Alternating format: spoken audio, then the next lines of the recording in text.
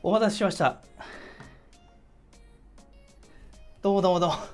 お待たせしました。どうもです。ミスターVRです。どうも。お待たせしました。いや、今日は年に1回のメタクエスト、メタコネクトですね。はい。まあ、0時半ぐらいからやって、1時間半ぐらい適当にね、こうだべって、で、2時からなんで放送が、メタコネクト自体が。そこまでちょっと適当にね、やろうかなと思ってます。こんばんは、こんばんは。どうもです。昨日ぶりというか、そんな感じだと思うんですけど。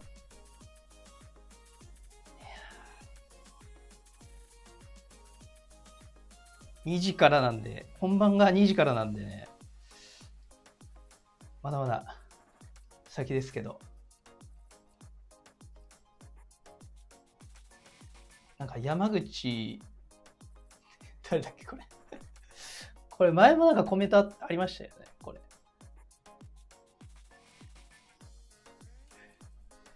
200人、すでに200人いるっていうね。いやー、昨日良かったですね。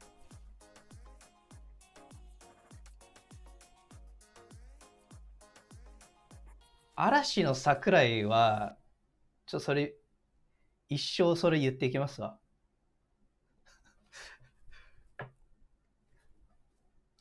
誰に似てるって言われたら。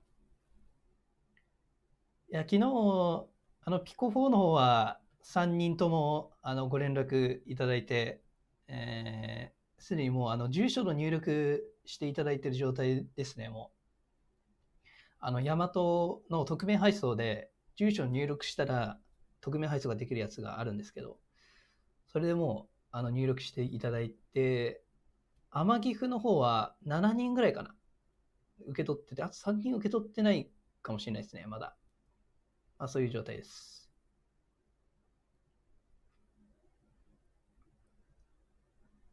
クエストプロ、やっぱクエストプロですよね、みんな。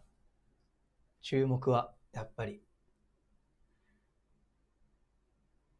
値段が発表されると思いますけどね、さすがに。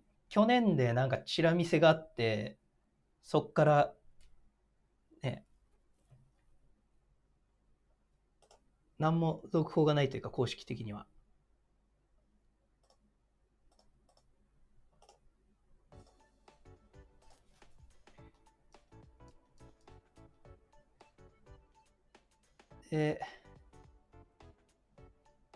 いろいろね、ちょっと生放送調整してたんですよ、今日ずっと。昨日からですけど。ちょっと今ね、まだ調整しきれてないので、調整しながらで。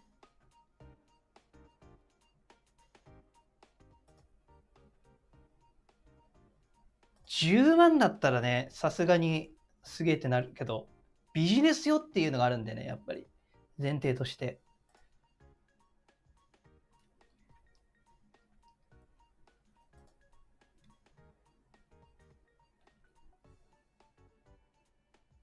クエストプロとか、3ですね、そうですね。サムネにも書きましたけど。あの辺がね、発表あると思いますけどね。3はなんか噂では来年末にあるっていう噂はありますけど、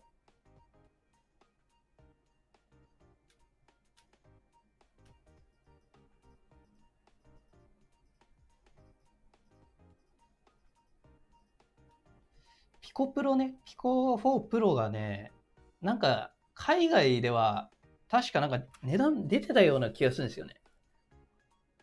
なんか結構安かったような気がするんですけどね。なんかいろいろ情報見ていきますか。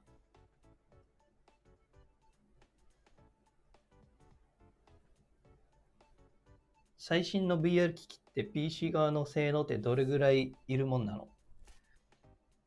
今は USB 接続だったらそんないらない、そんなというか、普通のゲーミングだったらいけるんじゃないですかね。PCVR 専用機とか、メガーヌとかだったらちょっと結構必要かもしれないですね。解像度高いんで。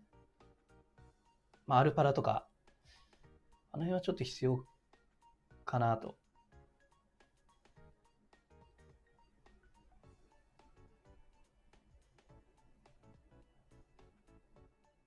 すごければ確かに。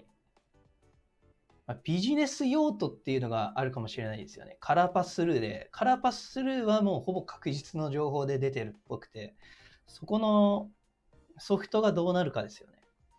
あれが実用的だったらいいんだけどなっていう。そうですね。いやー、ためになってよかったです。参考になって、メタコネクト2を購入しました。10万だったら買いですね、さすがに。120万なら金持ちかな。金持ちいるよ。3060でいける。30万以上はするでしょうね。そうですね。1500ドルっていう情報は一応あるんで、それだと22万とかかなとは思ってますけど、メガーのヒーライトハウスか、なんか、鶴がなくなったっていう公式でツイッターで出てましたね。あれでライトハウスできなくなったのかな。ベースステーションじゃなくなったってことかな。409Hz 今日発売なんですね。なんかめちゃくちゃでかい写真見ましたけど。ワクワク。いや、めっちゃでかく、なんか、こんなでかく。動画 DLNA で見れれば。ソフト試合ですよね、多分ね、これ。スカイボックスとか対応してれば。なんかそうですね。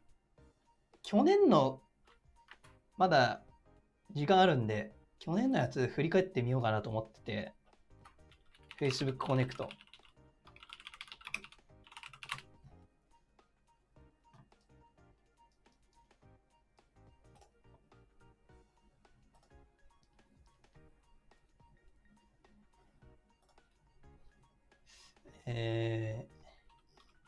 簡単にね、なんかいい記事ないかな。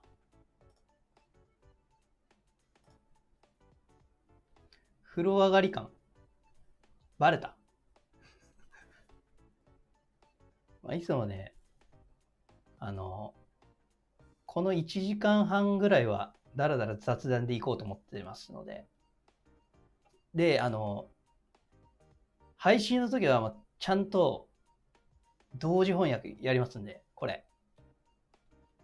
もうこれ一日中、2日ぐらいかかって、ちゃんとやったんでね、これ。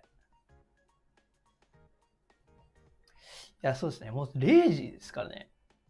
実際20時ぐらいに起きたんで、余裕なんですけど。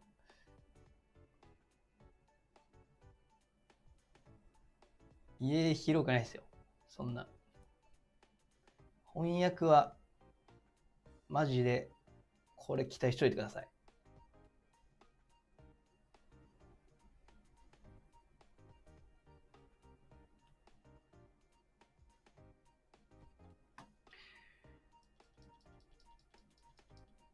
そうですね。VR 自体興味あるけど、全然アンテナ張ってないから、今日何がよメタコネクトの、年一の、なんて言うんでしょうね。年次開発者会議。いろんな、毎回その新しい製品の発表が、去年より前はあったっていう。去年はなんか、発売はなかったんですよね。それでみんながっくしだったっていう。去年もライブ配信したんですけど、めっちゃ期待。今回こそクエスト3出るんだっていうので、やってたんですけど、出なかったんですよね。でクエストプロみたいなのが、なんか、本体の写真が出て、それだけで終わったっていう。そっから1年経ってますから、さすがに今回はもう、クエストプロは発表ほぼ確実じゃないかなと思ってますけど、それ以上の何かやってくれることを期待しますけど。ホライゾンワールドだっけなんかありますね。バイブコスモスを持ってるんですけど、ピコ4は使用感に、バイブコスモスちょっと持ってないので、わかんないんですけど、PPD 的には確かコスモスよりは結構良かった気がするんで、まあ、ただ PCVR 機ではないので、グラフィックはコスモスの方がいいと思います。グラフィック自体はいいんですけど、解像度というか、なんていうんですよね。画素密度、PPD はピコ4の方が多分高いんじゃないかなと。使用感はどうなんでしょう。PCV、もうちょっと具体的に言ってもらえばちょっと答えやすいかもしれないですね。着用感とか、そういったところで。はい。OK です。昨日お疲れ様です。ありがとうございます。今日は猫耳に見えない。ここね。ここはなんか、これで見えるんじゃん。ギリ。なんか、魔王の角みたいになってる。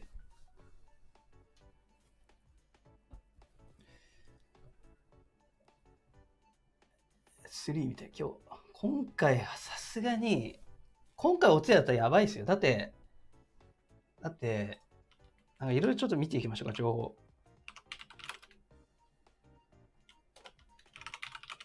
株価やばいですからね、今。まず。株価見てみますか、一回。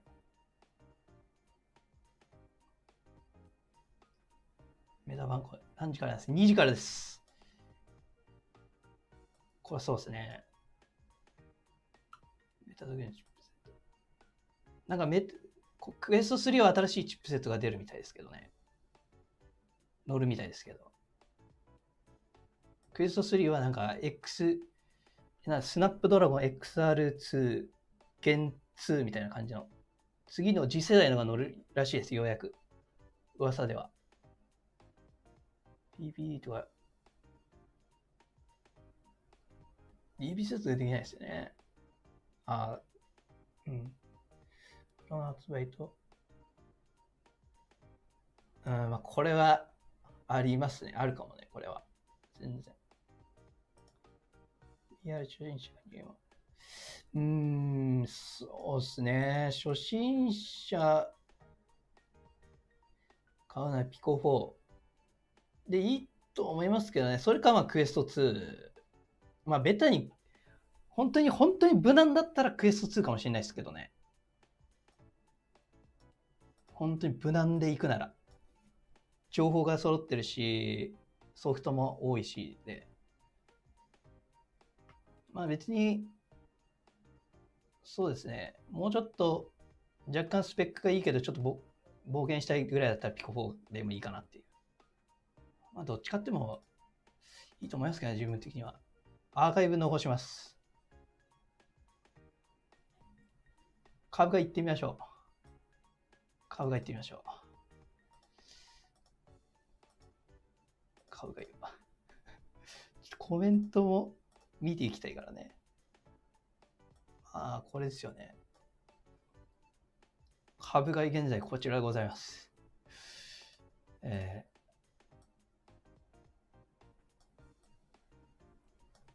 買った人いるんでしょうかね、これ。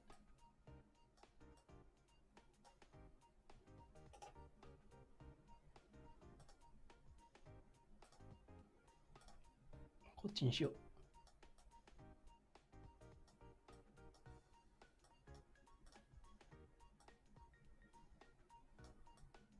こういう感じ。まあ、自分はあんま分かんないですけど、株言っても。これ今買いじゃないですか。5年で2017年ぐらいの価格になってる。今どうなんですか、まあ、株価の話をしてもあんまよく話せないんであれですけど、全体的に下がってるのかっていう。下がってるんだったらね、これ別にいいのかなと思うんだけど。そうですね。今年に入ってめちゃくちゃ落ちてる。誰か詳しい方いれば。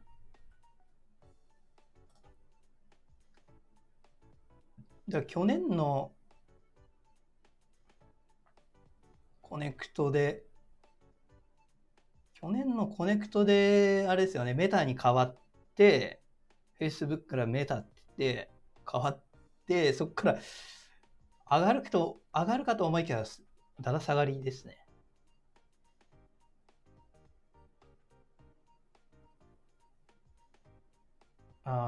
米国株全部下がってんですね。まあ、いろいろと要因はありそうですね。なんか、でもそろそろ買ってあげたいよね。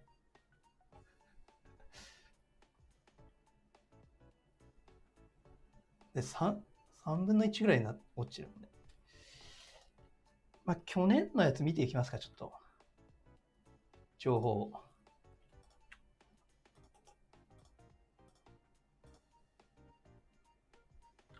なんかまとめ載ってないかな。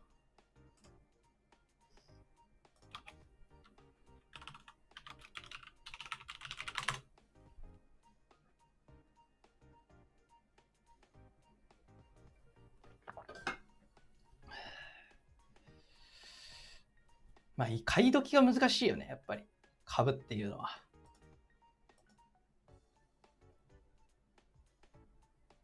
2月。簡易まとめ。まあ去年のね、そんな衝撃な話はなかった気するけどな。ここ見させてもらおう。このサイト。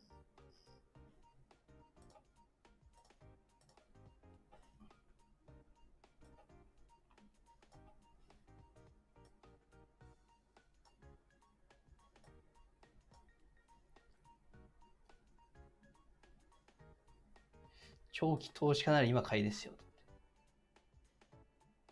モグラさんも、ここで、なんか、そうですね、モグラさんにします？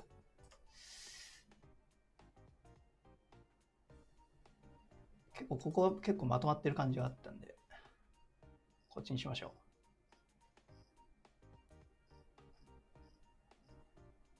オキュラスのブランド廃止者っていうのは結構でかかったですね、やっぱり。メタバース、そこからメタバースがバッてきて、いろんなところでこうメタバースの情報がね、結構出てね、いろんなこの界隈の人がメタバース言ってて、それぞれどういう見解だっていう話がね、いろいろ出てきたんで、それが結構プラスだったなっていうか、ひろゆきにしてもなんかメタバースの話してたしっていう。そういう話が聞けたのが良かったですね。なんか。ホライゾンホーム、ホライゾンワールド。ホライゾンワールドが、なんだったっけな。ちょっと覚えてないな、言っても。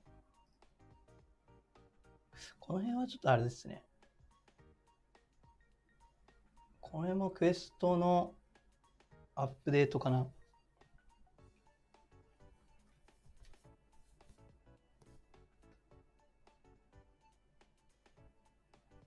ホライゾンワールドが、なんだっけ、なんかすごいしょぼい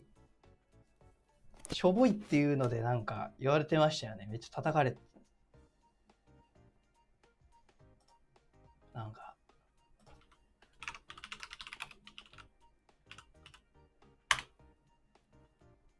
ホライゾンワールドだっけなんか。これ。これがなんか、これがメタバースかみたいに言われて。バカにされてましたね。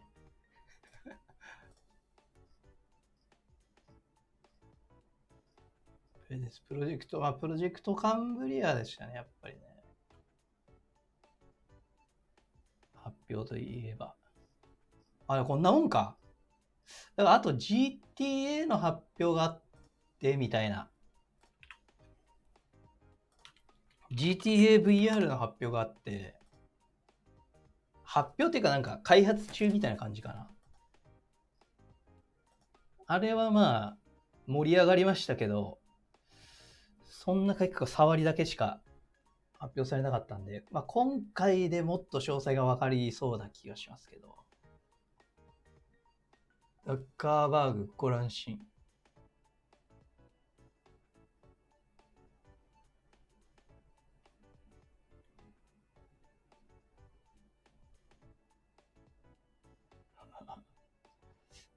結構だからなんとなく期待感は下がってる感じはありますよね。なんかピコ4に出てきたし、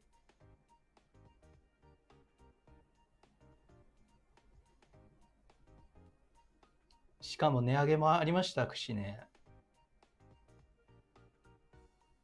確かになんか次々に新しい発表があって、HTC Vive もなんか写真上げてましたよね。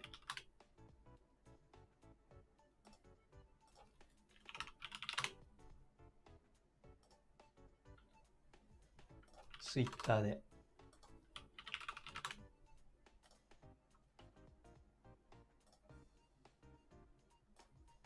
ああ。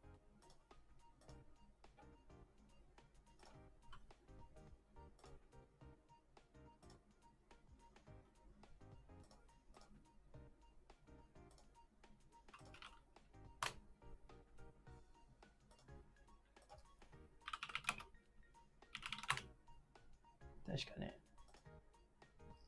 これか。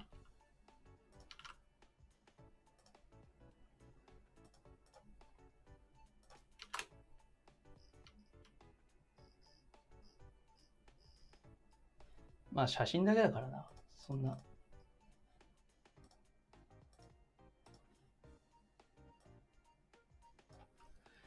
なんかこういう写真を上げてましたけど。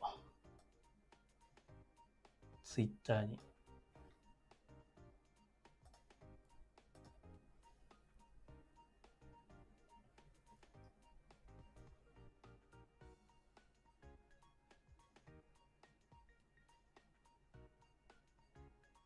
ホライゾン、ホライゾン、そういうことか。ホライゾンワールドかと思った。みんなエロにしか興味ない。G の SAO の世界。寝ながら、どうぞどうぞ。実際は、大概頑張ってる感じ。そうですね。追い上げてきてますよね。いろんなとこが。ですね。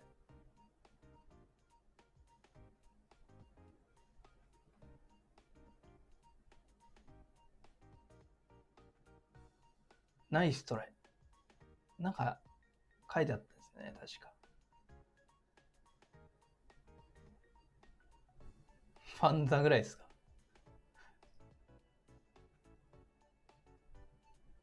あららら。そうですね。もうフレネルの時代終わりましたね。ですね。まあ、新しいデバイスっぽいですけどね、HTC。ああ、そうですね。確かに。なんかこれまだ発売してないみたいですね。日本だけだっけな。日本、中国だったかな、確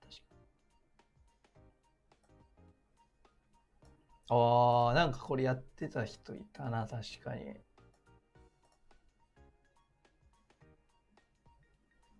誰みたいやる。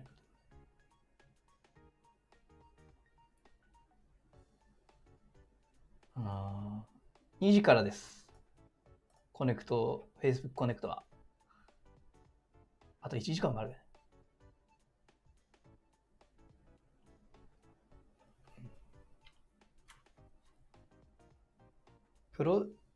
クエストプロの情報見ていきますか。ちょっと。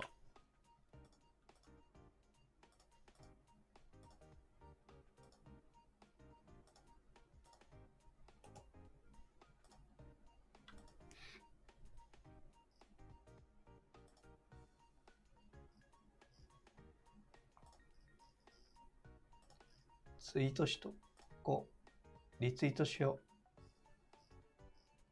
う。やってますって。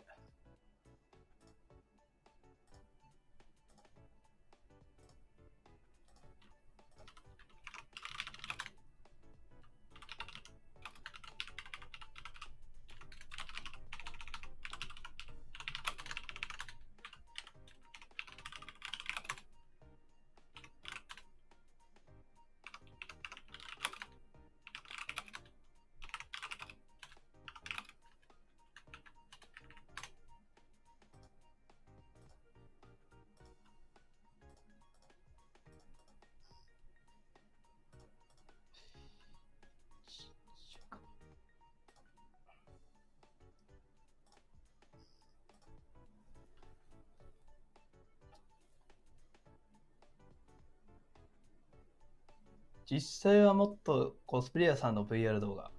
いや、撮ったやつはほとんど出してますけどね。今まだ取りだめしてるのはありますけど、取りだめしててまだ出してないやつあるんですけど、基本はもうほぼ出してますね。最近撮ったやつは。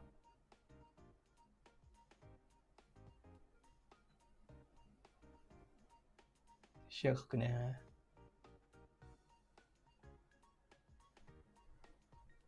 4090見てなかったな、そういえば。ありがとうございます。こっちもね、ちょっと品質上げて頑張ってますので。昨日、一昨日出したやつは、ちょっと写真になっちゃったんですけど、動画がダメなとこで、コスホリックっていうところで撮ったんですけど、あそこの会場自体が確か、違うかな。会場自体はあれですけど、写真だけしかダメっていうことだったんで、写真がメインになっちゃいましたけど、七瀬アリスさんにも撮っていただけて、かなりレアですよ。直接見ましたけど、七瀬アリスさん。めっちゃ良かったですね、やっぱり。VR で見るより美人だなと思いましたね。よく自分たちが好きで見てるやつに出てくるセクシー女優さん。七瀬アリスさん。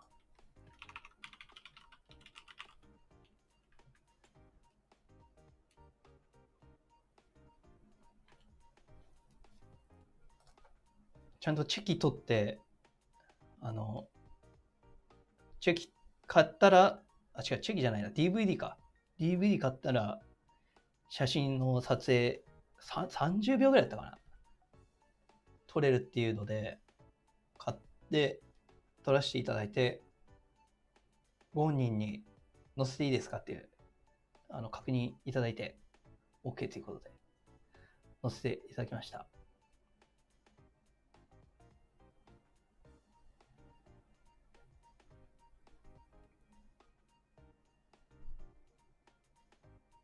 プロアイトラッキング、フェイストラッキング。ですね。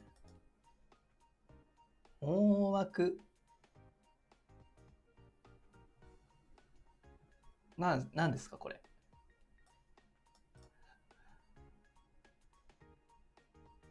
画質はそうです。十分です。撮影技術使っておいで。自分のやつですか、VR。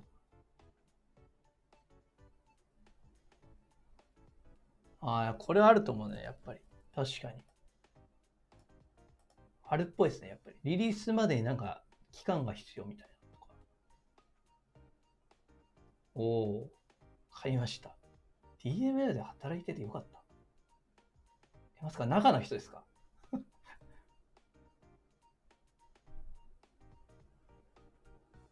レーザー、でもなんか主流じゃないですよね。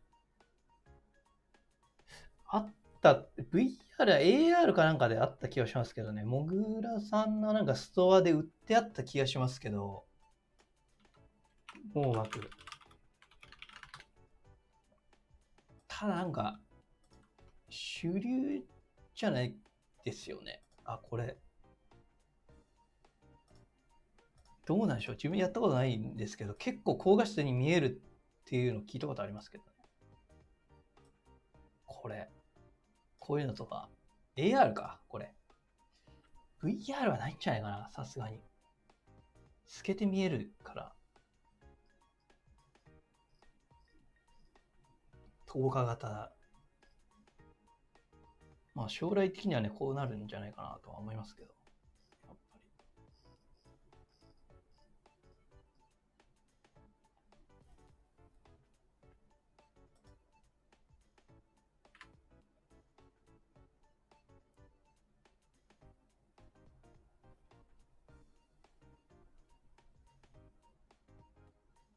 これって、もう見えてんのか。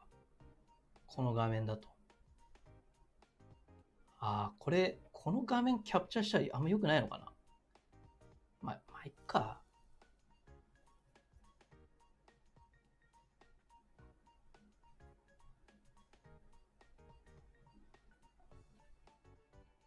まだ1時間あるね。RTX4090 買う予定ないっす、今んとこ。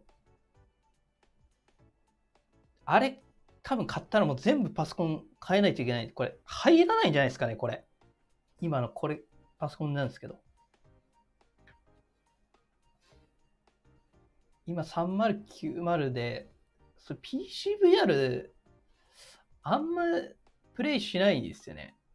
で、今でもまあ別になんかいいかなっていう。なんか4090でして VR プレイしても、やっぱデバイスが進化しないと追いつかないんじゃないかなっていう。あんまりコスパ的に悪いかなって思ってるんで。ああ、視力悪い人見えるらしいですね、網膜。確かに。電源はね、確か結構1200かぐらいのやってたんで、電源は多分大丈夫だと思うんですけど、これ多分入らないと思いますけどね。PS5 ぐらい。あれは、まあいいかなっていう、まだ。出始めだとね、ああ、そこまでいらない気がするんですね。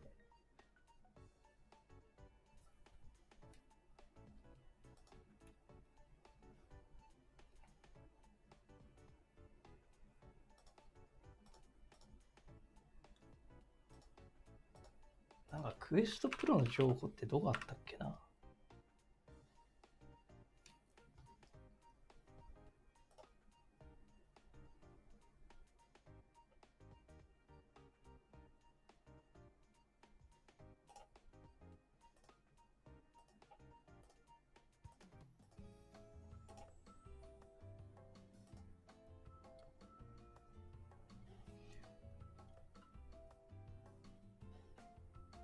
ちょっと音楽変えましょう。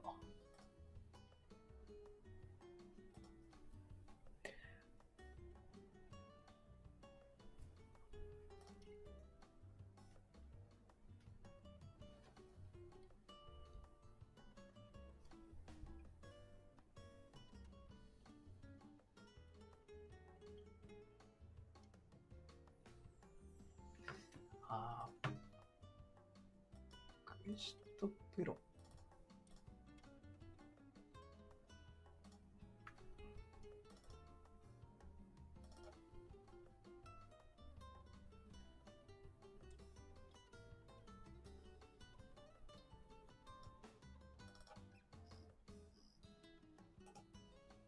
なんか海外の人が出してたブログに結構詳細書いてあったんですけどね。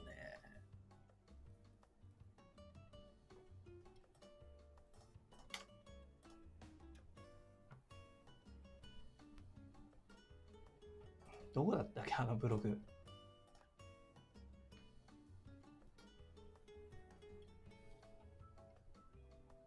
黒きついに差し込む。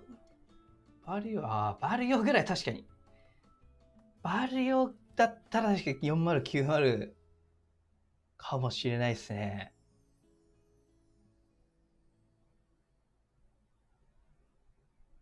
マイ電柱ってオーディオ系じゃん。あ、酒飲み配信やろうと思ってたんだ。酒ちょっと持ってきますか。ただこの後、動画も作ろうと思ってるんで、まとめの。ほどほどにしますけど。ちょっと酒持ってこよう。サイバーグラスは視界が大変なことになって着用感もかなり良くないんで、今はやめておきます。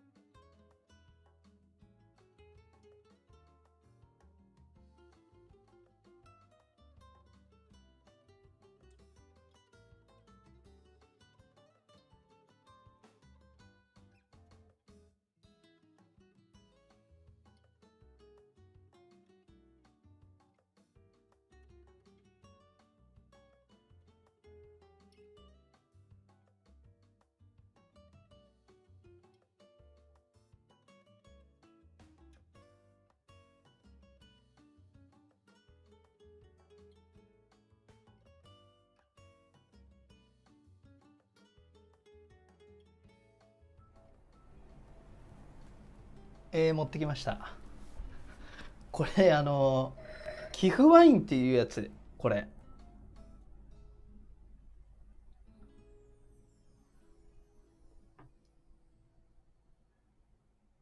なんかショート動画で大悟、メンタリスト大悟さんとあのえっ、と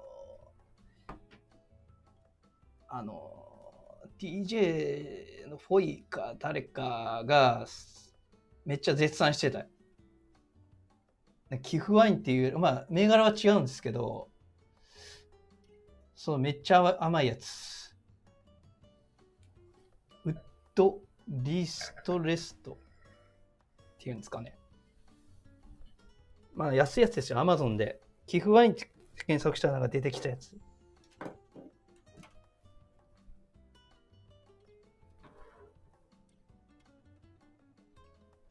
これ逆になってるわ。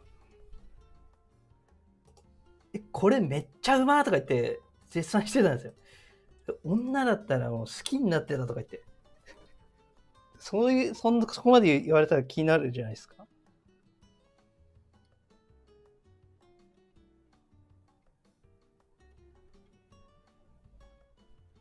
で、ちょっとまあ飲んでみたんですけど、これはね、甘いっす。今まで飲んだ、なんか、甘くて飲みやすいっていう酒の中でも、一番甘いぐらいの感じですね、これ。ああ、みんなでも買ってるんだね。でも気になるよね、ウッド、あ、これね。ああ、ウッドリストレスト。これね。これ、これ確か Amazon で買ったけどね、ちょっと待ってね。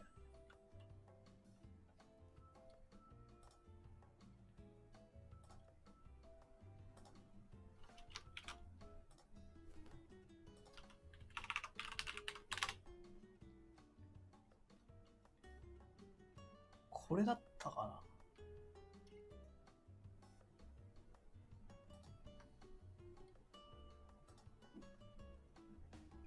これどこで買ったんだっけ？なんかこれ中国製だった気がするな、なんか。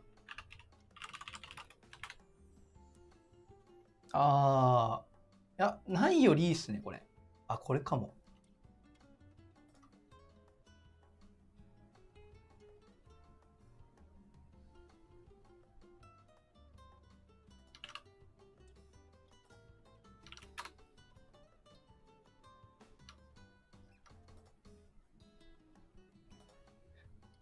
酔っ払って放送時間あるから、子供にしとかないと。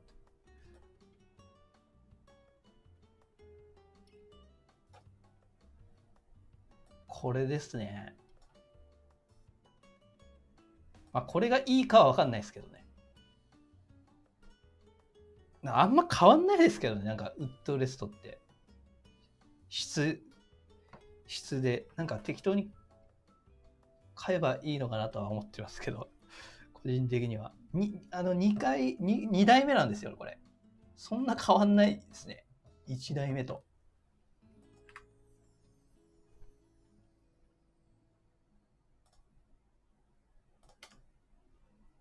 1個目はフィルコのウッドレスト使ってましたけど、3000ぐらいの。全然変わんないですね。まあ、そうですね。これがなかったら、ここでなんか痛くなるんですよね。ここに負担がかかって。こういう感じで。これがあれば、まあ、ちょっと、ここで支えれるんで、楽になるというか、長時間だと、あった方がいい。あった方がいいですけどね。ワインを見せよう、ワインよね。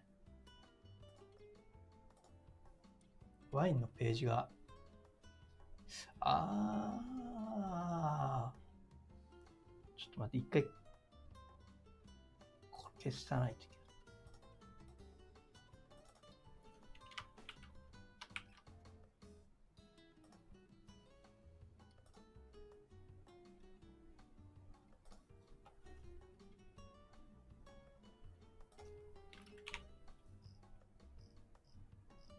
あ、違う、どれで買ったんだっけな。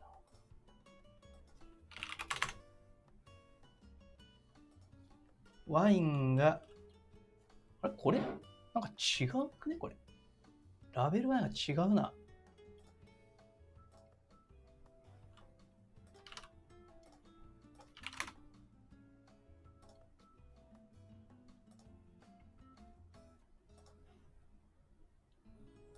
まだ30分あるからね。これですね。一応。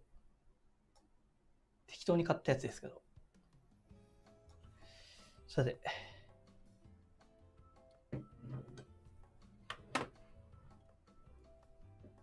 あ、キーボードフィルコ。自分もキーボードフィルコですね。フットレストも初代はフィルコでしたね。フルハイトのキーボード。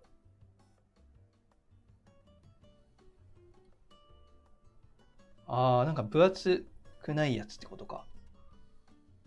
メタコネクトはですね、大丈夫です。これ心配しなくて。大丈夫です。後々、わかります。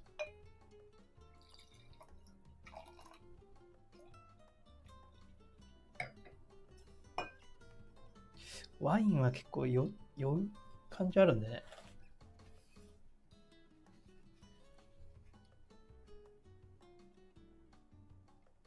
どうぞ。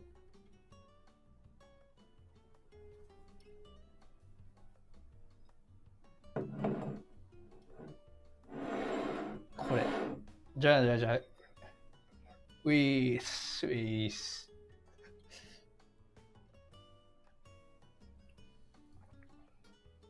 甘いね、これ。Do you think Mark hold Bitcoin? いや、わかんないですね。ビットコイン持ってるかってことですか、マーク・ザッカーバーグが。持ってるんじゃないですか。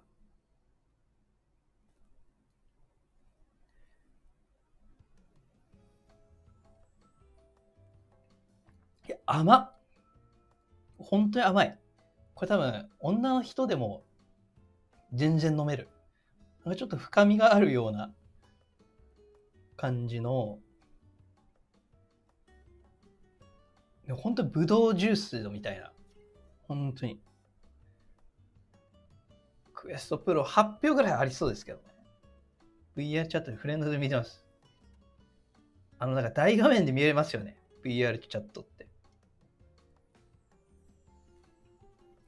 メタコネクト中はいろいろ考えてますね。期待しといてください。いや、これほんまにこれ、めっちゃ飲めるな。VR に乾杯。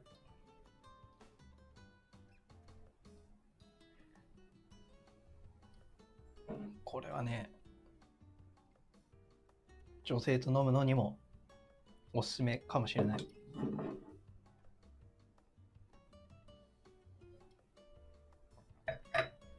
コネクトの前に、アーカイブ残すので、ご安心を。でも情報を見ていこうと思ったけど、ちょっと、見たいかな。クエストプロの情報見たい。振り返りたいかな。どうせなんか発表される気がするんだけど。ほんと白ワインってそんな自分好きじゃないんですけど、赤ワインの派なんですけど、これだったら全然飲めるみたいな。リーグより値段が安かったら嬉しい。さっきクエスト3リーグ。甘い、酔いすぎ、注意。メタコネクト何分ぐらいライブ、多分去年1時間40分とかだったんで、そんぐらいかもしれないですね。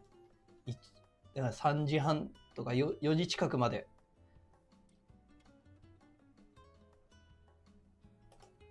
あれこれ音楽鳴ってる？なってるか。ザクロワイン。うまいな。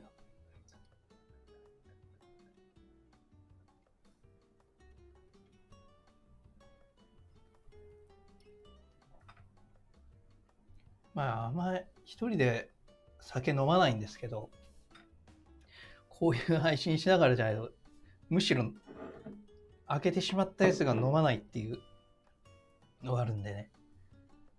去年は何か重大発表はそんななかったですよ。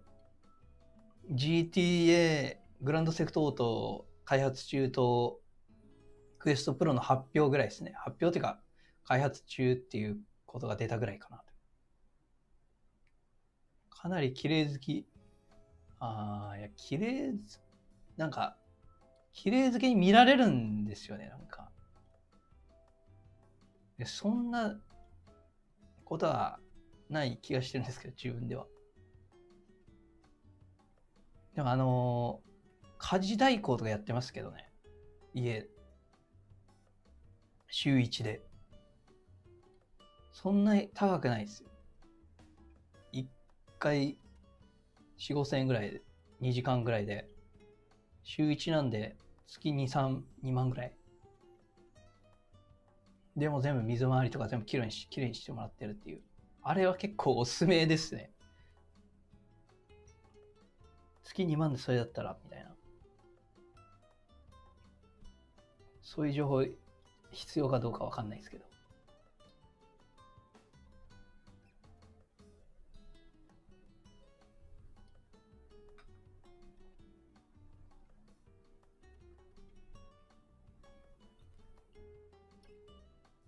これマジめっちゃ飲めるな。全然飲める。めっちゃこれ酔いそうだから。歩道にしよう。マジで。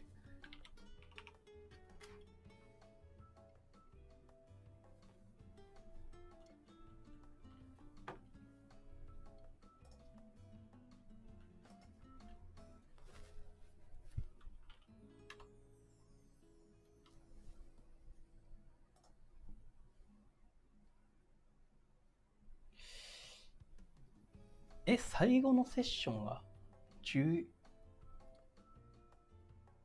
最初のしか見ないですよ。後のはなんか、ほんでどうでもいいかわかんないけど、そんなもんのやつなんで。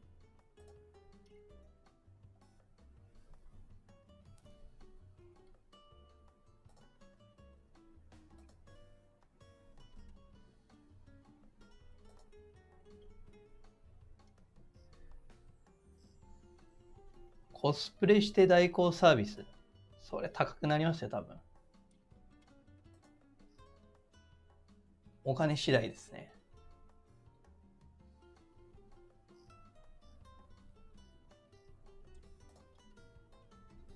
日本時間2時からですね。あと30分か。でもちょっとそろそろ準備していかないと。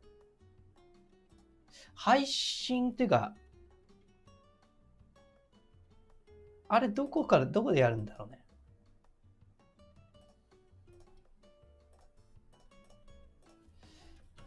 ちょっと見ていこう。ツールハード最新事情。PST12 時。ってことは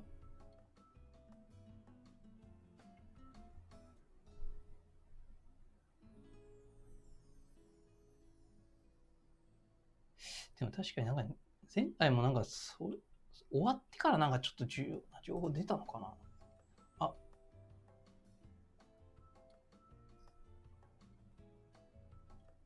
なんかいろいろな枠があるんですよね。なんか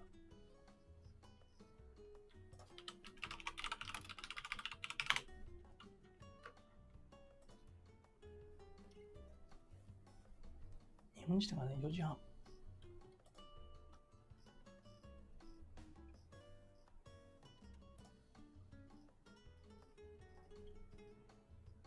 まあ見つつですね。まだこれ。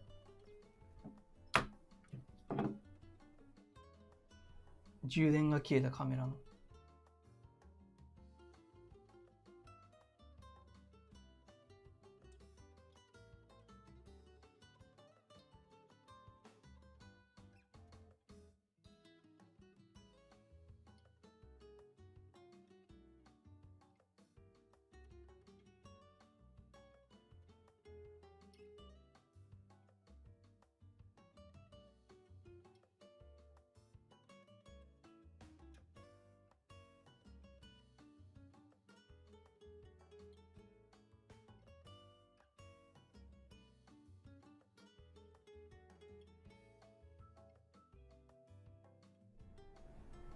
OK。たびたび切れるかもしれないんで、バッテリーで一眼レフでやってるんで、さすがに4時半までは見れないですね。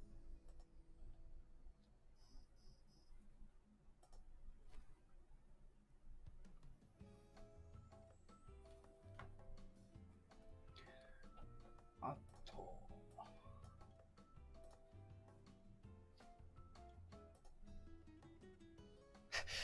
マジっすか？安心感を与える。落ち着いたと。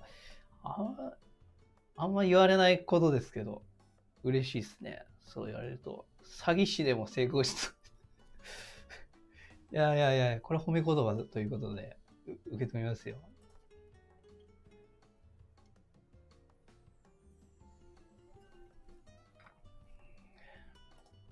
まあでもライブ配信とか、なんか最近こそ、たびたびやってますけど、全然やってこなかったんで、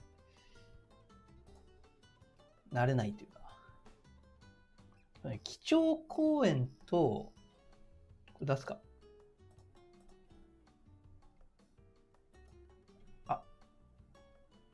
大丈夫か？俺間違えた。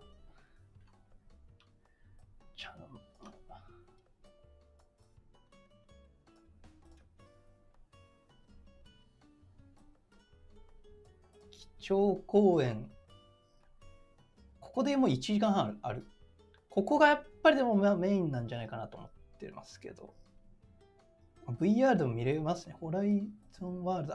これ海外だな。日本からは VR で見れません。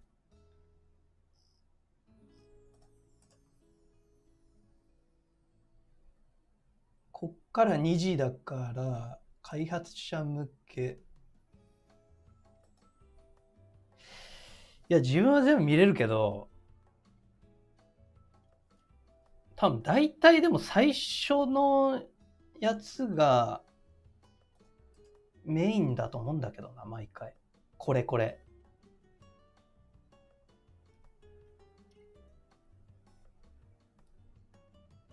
そうだよね、多分。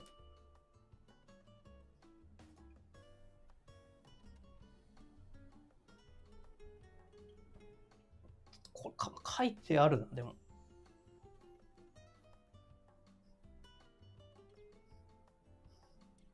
ここなの？誰か詳しい人います？基調講演がなんかだいぶなんか具体的な情報出てこなさそうな書き方だな、これ。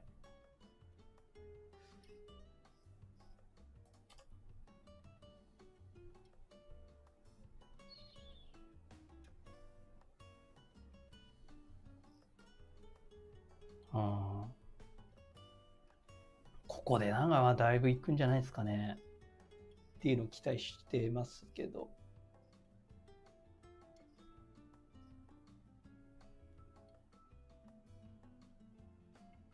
なんかちょっと酔ってきたな、これ。ちょっと水も飲みつつにしよう。マジで。ピコ4と PSVR2 ほぼ変わんなかったですけどね。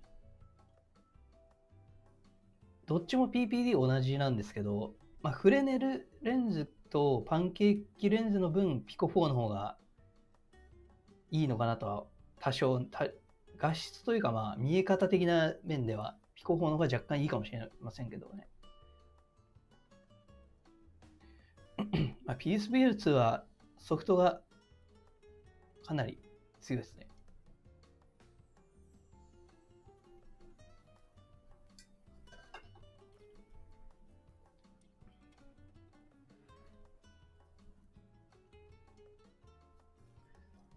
そろそろなんか、あれだな。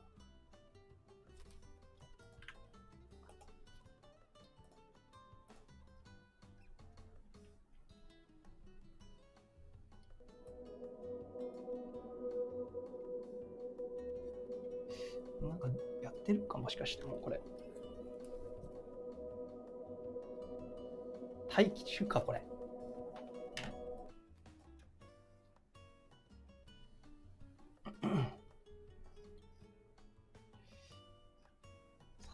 ここだよな、枠って。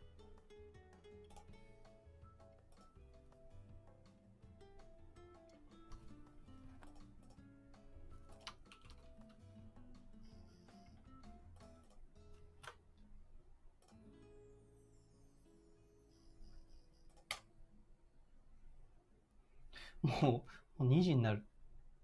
2時になるけど300人も見てるな。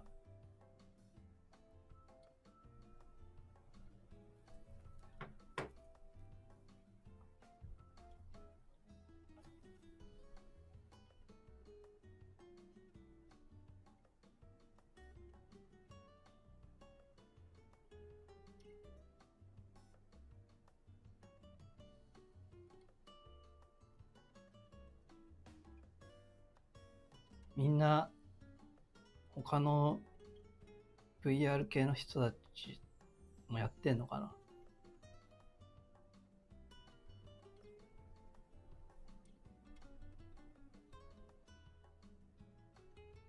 な。やってるね。スタッタさんとハリマックスさん。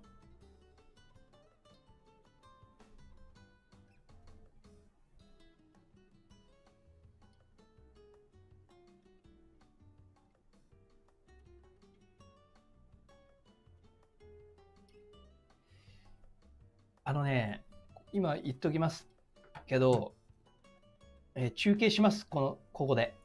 中継載せますんで。で、さらに同時翻訳もやっていきます。これ手動でやっていきます。それが一番正確だったんですよね。なので、ぜひね、これはかなりいい感じのあれになるんじゃないかなと思ってます。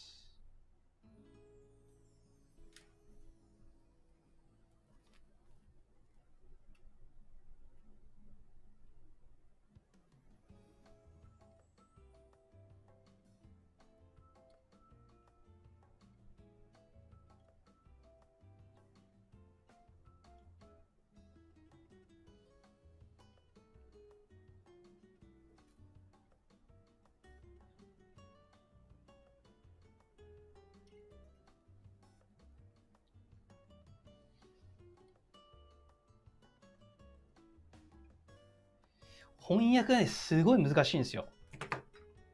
これ2日ぐらい調べたというか、いろいろやって、一番いい方法、正確な方法を取りました。手間だけど。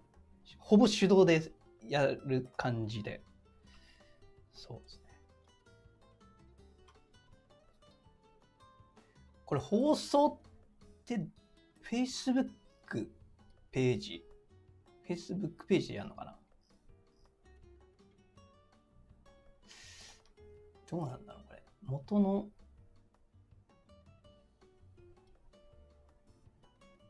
なんかやべ変なの開いたこれ。アイトラッキングあるから画質切れる。アイトラッキングはフォービエイテッドレンダリングのためじゃないですかね。大きい。そうですね。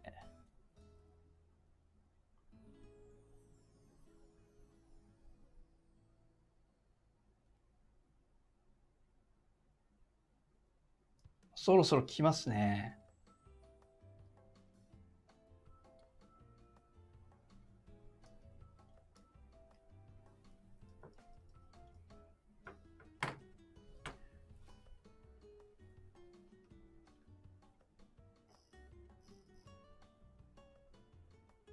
アイトラッキングのラグは、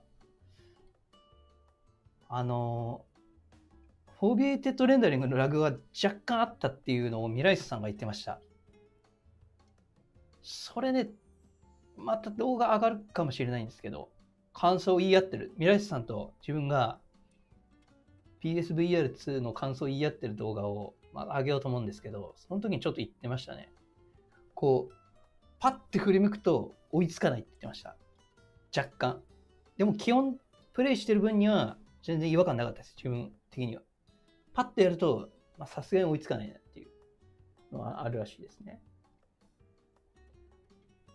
エアーブリッジ VR。なんでしょう、それは。そうですね。アイトラ画質切れという負荷軽減に寄与する。そうだと思います。イベントの映像は流します。流します。GTA VR。来てほしいな。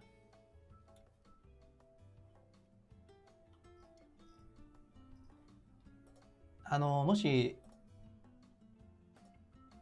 コネクトの動画リンク、わかる方貼っていただければ。多分これだよな。Facebook のページだよね。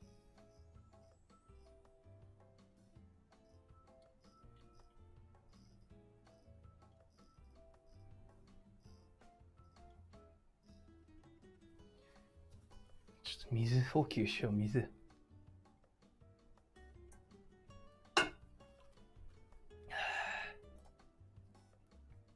水も飲みつつ、アルコールも補給。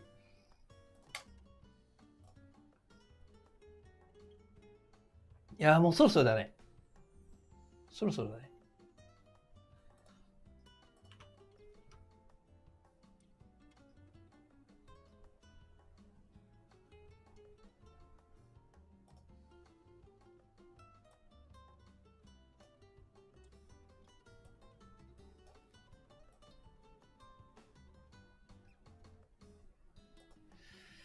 そうね。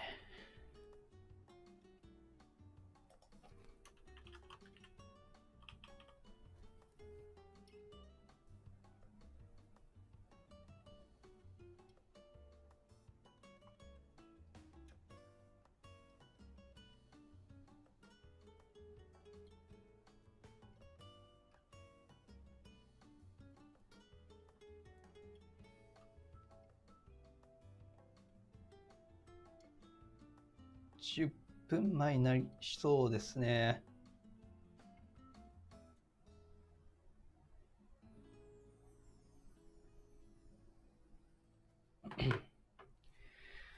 AR のね、アダルト。アダルトですかね。皆さん。こんばんは。どうも。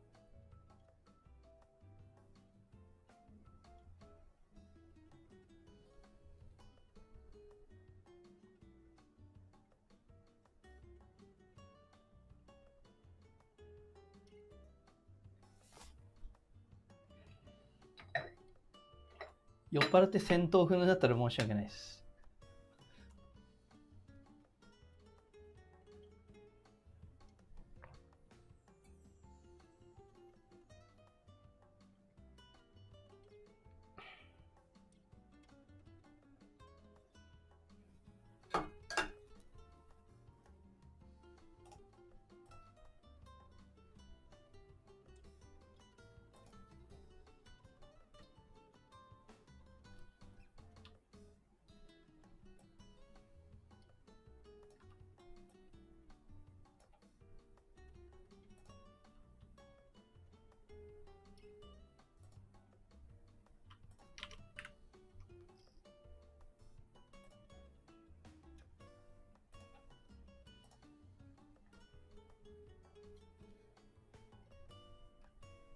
まだ2時だから起きてる人結構いるのかな。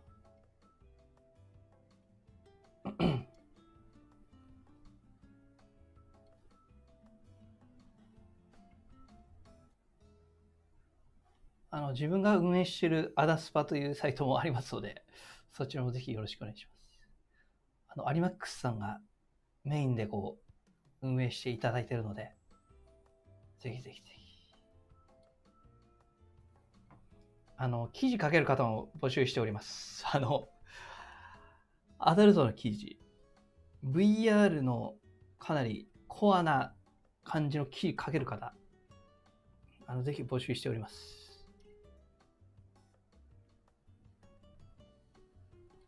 で、なんかね、YouTube もね、いろいろとね、手伝いできる方、なんか、結構経験がある方、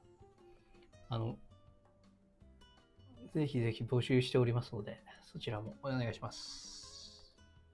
切り抜きとか、切り抜きできるほどの動画はないけど、そうなんですよ、アリマックスさんで、前回のライブでもちょっとポロッと言ったんですけど、その点は全然言っても OK ということだったので、そうなんですよね。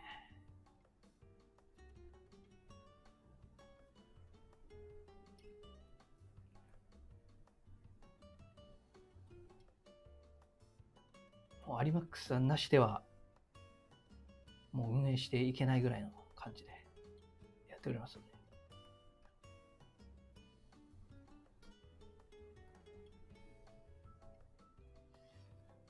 そろそろですね。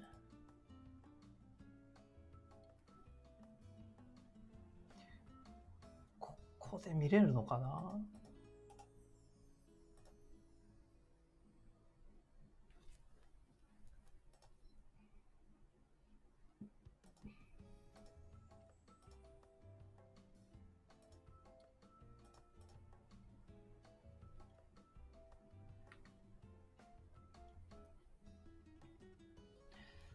寝落ちですよね。さすがに。高画質ランキング。それやっていきましょう。高画質ランキング。ちょっと興味あるかも。もっとぜひ、DM ください。もうガンガン記事増やしていきたいと思ってますんで。ご経験ある方はもう、ぜひぜひ。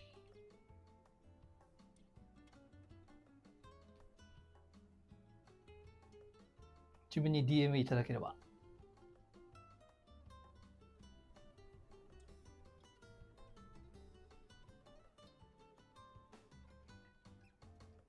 メタコネクト2022で一番上。ありがとうございます。そろそろちょっと準備していきますか。なんかカウントダウンの画面がね、出るはずなんですよね。公式のやつで。出てる。これ、ちょっと待ってな。いろいろ見ていこう。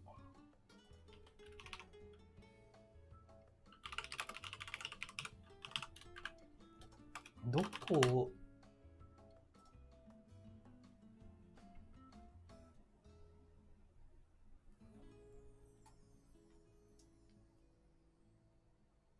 をですよね。カウントダウン7分。やっぱそこですよね。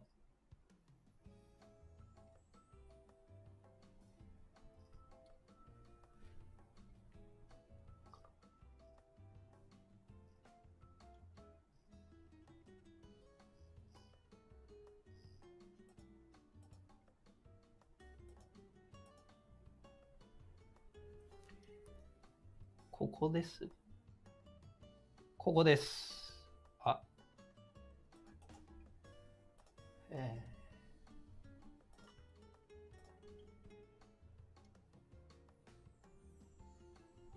ちょっと待って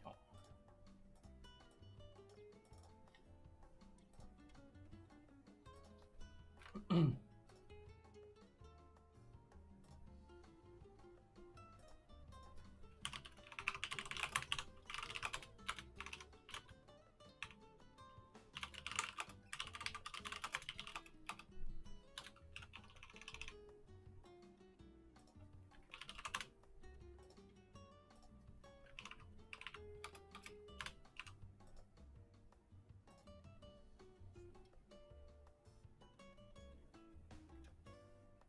あと5分やな。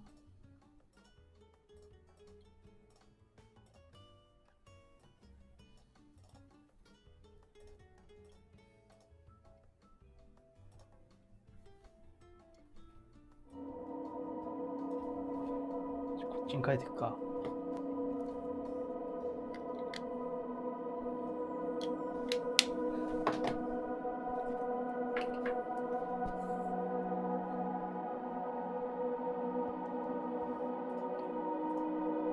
XR3 搭載。どうなんですかね。クエスト3で次のやつっていうのは見ましたけどね。はいはいはい。パンケーキ食べたい。基調講演だけで90分ですね。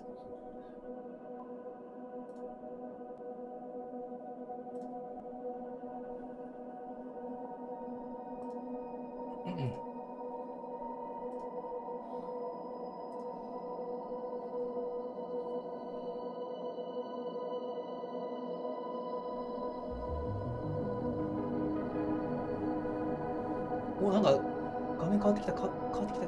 ちょっと待ってね。今、少々お待ちください。ここで。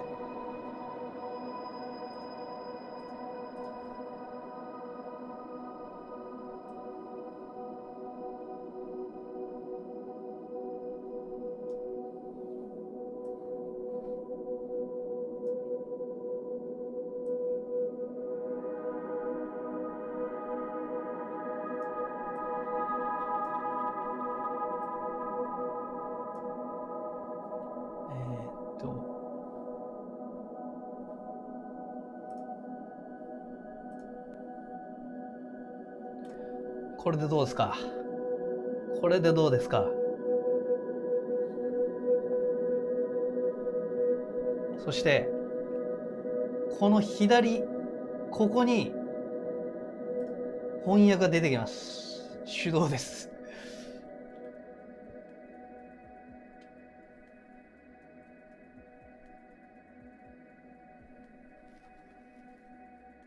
ピコ4が VR レビューみたいなで勉強します。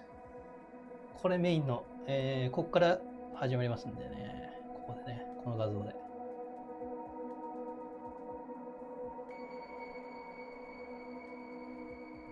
ただかなり翻訳正確だと思います。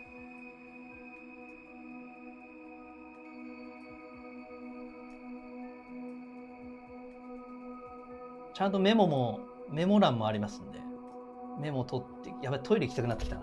ちょっとトイレ行こう、ちょっとトイレ行こう。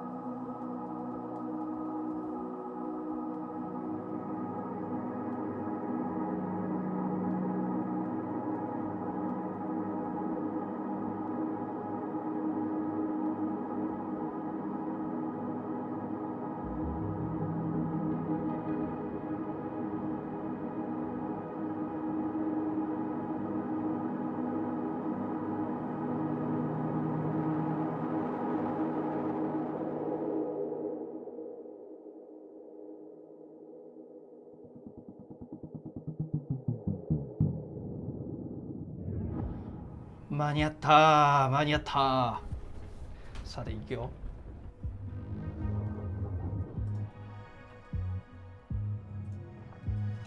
おそらく同時翻訳、ちゃんといけるはず。来たよ来たよ来たよ来たよ。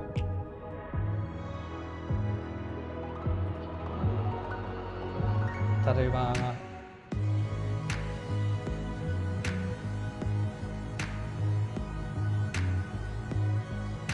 来た、これいいね、このオープニング。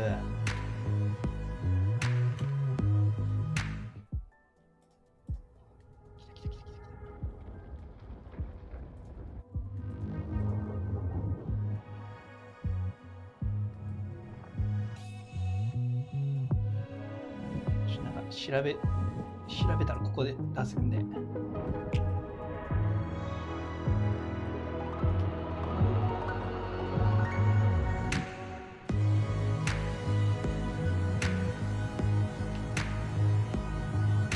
完璧だね。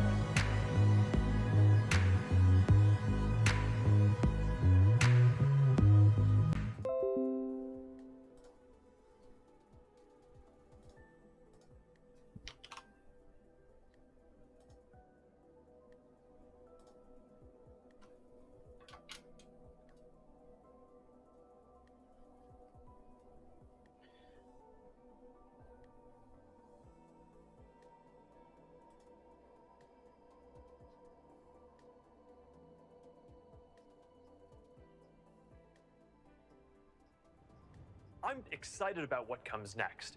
It's a future that is beyond any one company that will be made by all of us. I believe when it's all meant to be. Lord knows we got some tricks up our sleeve. Magic. こんなにうまくいってないぞ。 So come alive and step out of the dark. We got that magic. Special soul. Now shine on, cause we're made from the stars. Are you ready? You got that magic. Okay. Oh yeah, you got it. You got that magic. Oh yeah, you got it. You got that magic. Now shine on, cause we're made from the stars. You got that magic. 緊張してきた。 Oh yeah, you got it. Oh yeah, you got it. We're made from the stars. ざわざわ。 That magic. Woo! You got that magic. Come on then. Now shine on, cause we're made from the stars.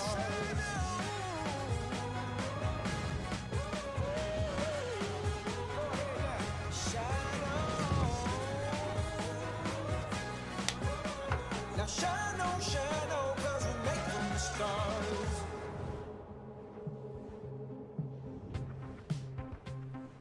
Hey everyone, and welcome to Connect. Last year, we shared our vision for the metaverse, a future where you can be present together with the 若 people 干 you ラグがあ care りますの about, で、 where you can teleport into any experience from anywhere, 翻 where your 訳。 devices just get out of the way and you can focus on the people you're with and the experiences you're having. I think that this is some of the most amazing technology of our generation. It's going to open up opportunities to build incredible things. We believe in this vision so deeply that we renamed our whole company after it. And we're in a moment now when a lot of the technologies that will power the metaverse are starting to take off.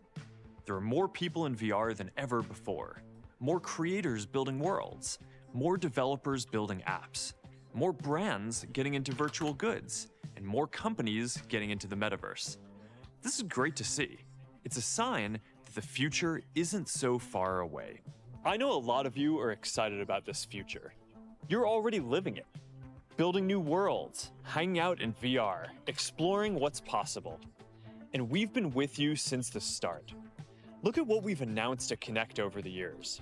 The first modern VR device. The first standalone headset, no wires, no external sensors.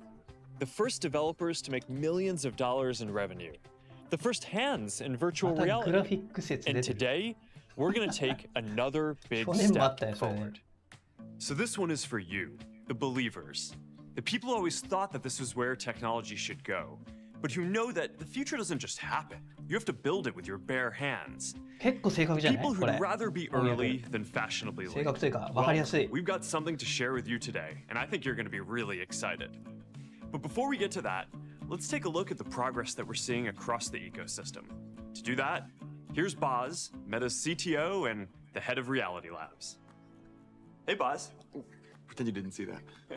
Yeah, we'll get to that a little later. But first, let's talk about some of the progress that we're seeing across the ecosystem. Quest 2 is the first virtual reality device to go mainstream, and it's opened up a lot of opportunities for people to build. Yeah, the ecosystem is growing nicely. About 1 in 3 apps in the Quest store are making revenues in the millions. 33 titles have made more than 10 million in gross revenue, and that's up from 22 just this February. And the number of apps making over $5 million has doubled since last year. This is what it looks like when a whole new platform takes off. Yeah, and it shows that there's real demand for high-quality VR experiences. Yeah, those experiences are going to keep getting better with all the new things that we're announcing today. I mean, developers have been pushing the boundaries on Quest 2 using tools like hand tracking and presence platform. Yeah, and the creativity that you're all bringing to this is pretty awesome. As the platform grows, we're focused on making it even easier to develop for. And philosophically, we're focused on making the ecosystem more open. Part of this means giving developers different options for reaching their audiences beyond the Quest store, so people can stream apps over link from PC or sideload them. Some of the best apps on Quest 2 today started in our App Lab, our open distribution channel. Great titles like Smash Drums, Ancient Dungeon, Puzzling Places, and more. Yeah, and we expect that the opportunities here are just going to keep growing as more devices come on the market and more people get into VR. And we're going to keep pushing to make the next computing platform more open.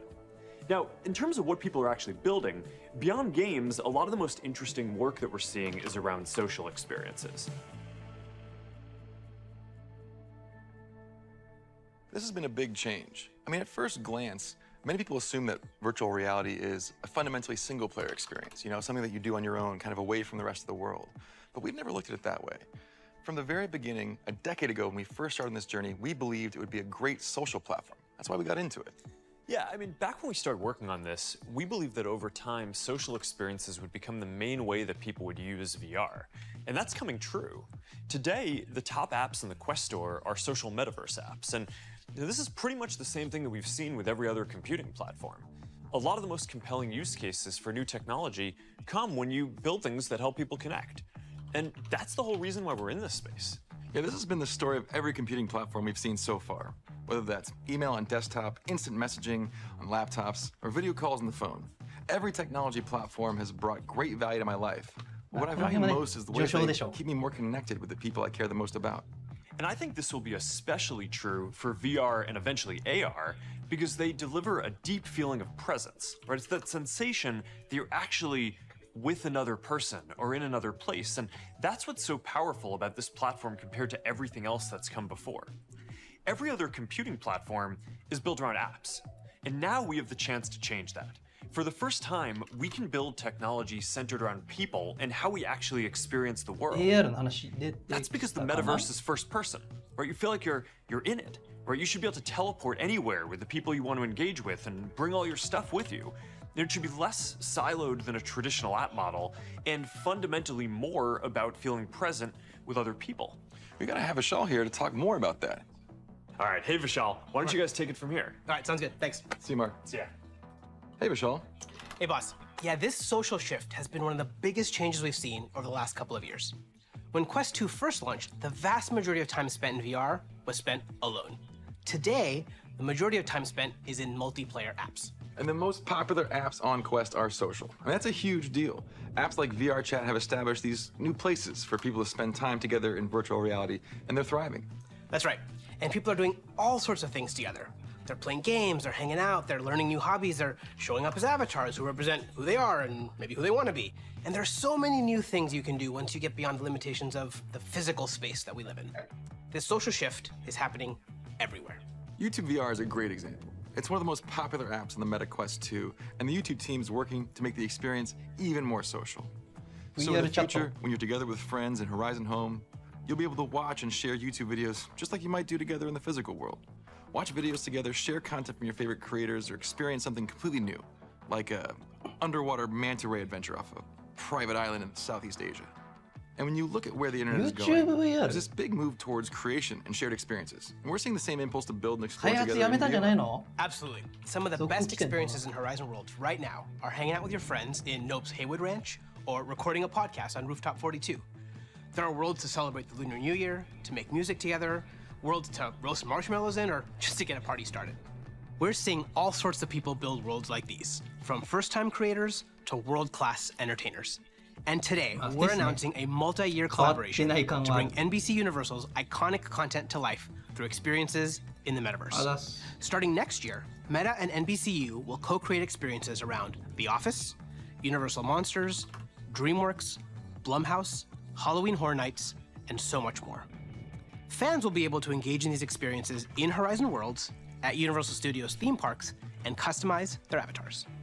Last but not least, the Peacock app is coming to Quest.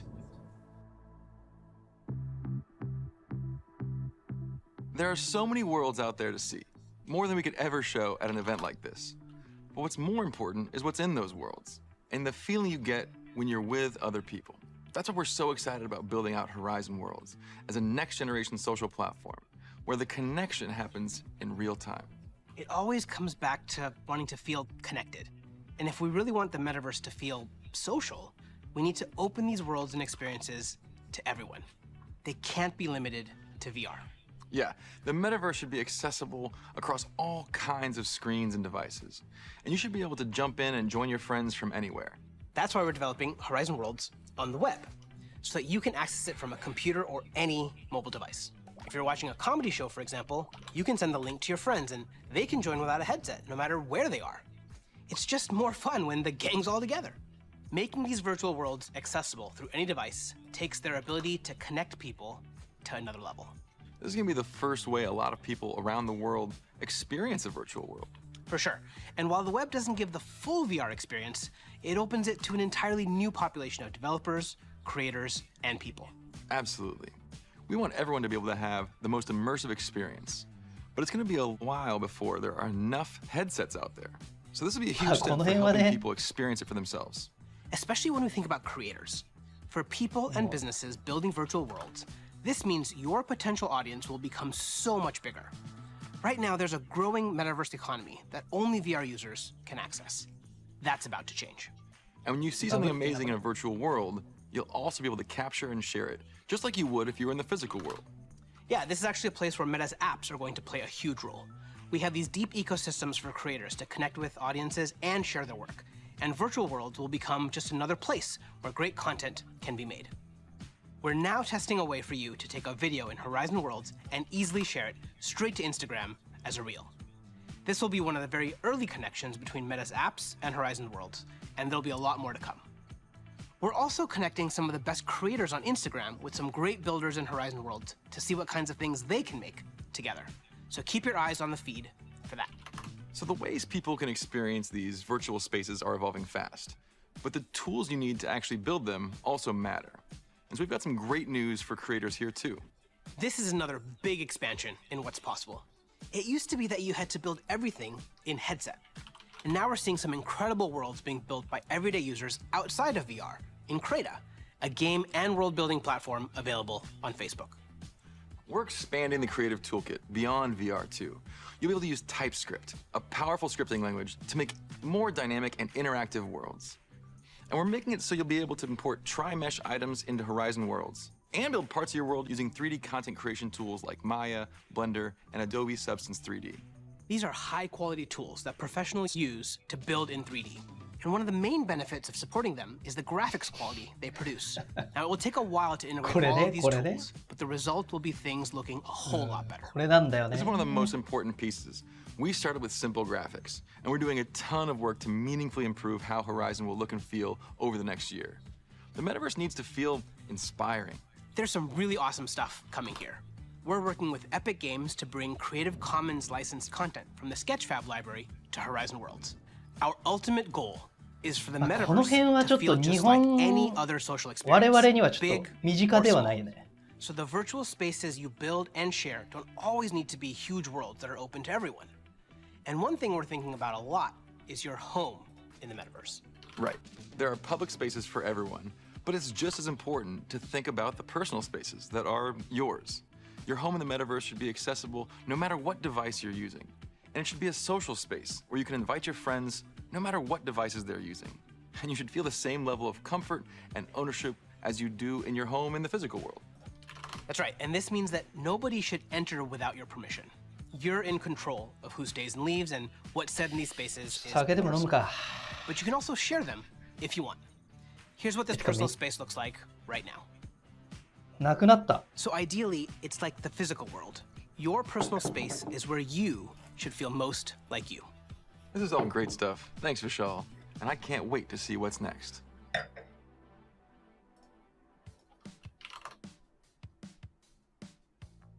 The social platform of VR is still taking shape.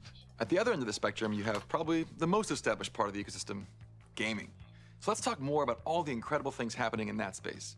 Here's Melissa Brown, our head of developer relations. Hi, Melissa. Hi, Boz. And hi to everyone joining us for Connect. This part of the VR ecosystem is truly thriving. It feels like every week developers ship another amazing game for Quest 2. Titles like Little Cities, Golf Plus, or Red Matter 2, which look beautiful and are so much fun to play. If you want an example of just how fast this platform is growing, take a look at The Walking Dead Saints and Sinners from Skydance Interactive. It's now surpassed $50 million in revenue on Quest alone, nearly double its revenue from all other platforms. Or look at Zenith The Last City from Ramen VR. It took only 24 hours for it to make its first million in revenue on the Quest store. And Resident Evil 4 from Capcom and Armature Studios made $2 million its first day. Blade and Sorcery Nomad from Warp Frog made its first million in just 2 days. A number of other devs have also done so in as little as 3 days. This kind of velocity is why I'm so optimistic about the future for VR developers. To date, $1.5 billion has been spent on games and apps in the Quest store. And it's hard to believe when you see what's already dropped this year, but there's so many more. And today we're going to share a few of them with you. What are you most excited about, Melissa?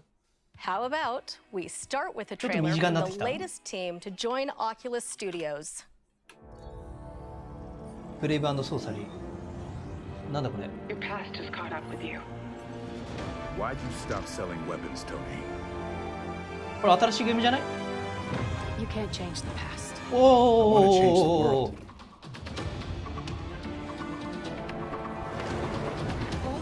マーベル、アイアンマン。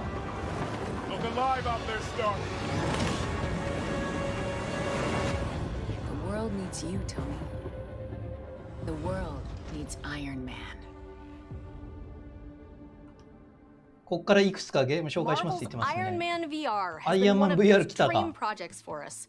We've been fans since it launched, and we could not be more excited for the talented teams at Camouflage and Endeavor One to bring the game to Meta Quest 2 this November. そうやね、 along もう with 出 our てるもん partners ね。 at Sony Interactive 言うて。 Entertainment and Marvel まあまあまあ、まだ Entertainment. 序章よ Next is ね the。multiplayer phenomenon. Population 1, which is Iron Man evolving in a big way this December, with the debut of 分かれますね。 Population 1 Sandbox, a robust, user-generated map creator. You can take the action anywhere, limited only by your imagination.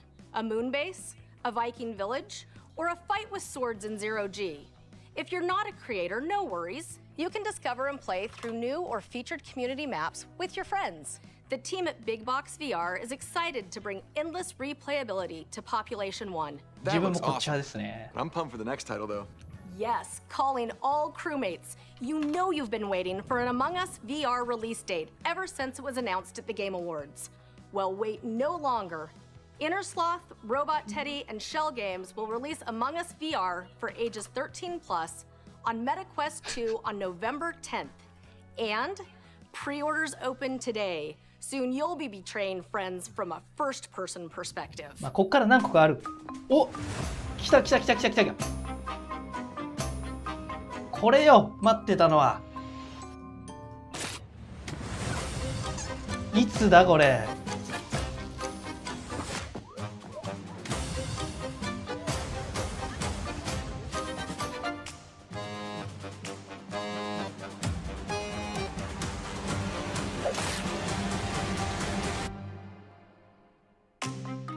書いてあった。11月10日 Also fun, but in a more 11月 terrifying 10日 way. It's time to check the itinerary for our upcoming trip to New Orleans. Now, we promised folks the next installment in the Walking Dead Saints and Sinners series would be out later this year. Let's take a look at Skydance Interactive's Chapter 2, Retribution. ウォーキングデッド。 Look at you, tourist. やっ The living, getting more desperate. 何これ Guess you ain't the only one who thrives on creating havoc.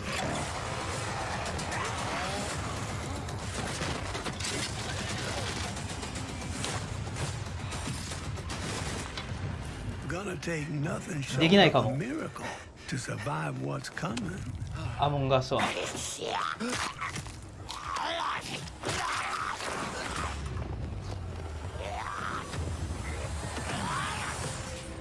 Wherever the tourist goes, death ain't far behind.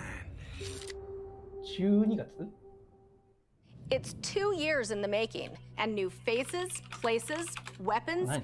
gear, and loot await you as you head towards a final showdown that will decide the fate of New Orleans. All right, and we have one more to show, right? Right. Our friends at Skydance have also been working on something new. Here is your first sneak peek.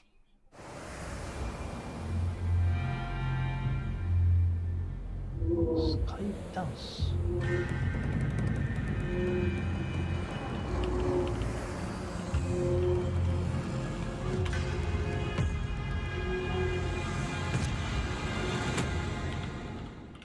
This is only possible because of the developers on this journey with us. It's a testament to the things that you've built and the people you've delighted and inspired with your work. You continue to push the boundaries of what's possible time and again, and you show us that there's a lot more ground to break. When we launched the original Quest in 2019, we could not have imagined that just a few years later, we'd have games like Red Matter 2 and Medal of Honor Above and Beyond running on a mobile chipset. But you've made it happen. The pass-through modes and apps showed us the early promise of mixed reality. And we're so excited to see how you will revolutionize this space the way that you did with VR. Totally. And the best experiences also incorporate some kind of unique movement, which brings a really different dimension compared to our other gaming platforms.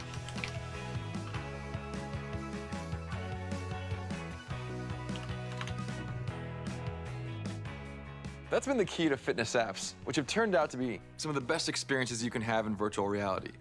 Developers have hit on the winning combination of a physical workout and the virtual immersion of a headset to make something completely new, and people love it.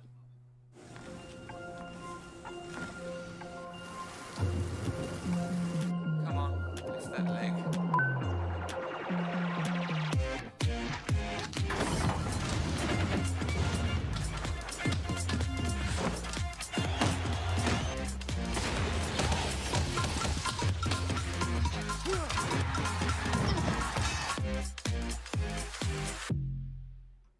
Users globally return to Quest 2 for fitness every month, and VR fitness apps can be just as intense as a regular workout.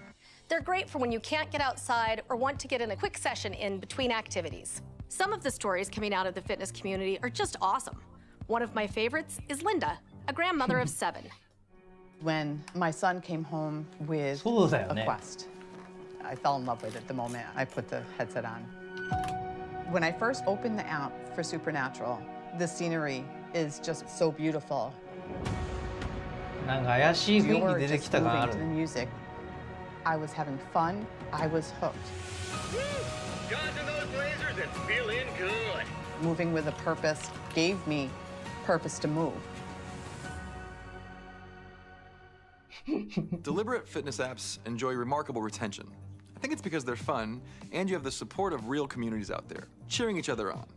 There are a lot of VR titles that bring the burn, such as Les Mills Body Combat, FitXR, and Supernatural. And they're always getting better, bringing on new instructors, classes, and moves. Speaking of which, at the end of this month, Supernatural is launching knee strikes to better activate your core and work your lower body. That's right. People are going to be pumped for that one. Now, we've got one more fitness experience that's making the move from App Lab. Get your jump shot ready because Gym Class is coming to the Quest store later this fall. Let's do this.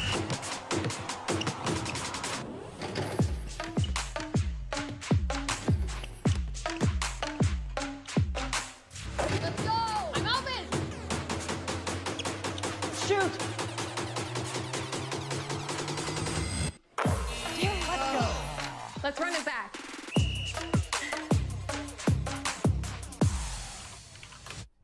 My jump shot is most definitely not ready, but I can't wait to try. In fact, I think I've tried pretty much every fitness app out there.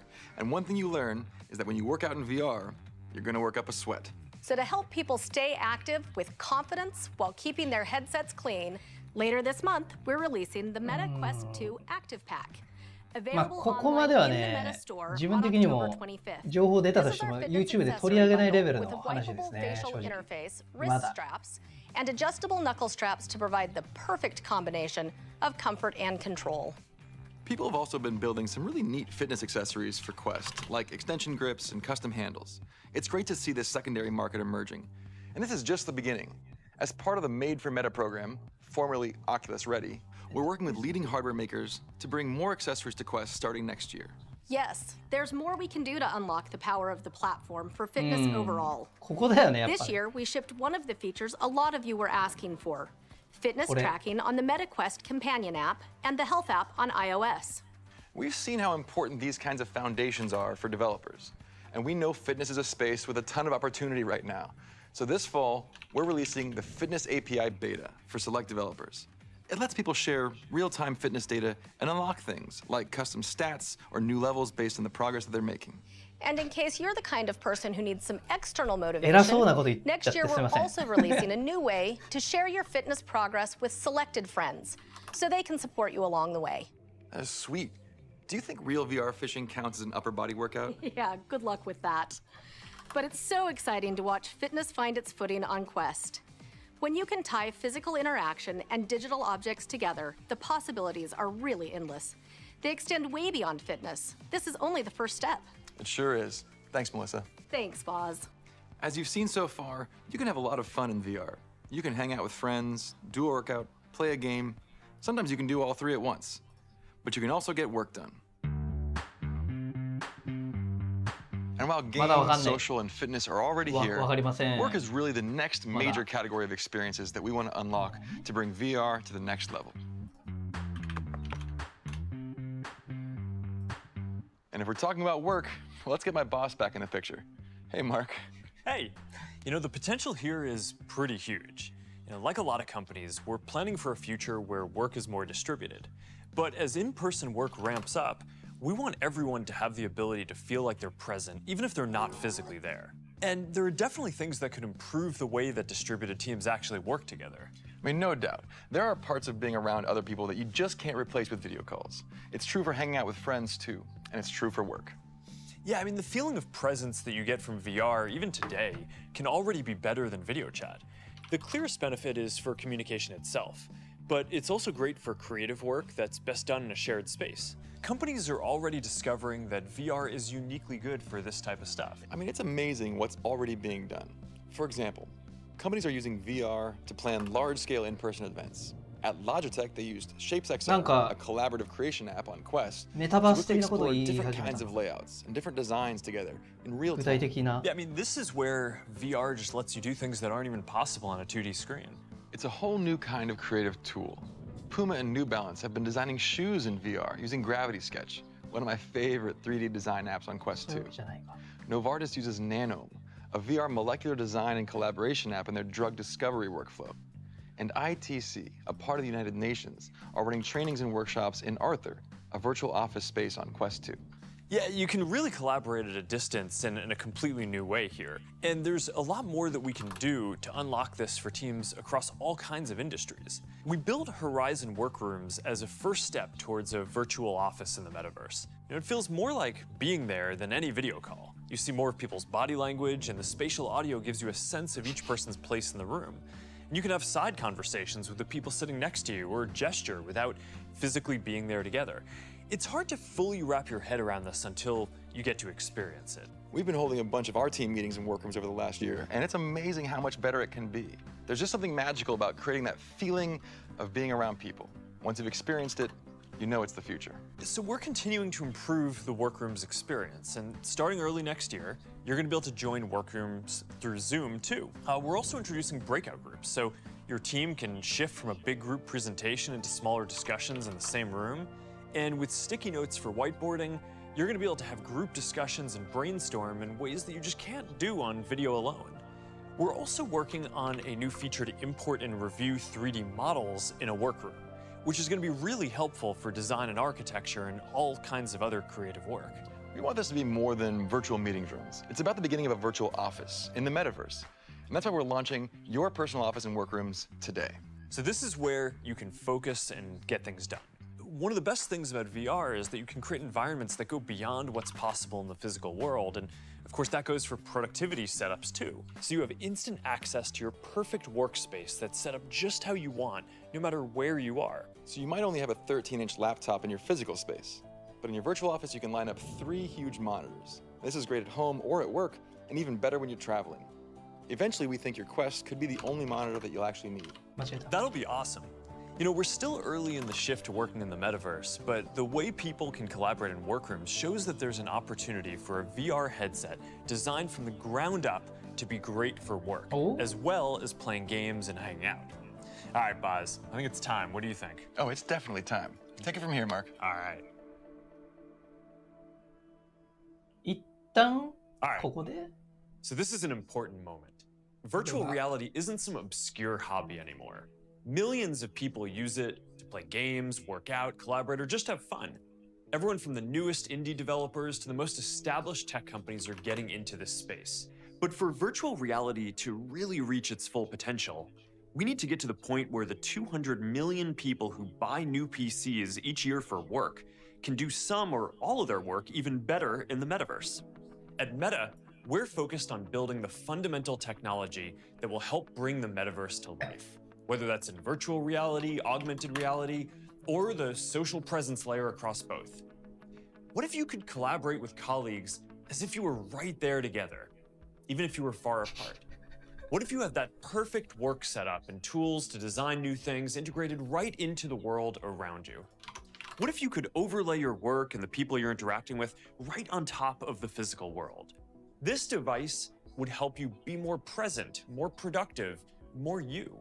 So to deliver this, you'd need better quality graphics and tech that seamlessly works in both virtual and physical worlds. So you can interact with people around you, be fully immersed when you want, and flow between states effortlessly. You need something comfortable with much richer ways to communicate. Technology that lets you do things that aren't possible with a laptop and go far beyond what you can do on a phone. And you'd need to be able to really express yourself, react to things naturally, show up in a way that feels authentic to you. I think that this is one of the most exciting technical challenges of our generation. Building technology to deliver that feeling of really being present with people, really being in another place.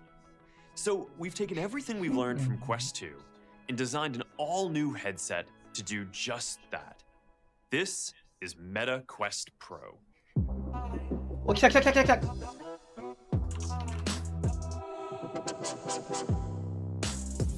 来たや。来たよ。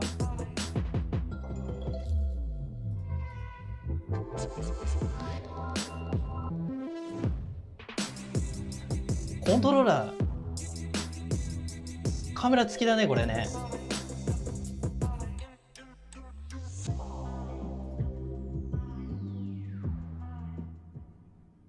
来た、やっとね、来たよ。is the first in our new line of advanced headsets なでしこさん。 built to expand what's possible in VR.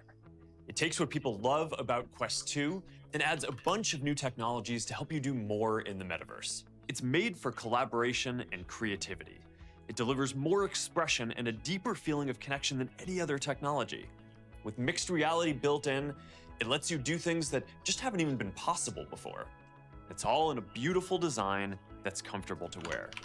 So whether you're looking to work in a new way, or if you just want the very best experience that's available today, Quest Pro sets the standard. So to get into the details, let's check in with Angela Chang, who leads our Quest product team. And since this is a big day, let's go somewhere a bit special. This is the new Quest Pro home environment. When you put on your headset for the first time, this is where you'll be. Hey, Angela. Hey, Mark. All right, you finally get to show everyone what was in that briefcase at last year's Connect. Finally, I'm so thrilled we get to bring Quest Pro to everyone. We have completely reimagined the VR headset as a powerful device for productivity, creative work, and multitasking.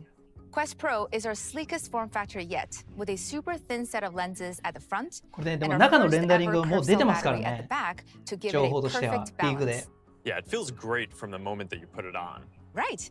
We wanted to ensure a seamless transition from the physical world to the virtual. So our new headset design with this open periphery lets you see the physical room you're in. You can quickly jot down a note, grab something on your desk, or just be aware of what's happening around you. But you can also use Quest Pro's magnetic light blockers for a more immersive experience whenever you like. We've also redesigned the whole optical stack to make it better than anything we've shipped before. The new pancake lenses work by folding light over several times and let us make the display 40% thinner compared to Quest 2. The new lenses aren't just thinner, they also put more pixels in the center, giving you sharper, clearer visuals, which makes reading text a whole lot easier. Yeah, and the LCD displays have 37% more pixels per inch than Quest 2. And thanks to our new local dimming technology, 75% more contrast, with richer and more vibrant colors that just make VR even more engaging. This is also our first device to use the new Snapdragon XR2 Plus processor that we worked on with Qualcomm. It's optimized for VR, so Quest Pro runs at 50% more power with better thermal dissipation, which gets a significantly better performance. And this is the first new chip from our deep partnership with Qualcomm. And don't forget, the touch controllers are also new. Yeah, the controllers are now basically their own computers, which is a bit ridiculous. We've re-engineered them to track themselves and also work a bit more like extensions of your hands. Yeah, the new sensors track their positioning in 3D space all on their own without using the headset, so you can get a full 360-degree range of motion. And they include our new True Touch haptics, which give a wider and more precise range of feedback effects. So when you pick them up, they also feel a lot more balanced and natural in your hands without that LED ring. You can even add a stylus tip on the controllers, turning them into tools for writing or sketching. You can try this on the whiteboard in workrooms, where you just flip them around and write directly against your own physical desk. Yeah, it's a good example of how this device unlocks entirely new things, like much better collaborative and creative virtual meetings. Speaking of meetings, we also thought a lot about how to help you keep the headset charged and ready to go the moment you get an incoming call or just want to get something done. So we're including an all-new charging dock that fits great on your workspace and keeps both the headset and controllers charged at the same time. Another key technology for enabling collaborative meetings virtually is mixed reality, where we have to account for both the physical and digital elements in the environment. Yeah, being able to blend the world around you with the virtual world and bring all the creative and expressive power of digital to your physical surroundings, this is a big step forward. Mixed reality is going to power some of the most interesting experiences you can have with Quest Pro. It's the next major step for VR and an important milestone on the path to building the metaverse. We began the journey to mixed reality when we released Presence Platform, our family of AI-powered tools that help developers build VR experiences that incorporate the physical world.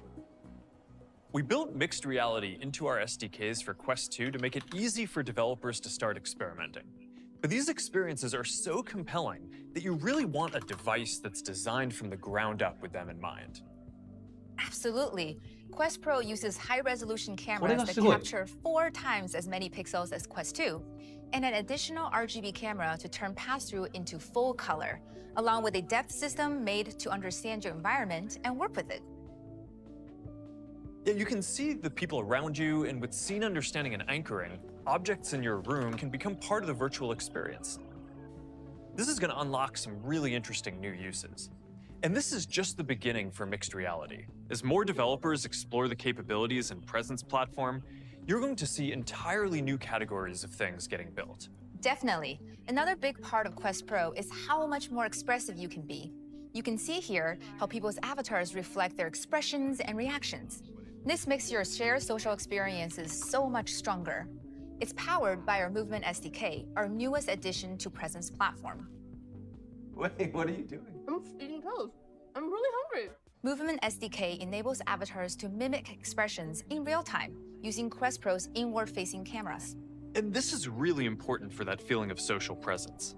When we communicate, all our non-verbal expressions and gestures are often even more important than what we say, and the way we connect virtually needs to reflect that too. Just think about all the little things you pick up when you're with other people, like the moment that they begin to break into a smile, or when they raise their eyebrow as someone says something interesting. Your avatar should be able to express all of that and more. Today, our avatars rely on spatial audio and immersive graphics to help create a sense of social presence. But facial expressions and body language will be total game changers for remote meetings and virtual performances in the metaverse. This is another reason why Quest Pro is a big step forward for communication, including for work. More people work in distributed teams now, and being able to share a space with your coworkers and feel like you're really together is something that's still missing. We spoke a bit before about how workrooms on Quest 2 is already unique for virtual meetings. It's going to be even more powerful when people's avatars can show more of their facial expressions and body language. Yeah, one of the challenges for distributed work is how to bring people together to interact in a shared space. If a few people are in a conference room and a few more are dialing in, the experience is just never really that great. So we're building a better way, using everything Quest Pro brings to the table, and we call it Magic Room. It lets you meet in mixed reality and share the same space. You can use a whiteboard, bring in 3D objects. Everyone is present and has the same tools, whether they're in full VR or in mixed reality. We think that this will help hybrid teams collaborate, and we're hoping to ship this next year. Now, these are just some of the things that are going to be possible with Quest Pro. This is a high-end device designed for work and for people who want the best experience that we can build today. We're really excited to get this into your hands, and it's available for pre-order starting today for $14.99, and it ships on October 25th. Oh. Now, we built Quest Pro to be the best device we could make for getting things done. And our hope is to use this product to introduce some of this new technology so that we can get it into our consumer devices over the coming years. But what you can see here is the start of a whole new way of working in the metaverse. This will go beyond VR, because people work on all sorts of devices, and you should be able to collaborate and feel present with anyone no matter where they are or what device they're using. We've updated workrooms, so you can join a virtual office from whatever supported device you're on and still get some of that feeling of social presence in the shared space. It's also going to work with Meta's other main work products, Workplace and Portal, to create a unified digital office we think can make distributed work so much better. And we're not the only ones who are optimistic about the future of work in the metaverse. Over the last year, we've been working with dozens of partners to create new experiences for people who are looking to get things done in VR and beyond. At Connect last year, we spoke about the potential for creative people to work in true 3D. And next year, we're going to have a great option for that. Autodesk is updating their collaborative design review app to take advantage of the new possibilities unlocked by the Quest Pro. And Adobe is also working to help people get more done in VR. Next year, they'll begin releasing a suite of apps for professional 3D creators, designers, and artists, from collaborative design reviews to Substance 3D Modeler using Quest Pro's controllers. And there's one more partnership that I want to highlight today that I think is going to be really important to the future of the metaverse. Yeah, I know you've got a special guest lined up to talk about this one, so I'll leave you to it. Have fun! All right, yeah, I'm excited for this. Thanks, Angela. Microsoft has been at the heart of work and computing since the earliest days, and they're one of the many companies across our industry that are now building the future of the metaverse. And as Quest Pro makes new kinds of work possible in VR, I'm really excited to be able to work with them. So to talk more about this, I'm here with Microsoft's chairman and CEO, Satya Nadella. Hi, Satya. Hi, Mark. It's great to be here with you, and congrats on the Meta Quest Pro. Thanks. I'm glad we can finally share this with the world.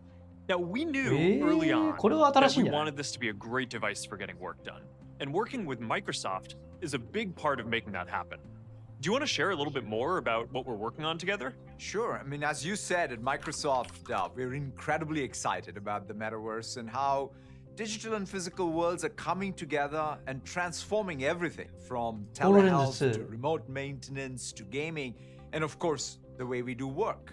We're taking an approach to ensure that our software can benefit users on all their favorite devices. And that's why I'm so thrilled about what we're announcing today and how we're bringing together the power of many of our most popular productivity tools with the new VR devices you're announcing. Yeah, so the main reason that we're in this space is that we think that VR can be very powerful for social connection. And with the Quest Pro, we want to bring more of that into the work context as well, where Microsoft already has some incredibly successful products in the market. So why don't we start there? No, absolutely, Mark. Microsoft Teams is the most ubiquitous advanced platform for work today, and it's becoming essential to how hundreds of millions of people meet, call, chat, collaborate, and do business. And so we are clearly going through a once-in-a-lifetime change in how we work, and every organization today is looking for new ways to reconnect, re-energize their workforce at home, in the office, and everywhere in between. And that's why we are bringing Microsoft Teams immersive meeting experience to Meta Quest in order to give people new ways to connect with each other. You can connect, share, collaborate as though you were together in person. And in the future, you'll be able to use other avatars, including meta avatars, in immersive experiences and Teams meetings too. Just think about how powerful whiteboarding or brainstorming or even Teams meetups can be in this space. Another piece of this is that we're working on enabling Horizon workrooms for Teams. So people will be able to join a Teams meeting directly from workrooms. And we think that this kind of cross-device, cross-screen experience will be the foundation of the virtual office of the future. But this goes beyond Teams. Another big piece of your work platform is coming to Quest, right? No, that's absolutely right. We've been thinking about how to bring the power of Microsoft 365 and Windows 365 to 3D spaces to really help drive productivity and enable you to create, communicate, and collaborate in completely new ways. So with Microsoft 365 coming to Quest, you'll be able to interact with sort of content from all your favorite productivity apps, right? Whether it's Word, Excel, PowerPoint, Outlook, giving you even more flexibility in how you collaborate and get work done. And with Windows 365 coming to Quest, you'll have a new way to securely stream the entire Windows experience, including all the personalized apps, content, settings to your VR device with the full power of Windows and Windows applications. So this is going to be great for anyone who wants to build out their virtual office on Quest Pro. So you'll have a great Microsoft Teams experience through VR, a way to join Teams meetings and workrooms, and you'll have the whole Microsoft 365 suite available too. And for bigger companies who want to roll out VR devices to their employees, we've also got some great news. Yes, absolutely. Being able to manage and secure all devices connecting to your network is absolutely crucial for any business. And that's just as true for a VR headset as it is for a smartphone or a laptop. Azure Active Directory and Microsoft Intune in combination will support Meta Quest and Meta Quest Pro. This means companies that want to provision these devices can be confident that all security and management options they expect from PCs and mobile devices will carry over to VR. Now, there's one final aspect of our partnership that I want to talk about, and that's gaming. That's absolutely right, Mark. I'm really excited about gaming. When you step back, one thing we have learned is how immersive experiences in gaming can help create real community and connection. In fact, many people are already playing our most popular games like Flight Simulator and Minecraft in VR today.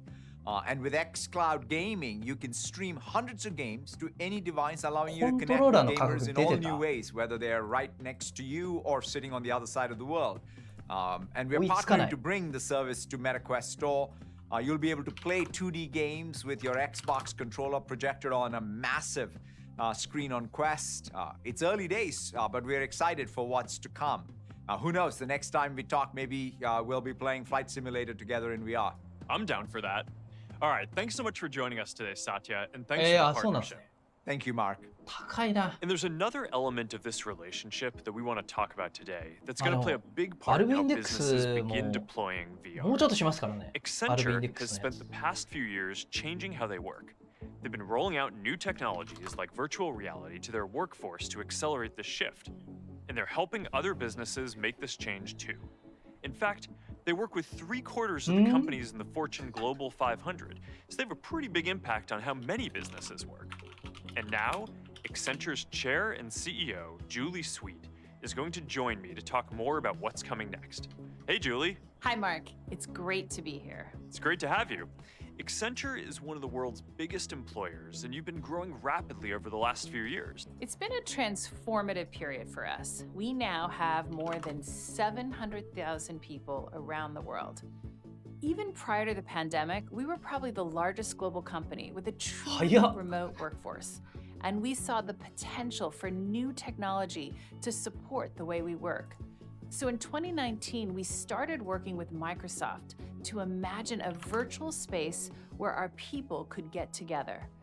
Obviously, this became even more important in 2020.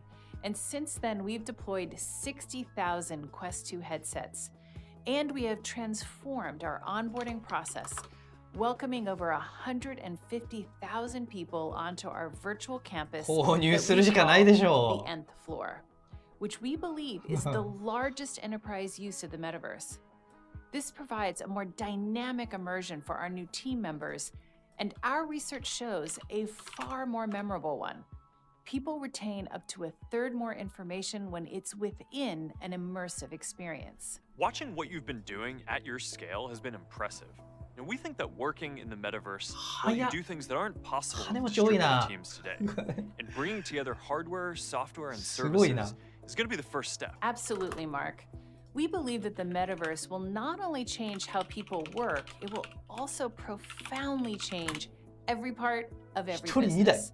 Reinventing how you interact with customers, what products and services you offer, how you make and distribute them, and how you engage with your people, from employee onboarding and training to collaboration and personal productivity. And VR will play a huge role. Yeah, VR has been especially useful for training, and that's going to get even better with mixed reality. And we're excited to work with you on more use cases and to talk about the next stage of our partnership. We're excited too. After what we've learned, we know there's a huge opportunity for our clients. Now we'll be partnering with Meta and Microsoft to help businesses create new experiences in the metaverse at scale. This is a perfect trifecta. The advances in Meta's visionary hardware and software, coupled with the integration with Microsoft's market-leading technology and Accenture's unmatched expertise, bringing the best of tech to industry to create practical, real-world uses and unlock tangible value. This will be game-changing for scaling the metaverse in the enterprise. The future of work is starting now. Yeah, we want our devices to be easy for companies of all sizes to buy, deploy, and use. Next year, we'll launch Quest for Business, which is currently in beta. It's a subscription bundle for Quest 2 and now Quest Pro that includes a suite of features like work accounts, device and application management, premium support, and more. Quest for Business will also unlock access to integrations like we just announced with Microsoft, as well as others in the future. It's going to be priced to suit the needs of different businesses, and we're going to be sharing more details over the coming months. This is exactly what companies want and need to make the metaverse and VR for work a reality. As one of the largest users of Microsoft technologies and Quest 2 headsets for business, we've seen firsthand the impact on how they can change the way you do business. And we're looking forward to further integrating and shaping the many ways enterprises adopt them at scale. This collaboration is a very exciting opportunity for our three companies to bring the future to life for enterprises, businesses, and our customers. And this is just the start. This has the potential to accelerate the future of work for so many enterprises. Thanks so much for joining us, Julie. Thanks, Mark. Now, we've spoken a lot about how Quest Pro opens up new possibilities for work. But that's far from the only thing it's going to enable. We can't wait to see what kind of experiences developers will be able to build with mixed reality. Take Beat Saber. It's already one of the most popular VR games of all time. And now imagine what it'll be like when you can turn wherever you are into a Beat Saber arena. So the Beat Games team put together a little demo. 何これ？おえ、これ何？公式で？おお、すごいすごい、ソフト来たよ。クエストプロのソフト？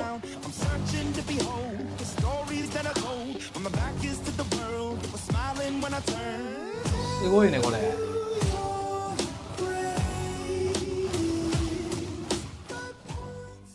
Now, this gives you a glimpse of what's possible. And because we want everyone to be able to create things for the metaverse, not just professional developers, we're working on creator tools as well. Hundreds of thousands of creators already use Spark AR to build AR effects on Facebook and Instagram. They have years of experience blending the physical and digital worlds, which is a core part of the metaverse. So starting today, we're giving creators the ability to build interactive 3D objects in Spark Studio and begin testing them in mixed reality with the Spark player. With virtual worlds becoming accessible across all your devices, with Quest Pro bringing mixed reality to the world, and with the future of work emerging in the metaverse, we have a lot to build in the coming years. Now, to find out what's next on the roadmap, we're going to need to shift gears. So if you're joining us in VR, hold tight, and I'll see you in a second. ローマ字かよ。めんどくせえね、これ。Hey, we're here together in Horizon, and this is the first time that we've done this at Connect. And this is a preview of our next generation of avatars. They're so much more expressive and detailed than anything else today, and they have this unique meta style to them. Now, it's a lot of work to build AI to auto-generate these for billions of people, and then give everyone the tools to make sure that your avatar feels like your own. But I'm excited to start rolling these out later next year on phones, VR headsets, and more. So, while I'm excited for this next generation of avatars, we are also seeing a lot of developers and partners building great experiences with our current generation of avatars as well. So now, let's meet up with Igarim, who leads our avatars work, to discuss the latest on our avatars and what you can do with them. Hey, Igarim. Hey, Mark. Hey, want to update everyone on the latest with the avatars ecosystem? Yes, we have so many exciting things going on. Our first milestone is making it so you could use your avatar across all of our apps and in VR. The new Meta Account Center, it already allows you to have one or multiple avatars. So you could show up however you want. And if you have one avatar you really like, やべえ、配達予定日10月28日になってる。やばい。All right, let's talk a bit more about the integrations that we're building for the apps. Already see avatars showing up in stickers, stories, comments, and more across Instagram, Facebook, Messenger, and in the future, WhatsApp. And we're working on bringing them more to life through animation and to more places like, for example, Reels. We want you to be able to use avatars anywhere you want to express yourself. And we're also bringing avatars to video chat. That's right. Starting with Messenger and WhatsApp, if you want, you'll be able to show up as an avatar. It's going to add a whole new dimension to video chat. Yeah, I think avatars in video chat are going to be like this third mode between video on and video off. You can still express yourself and react, but you're not on camera, so it's kind of like a better camera off mode. Yeah, we're working on this now and expect to launch it next year. And in virtual reality, there's already head and hand positions, so your avatar moves and sounds like you. And now we want to bring that to phones and computers too, using cameras and microphones. So if you wink at your phone, your avatar on your phone should wink too. Making your avatar work across all kinds of devices and apps truly creates continuity across experiences. Yeah, you should be able to take your avatar and virtual goods everywhere that you go. Absolutely. There are already dozens of apps on Quest that support Meta avatars, and we're building partnerships so you can use your avatar across lots of different experiences. And in fact, today we're announcing partnership with Zoom that will let you show up as your avatar on Zoom calls. So to make this easier, we're extending the Meta Avatars SDK to iOS and Android on Unity. And I'm also excited to share that the Meta Avatar SDK will soon support Unreal Engine and virtual reality too. These expansions will make it a lot easier for more developers to start building meta avatars into your apps. Yes, we're testing this with a small group of partners now and plan to release this more broadly next year. Yeah, so right now, a lot of developers are building their own avatar systems since the tools that you can import are pretty basic. But over the next year or two, as all these new tools and styles become available, and as the hundreds of people that we have working on avatars keep improving the system, I just think that more and more developers are going to find building with our interoperable avatar stack will offer a much simpler and better experience. And speaking of making it easy to add new styles, we have some news about the Avatar Store too. The Avatar Store is launching in VR later this year, so you'll be able to shop for virtual clothing in VR. We're joining with a bunch of partners across sports, entertainment, and more. You're gonna start seeing a lot more of your favorite familiar brands. These integrations, they're gonna be pretty awesome. And later this year, keep a lookout in the Avatar Store for new outfit releases from Netflix. Giving people more ways to express themselves through digital clothing will help kickstart the marketplace for interoperable digital goods. So if you buy a sweater, you're going to want to be able to wear that on your avatar no matter what app you're using. So we're going to see more creators, developers, and brands experimenting with this. And beyond clothes, we're also improving the core avatars themselves across the whole family of apps. Mark, I'm sure you've seen the new face shapes we introduced earlier this year, as well as cochlear implants, over-the-ear hearing aids, and wheelchairs. Yeah, and we have some big improvements to representation coming too, with more options for body types as well as shaders for more realistic skin. There's one more feature coming soon that's probably the most requested feature on our roadmap. Legs. Legs! I know you've been waiting for this. I think everyone has been waiting for this. But seriously, the legs are hard, which is why other virtual reality systems don't have them either. And the perceptual science behind this is actually quite interesting. And we discovered early on that your brain is a lot more willing to accept a rendering of a part of you as long as it's accurately positioned. But if it's rendered in the wrong place, then it just feels terrible and it breaks the whole feeling of presence and immersion. So that's why we started off showing just controllers, but not your whole arms. Yeah, if the system showed my elbow in the wrong place, it would feel like my arm was broken. Yeah, but as we got better at tracking and predicting your arm position, then we can add your whole arms to the avatar stack in addition to your hands. And now we're doing the same with legs. なんか注文できないんだけど。 And now we're getting ready to launch the first full-body avatars. Yeah, 異様な so with ことに standalone 気 virtual づきましたと reality か言って headsets, 出てる。なんだ understanding ろう your ね。 leg position is surprisingly difficult because of occlusion. So if your legs are under a desk or if your arms block your view of them, then your headset can't see them directly and you need to build an AI model to predict your whole body position. And this なんかすげえ重いな。 really needs to work reliably, so it just feels natural. Yeah, so that's where we're going to bring legs to Horizon first. And we're going to keep bringing them to more and more experiences over time as we improve our technology stack. And we will bring new tech that lets developers implement custom avatar actions and behaviors for the experiences they want to create. That's coming next year too, and I'm looking forward to seeing what all of you will build. All right, thanks for stopping by, Agro. We have a lot to do, so I'll see you in the next review. Great, see ya. Avatars are going to be central to how we express ourselves in the future. And this is a unique opportunity to build some really interesting things at the intersection of expression, social interaction, creation, and commerce. With Horizon Worlds and Workrooms, we're already starting to see early glimpses of what this social metaverse could look like. Just check out some of the things that are happening already. Creators are building social spaces like the Soapstone Comedy Club, The Stew, a hip-hop recording studio, Nope World, and a whole lot more. And as this social-first platform takes shape, we're thinking about the virtual space that you will call home.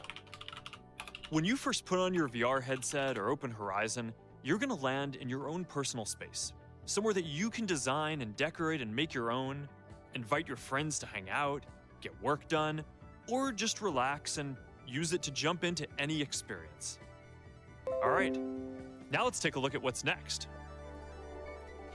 頼むよ。なんか怖いな。映ってそうで。 With Quest Pro, our next generation avatars, and Horizon Worlds, we're making good progress on two of the most powerful windows into the metaverse: virtual reality for full immersion and mixed reality for blending physical and virtual worlds.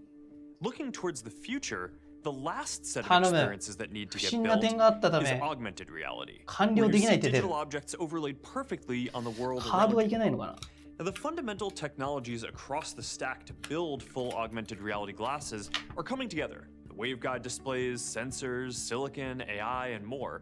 I've seen a lot of these pieces working in the lab, and it's awesome.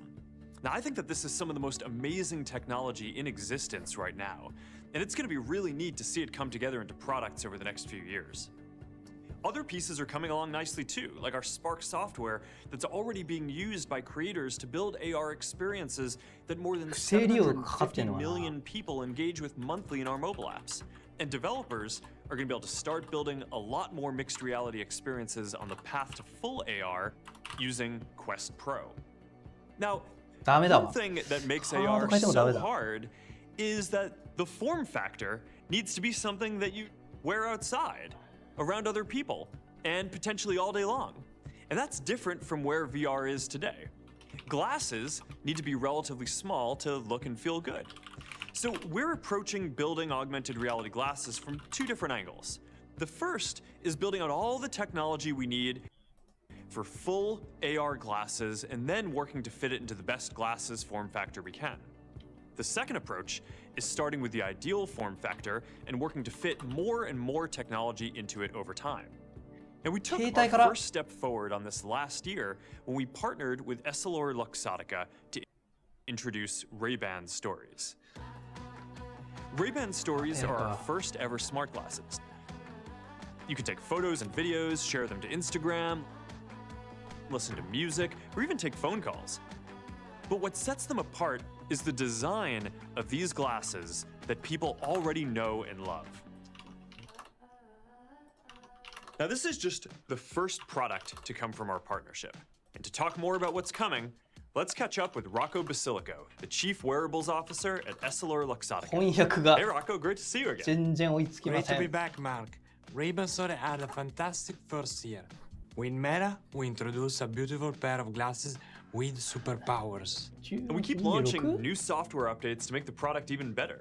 Soon we are launching the ability to call or text on Ray-Ban Stories with your existing phone number, so you can stay connected and stay in the moment hands-free. We are also rolling out Spotify Tap Playback, so you can listen to music on your glasses more easily. You can tap and hold on the side of your glasses to play Spotify. Ray-Ban.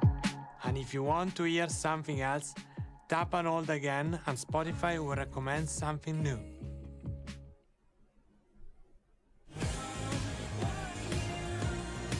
And you also keep launching new designs. Yes, we have added more style, lens and color combination, including transition lenses for all the use that go from clear to dark in seconds. So this is the first product that we built together, but we've got bigger plans. So do you want to give a hint of where we're going? Well, we are working together on a new set of glasses to build a portal to the metaverse. It's an exciting multi-year project. And this is different from what we're already doing with Project Nazare. We view our partnership with Meta as a deep long-term partnership. Together, we will help bring augmented reality to life with beautiful design. All right, thanks, Rocco. I'm really grateful for our partnership. A lot of the underlying technology for the future of computing is still in the research phase, but we have working demos of this stuff and it's pretty mind-blowing. And it wouldn't be Connect if we didn't share some of that with you. So let's start with one of the technologies that we think is going to be really important for the future. I've talked a lot about neural interfaces in our research on EMG before, and we now have a working demo that lets you control an AR or VR device with motor neuron signals. Now, I'm not going to show you the headset this year, but here's what I'm seeing while I'm using this. Just the gentlest flick of my thumb to check my messages, and with another quick movement, I can answer while I'm on the move, or I can even take a photo. Now, the goal here is to make these interfaces faster, higher bandwidth, and a lot more natural. スマホでも買えないですね。 To close us out today, let's check in with Michael to talk about our progress here and what still needs to get solved. なんでだろう? Hi, Mark. The future that all that new technology is creating is one that will change the world every bit as much as personal computing and mobile did. Yeah, and a big part of this is going to be building next-generation interfaces, like the neural interface CMG demo that we just showed. That's right. And there's an important lesson to be learned from personal computing.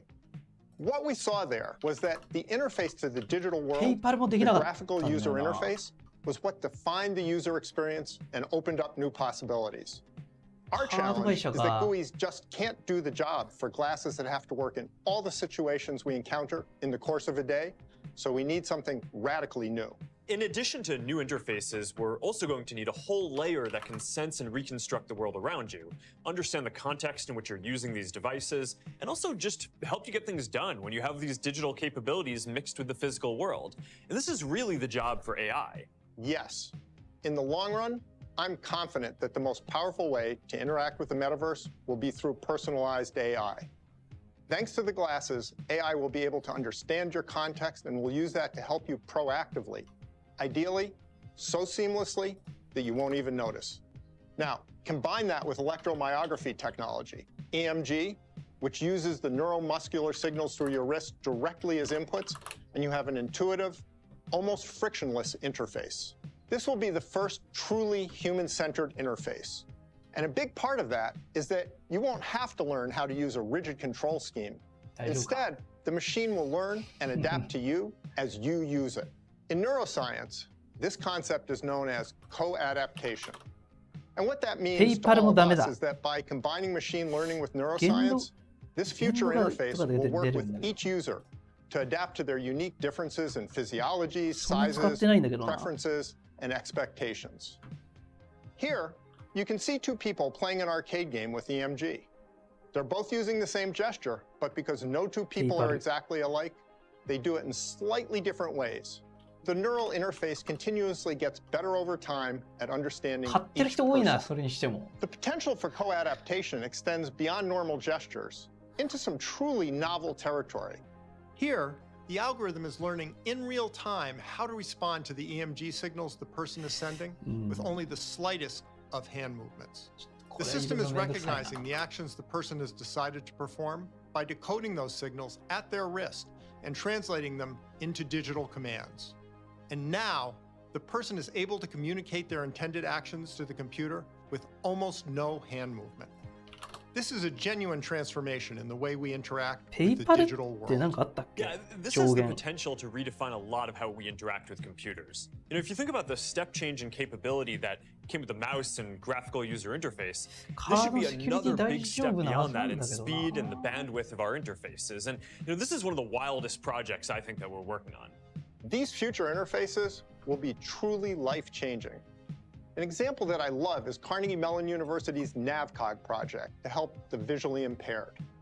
Our Project Aria research classes can 3D map their surroundings, so CMU used them to build phone maps that enable the visually impaired to navigate more confidently indoors, where GPS signals often don't reach. Here's a look at how this works.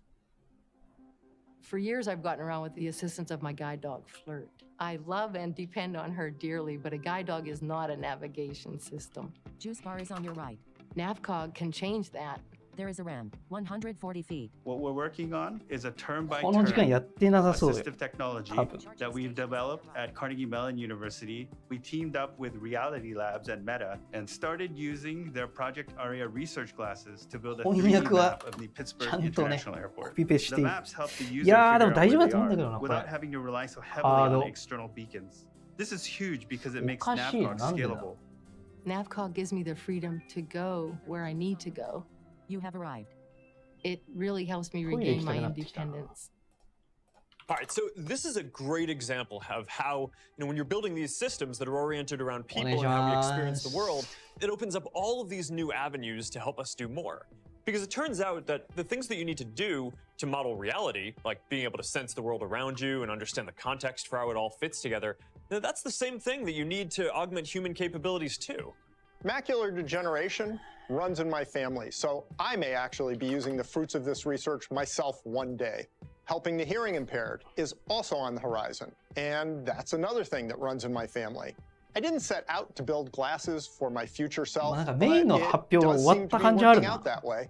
There's so much more that the interface of the future will bring us, like the ability to right-click on a real object to find out information about it, control our devices without looking down, and get proactive assistance from a personalized digital assistant.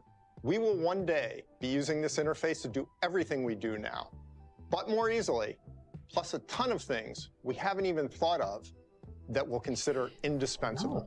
Yeah, so one example is being able to build and manipulate complex 3D objects. And this is central to the metaverse, but it's hard to build 3D objects from scratch. It's much quicker and easier to just use physical objects as templates. Today, there's no easy way to do that. So we're researching two different technologies to solve that problem. The first one uses machine learning-based neural radiance fields to reconstruct the appearance of a 3D object from multiple 2D images taken at different angles. This method can reproduce even the finest details of an object. All right, so we're gonna scan Teddy, not just because he's super cute, but also because he's got the right dimensions and level of detail for what we're trying to replicate. So here's how it works. So we just scan them on the phone. And that's about it. Right now, this takes some processing time, so we got it ready beforehand so we could check it out. Oh, wow. The level of detail in this is impressive. You can kind of see all these fine elements of it, like each individual strand of its hair. And you can even see through the semi-transparent bow tie that he has on. It's pretty awesome. Yeah, it's just a beautiful reproduction. The second technology captures geometry and appearance directly. So here we used a different technique called inverse rendering to scan an object into its digital twin and then bring it into augmented and virtual reality. And it responds dynamically to the lighting in the VR environment. And when you throw it in the air against a wall, or if you bounce it off the ground, it's going to respond the same way that the physical object would. So we used Spark to put the virtual object next to the physical one here. They're almost identical. Neither approach is real-time yet, and each has its limitations. But the goal is to let you quickly and easily make physical objects a part of your virtual world. Of course, the most interesting virtual elements of all are other people in the form of avatars. And as you mentioned earlier, avatars will come in a variety of styles, but one thing I know for sure is that avatars that are photorealistic representations of users would be the most powerful remote connection technology that has ever existed. They would create genuine social presence in the sense of making you feel at a gut level like you are literally with other people, and would span personal distances in a way video conferencing can only dream of. This is one reason we believe the metaverse is going to be by far the most social computing platform. It's fundamentally about people and about being with people. So we're going to be able to teleport anywhere and be with anyone, no matter how far apart we physically are. And I think that this is the ultimate goal of social technology. And you're right, one of the keys that will unlock this is avatars that truly represent us. So, last year, we showed you early progress on full-body codec avatars. Yeah, and what sets codec avatars apart from other high-quality avatars that you might have seen is that they're fully drivable. So that means that they're not limited to preset movements or expressions. This is an avatar that you can control live in real time with no need to render or export video. So it can photorealistically reproduce individual people rather than just generic characters that artists designed. Of course, securing your avatar will be critical. We're already thinking about things like encryption and tying your avatar to an authenticated account. But beyond privacy, we've continued to develop this technology. For example, it's now possible to change your virtual outfit whenever you want. Cool as that is, it's the face, expressions, eye contact, slight motions that is most quintessentially human. We're putting a lot of research into making the faces of our codec avatars truer to our physical forms. Mark, do you want to show us the latest in codec faces? Yeah, definitely. Last year during our visit to the lab in Redmond, I saw the second generation of our codec avatars. So these second generation avatars are pretty amazing, right? They're much closer to how you might want to show up in a setting like a work meeting. So I made one of myself. Now we've made them a lot more expressive. And not just simple things like looking left, right, up, down, but also the nonverbal cues that we rely on to communicate with each other and understand tone. Things like raising an eyebrow, squinting, widening my eyes, or scrunching my nose. These avatars are way better at capturing those subtleties that define physical interactions. They're just much more natural. And being able to control the lighting on the avatars adds another dimension of life to them. When we move the light around, you can see how it interacts with my hair, or reflects on my skin, and you can even see it in my eyes. Now, these are awesome, but they also take a really long time to generate. So we're working on something that's a lot quicker for people to use. And we've made a lot of progress with what we call instant avatars. So here's Autumn from our RL Labs team doing a demo of the process to show exactly what goes into this. These are much quicker and easier to make. All you need for the scan is your phone, and you can pretty much do this anywhere with reasonable lighting. She scans her face from different angles with a neutral expression for about 30 seconds, then spends another minute and a half making a variety of expressions. And that's really all there is to it. Hi guys, my 3D avatar is ready for use in my phone or VR. It just took a few hours to generate after my scan, and the team's working on making that processing a whole lot faster. Now, obviously, this isn't the same quality as you just saw with the 2.0 codec avatars. However, they're still pretty expressive and realistic. We're putting a whole lot of effort into developing these so anyone can easily create their own high-quality, realistic avatar for themselves. All right, thanks, Autumn. Now, this is some of the most inspiring stuff that I feel like we get to work on. So it's great that we're at the stage now where the research foundations that we've laid over the past years are really starting to show up in real products. For sure. There's still plenty left to do, and everything we've just talked about is still research. It may or may not end up in our products, but it's definitely a glimpse of where technology is headed. Thanks, Mark. 金持ち多すぎない？あ、これ試してるだけ？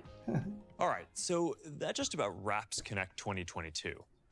Last year, we laid out our vision for the future.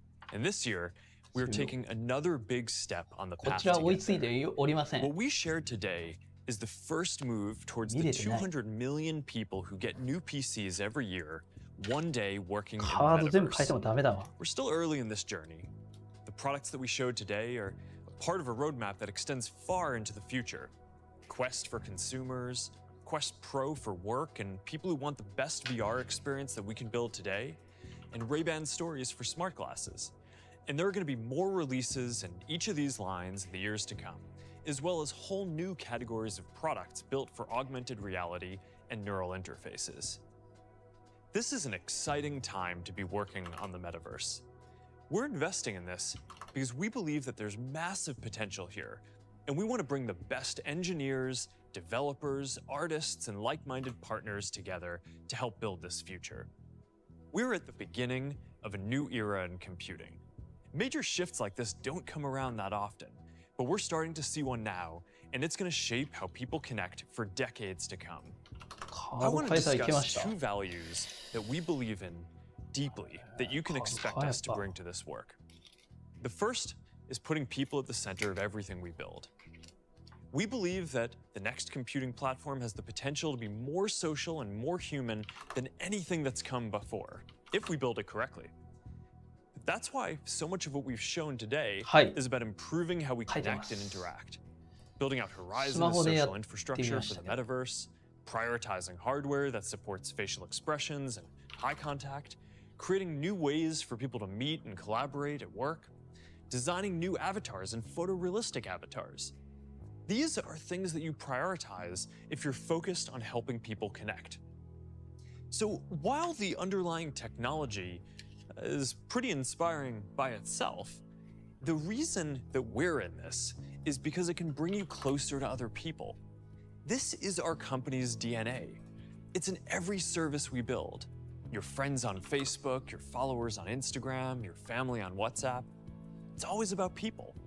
And that's how we hope to build the metaverse too. The second value is openness. In every generation of computing, there's been an open ecosystem and a closed ecosystem. There was Windows and Mac, then Android and iOS. Closed ecosystems focus on tight control and integration to create unique experiences and lock-in, although most of that value ends up flowing to the platform over time. Open ecosystems create value and grow through many companies working together, developers having lots of choices, and ultimately more people sharing in the upside of what is created.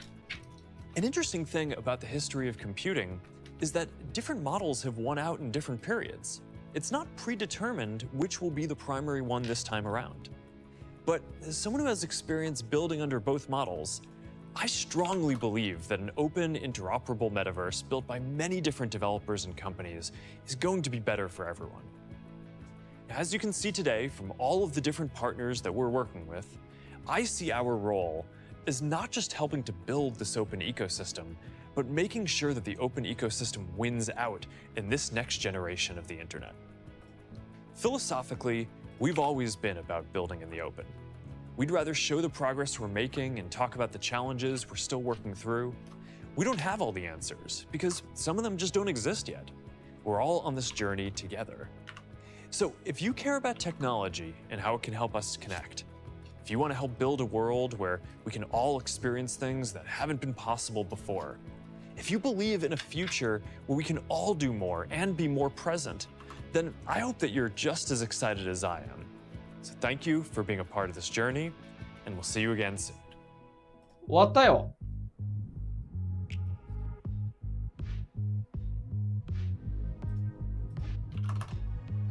これぐらいだね、やっぱね、今回。どうですか? It is my pleasure to welcome you once again to Meta Connect. Thank you, our passionate community of creators and developers, for joining us today as we celebrate a year of innovation and take a look at all of what lies ahead for all of us. I'm Melinda Davenport, Internal Comms Director at Meta, and I'm honored to help guide you through all the exciting announcements, sessions, and speakers still to come today. So stay tuned for our Developer State of the Union and nearly 30 technical sessions covering the topics you care about most. Plus, Reality Labs Consulting Chief Technology Officer John Carmack will share his unscripted thoughts on the future of technology. You definitely don't want to miss a minute. This is also the first time you can experience Connect from inside Horizon Worlds. Now, many of you have been watching right now from Meta Square. Hello to everyone in the metaverse. And to everyone else, you can always grab your Meta Quest 2 to jump in and start exploring for yourself. Because today is all about this community. Everyone watching, building, creating, discovering, collaborating, and innovating together. Now, in the spirit of collaboration, I invited one of your very own to join me. She is a creator whose viral hits have racked up 500 million views and counting. Her ingenious step-by-step tutorials have caught the attention of several Hollywood powerhouses, and she often collabs with iconic global brands. And that wasn't enough. She is one of Inc.'s 30 under 30. Thank you very much. So please help me welcome award-winning director and one of the star creators featured in today's keynote, Karen X. Chang. Hi, Karen. We're so excited that you're here. Wow. Hi, Melinda. Thank you so much for that. I am so excited to be here today and spend the day learning with this creative community of builders. So for my cameo in the keynote, I actually got to try out the Meta Quest Pro, and it was just such a surreal feeling, like putting on the headset and then being able to also see my physical space. It's mind-blowing how far this tech has come. Oh, I so agree. Totally agree with you. And it's so awesome to be amongst people like you who are actually using and doing these things on our platform. It's very, very cool. And before we get to other things, you have to tell me, how did you get started in all of this? Yeah, so I got started really just shooting and editing everything by myself. But after about a year, I noticed I hit the limit of my own technical abilities and what I could do by myself. So I started reaching out to this community and to other Instagram creators to collaborate. And that's when it really clicked, you know, when you can tap into the talents of others, it's almost like you get to try on their superpowers and then create something far beyond what either one of you could have done on your own. And I feel the same way about new technology, you know? I've really been interested in 3 areas this past year. So artificial intelligence, virtual reality, and augmented reality. And I know a lot of people watching today who are just constantly pushing the boundaries of these technologies. I really think that in the next few years, with more tools like Meta Quest Pro, we're gonna revolutionize how creatives work, and we're just gonna empower so many people who never even consider themselves artists to create amazing art. And I really can't wait to hear what's new in AI from the Reality Labs team coming up later today. It's very cool. It's really awesome also hearing about how this is changing your everyday work. And I know I speak for everyone watching. We definitely cannot wait to see what you work on next. And that's really the goal of today, too, is to focus on how our incredible community combined with emerging technology can create magic. Yeah, so let's chat about what's next. Oh, so exciting. Absolutely. And just minutes away is the Developer State of the Union. Whether you are a new developer or a seasoned pro, you just cannot miss this unique opportunity to spend some quality time with our Reality Labs team. You'll also get the very first look at brand new and updated tools that can help you take action now and set up your business for success in the future. So please join me in welcoming the team of innovators who, in close partnership with all of you, are enabling the creativity of today and shaping the social experiences of tomorrow. Here is Director of Metaverse Content Applications, Anand Das, Director of Product VR, Yardley Pohl, and Director of Content Ecosystems, Chris Pruitt.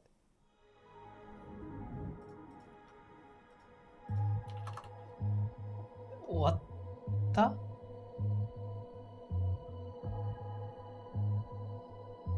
終わったね。一応。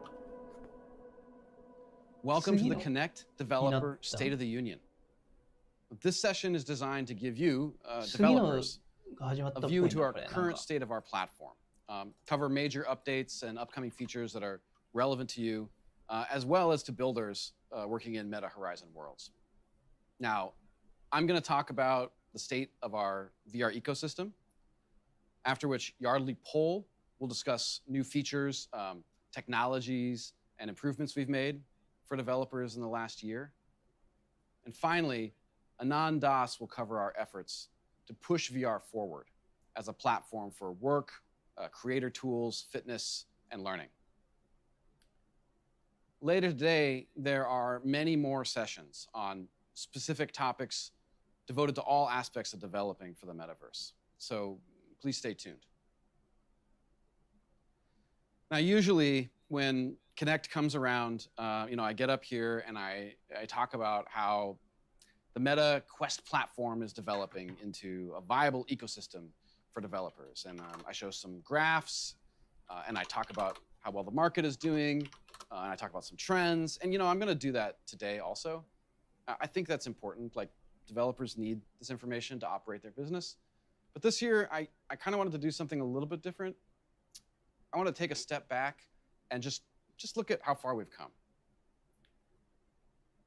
I took over the management of third-party VR content at Meta in 2018.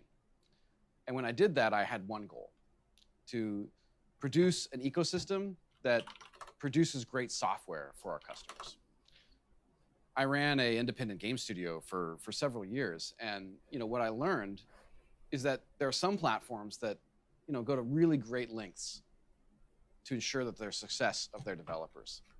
And then there are other platforms that don't do that.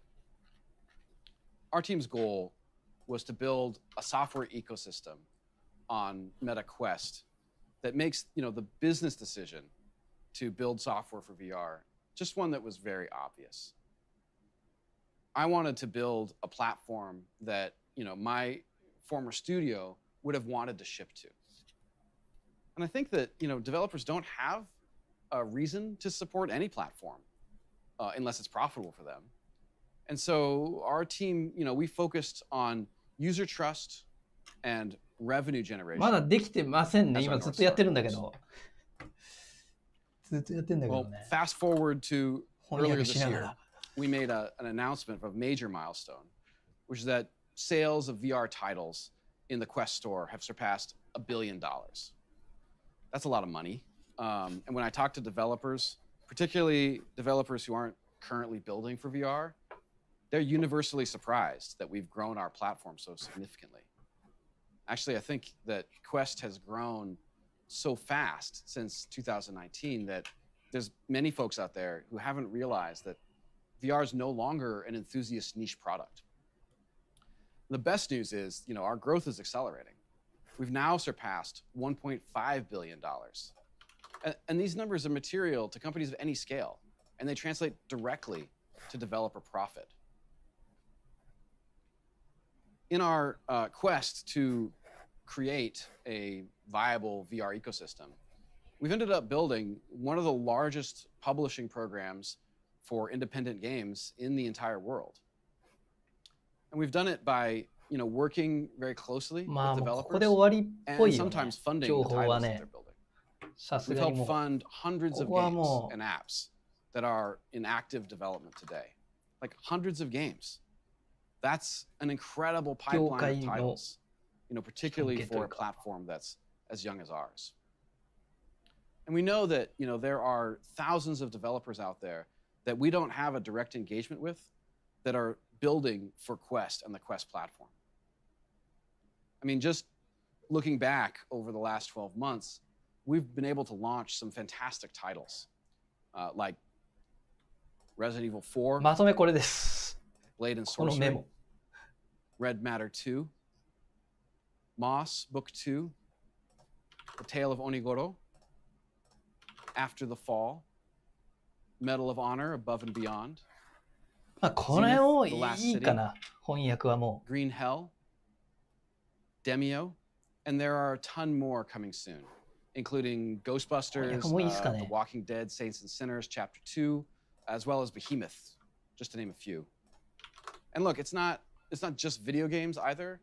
Fitness apps like the Mill Body Combat and productivity apps like Arkeo have also found a home on our platform. What I'm trying to say here is that the Quest platform is growing really rapidly, and it's already returning material revenue to VR developers. And that's translating directly into higher quality software for our audience. You know, the platform we have today is exactly the type of platform I wish I could have shipped to when I ran my own studio. But, you know, to quote the great LeVar Burton, you don't have to take my word for it. Let's take a look at the numbers. Of over 400 apps on the Quest store, roughly 1 in 3 are making revenue in the millions today. 33 titles have made over 10 million in gross revenue, which is up 11 since February. And the number of apps that have made over $5 million in gross revenue has doubled since last year, up to 55. Walking Dead's a great example. Walking Dead has surpassed $50 million in revenue on Quest alone. And that's nearly double the revenue on all of the other platforms it ships on. And it's not just that, you know, developers are finding success on our platform, they're actually finding it really quickly. I can give you some examples. Resident Evil 4 and Zenith: The Last City. You know, the first is a classic. It's one of the best games ever made. It's one of my personal favorites. It was completely rebuilt from VR. And the other is like a brand new title from a small independent team. Both of these titles made their first $1 million in revenue on the Quest store in less than 24 hours. Actually, Resident Evil was able to double that number by the end of their first day of sales. But like Blade and Sorcery hit $1 million milestone in 2 days from its launch. And then we have some devs that have done it in as little as 3 days as well. But as our ecosystem for professional developer studios has expanded, so has the community of small independent developers. The broader community of developers is absolutely critical to push innovation and experimentation forward on our platform. We're seeing incredible innovation from developers who are shipping on App Lab, both in content and in business model. There are over 2,000 apps shipped on App Lab so far, and we consider this a huge success. And we've continued to invest in improving the experience for developers who are shipping to App Lab. So I'm happy to say that the average turnaround time from submission to response is now less than 3 days.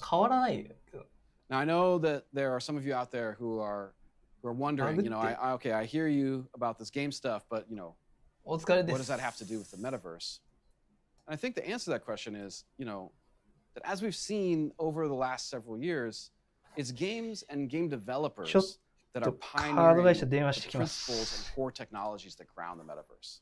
You know, the goal of a truly social, persistent, co-present experience, I mean, that's going to be achieved by games first. And so this innovative work is absolutely critical to our long-term mission. We're also constantly delivering new technology to our headsets, whether that's pass-through MR, hand tracking, or as you heard about this morning, face and eye tracking. The developers that write the rulebook for these new features are going to be, again, the small independent developers that can move really quickly and feel out the grammar of new technology. And, you know, they often will discover things that we've never even considered. Just take a look at how the developer of Cubism has been using our Presence platform, or how Magic Keys is making it easier to learn the piano with MR. I mean, these are really cool on Quest 2, even in black and white, but they're going to absolutely shine with color pass-through on MetaQuest Pro. It's developers like these that are teaching us and you and the rest of the world, you know, what this technology can do. Of course, we are continuing to develop Meta Horizon Worlds and continuing to invest in growing the amazing community of technical builders and that are designing immersive worlds. And we're seeing incredible innovation from this group. It's a very early builder community. But as we said, many times, we're at the beginning of a journey. And the technology that we're discussing today, both with the announcement of the Meta Quest Pro and through all of the sessions that we're going to show today, it's foundational to the future of the metaverse, and for you who are joining us in its creation. The Meta Quest platform, we feel great about how strong it's become, and we're continuing to invest in making it even better. Now, to detail some of the new features of the Meta Quest Pro, as well as great new tech we're building for you, please let me introduce Yardley Pohl. Thanks, Chris. In today's keynote, you heard Mark and Angela talk about our latest VR device, Meta Quest Pro. This is the start of our Pro line and a major step towards VR expanding from a gaming device towards a general computer. Developers can build new types of apps and experiences that take advantage of Meta Quest Pro's unique capabilities, such as color pass-through, sensors to support more natural avatar expressions, and more extensive multitasking capabilities. We'll have a number of sessions covering Meta Quest Pro today, starting with our Meta Quest Pro and Presence Platform overview session. Apart from Meta Quest Pro, we announced 2 new ways for users to interact with your apps. First is the Meta Quest Touch Pro controllers. These premium controllers are self-tracked, meaning you can support a variety of new movements in your app, regardless of where the headset wearer is looking. They also support brand new true touch functions, unlocking new ways to provide user feedback. Now, if your user doesn't have a controller in their hands, you can take advantage of the hand tracking API. This improved API brings step change improvements in tracking continuity, gesture support, movement, and performance. A year ago, we announced a Presence Platform, which is a collection of machine perception capabilities that will help power the metaverse. And since then, we've seen hundreds of developers building experiences leveraging our platform. This year, Presence Platform has added more capabilities for mixed reality, enhanced interaction with hands and voice, and is adding a new pillar for social presence with the launch of Movement SDK. We're also bringing Presence Platform capabilities like pass-through, mixed reality, scene understanding, and anchors to web developers through WebXR. We're committed to bringing the capabilities that make it easier for you to develop and ship more immersive experiences at scale. As VR moves towards general computing, it's important to support a variety of use cases. Today, we're excited to share that Microsoft is bringing VR versions of Teams and Windows 365 to the Meta Quest Store for productivity users. Quest also supports progressive web apps with rich 2D multitasking capabilities, so you can easily access the top productivity, communication, and entertainment apps in your life while in VR. New for Meta Quest Pro, you'll be able to open up 2D apps in an overlay without leaving the VR destination you're in, thanks to an expanded 12 gigabytes of RAM. This makes bringing your 2D apps to VR even more valuable. Over last year, developers have added a number of progressive web apps, or PWAs, to the Meta Quest Store, and even more are on their way, like Dropbox, LastPass, Coursera, and Peacock.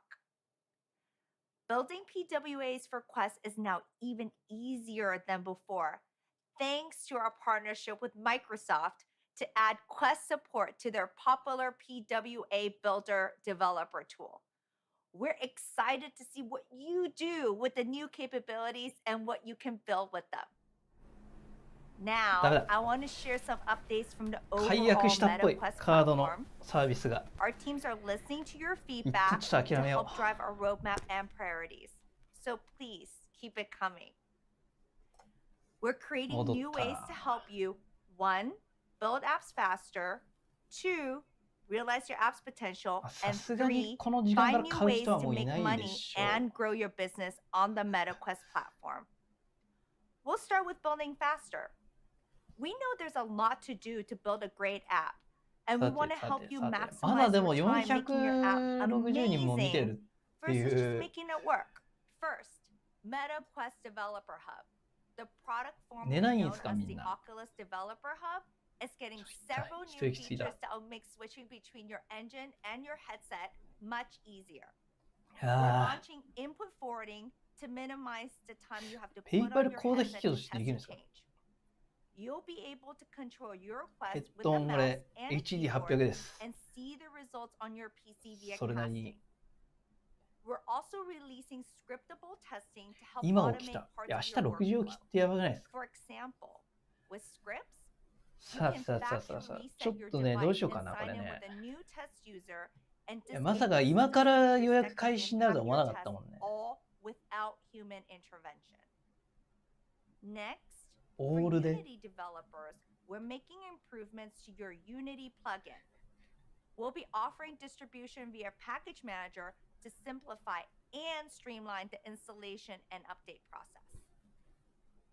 Finally, we'll be launching our Meta XR simulator in early 2023, which simulates our XR devices and features on an API level, allowing for fast iteration when developing Quest apps.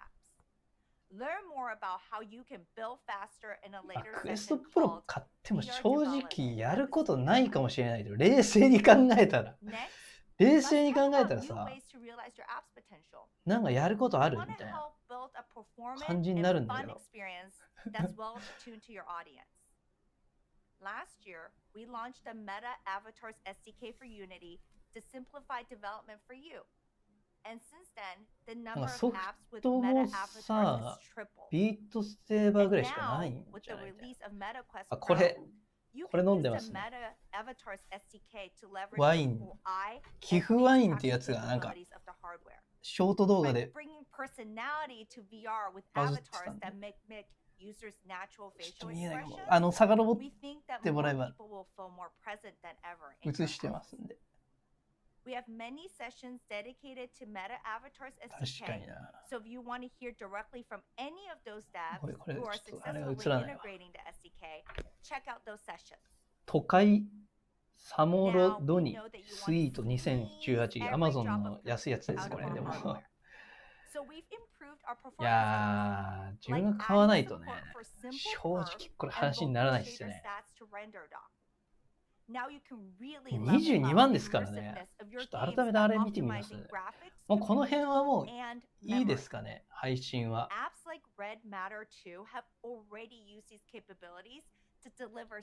翻訳ももうストップしたし、今からや続けてもいいけど、22万6800円ですね、日本円で。予想通りというか、やっぱりそんぐらいになる。高いな、さすがに。ピコでもパススルー、カラーパススルーもできるもんね。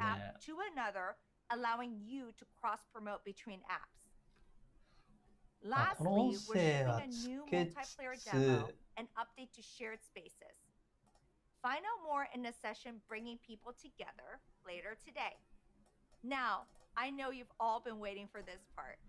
Once you've built a great app that delights your users, we want to make sure you have the means to effectively market it and help grow your business.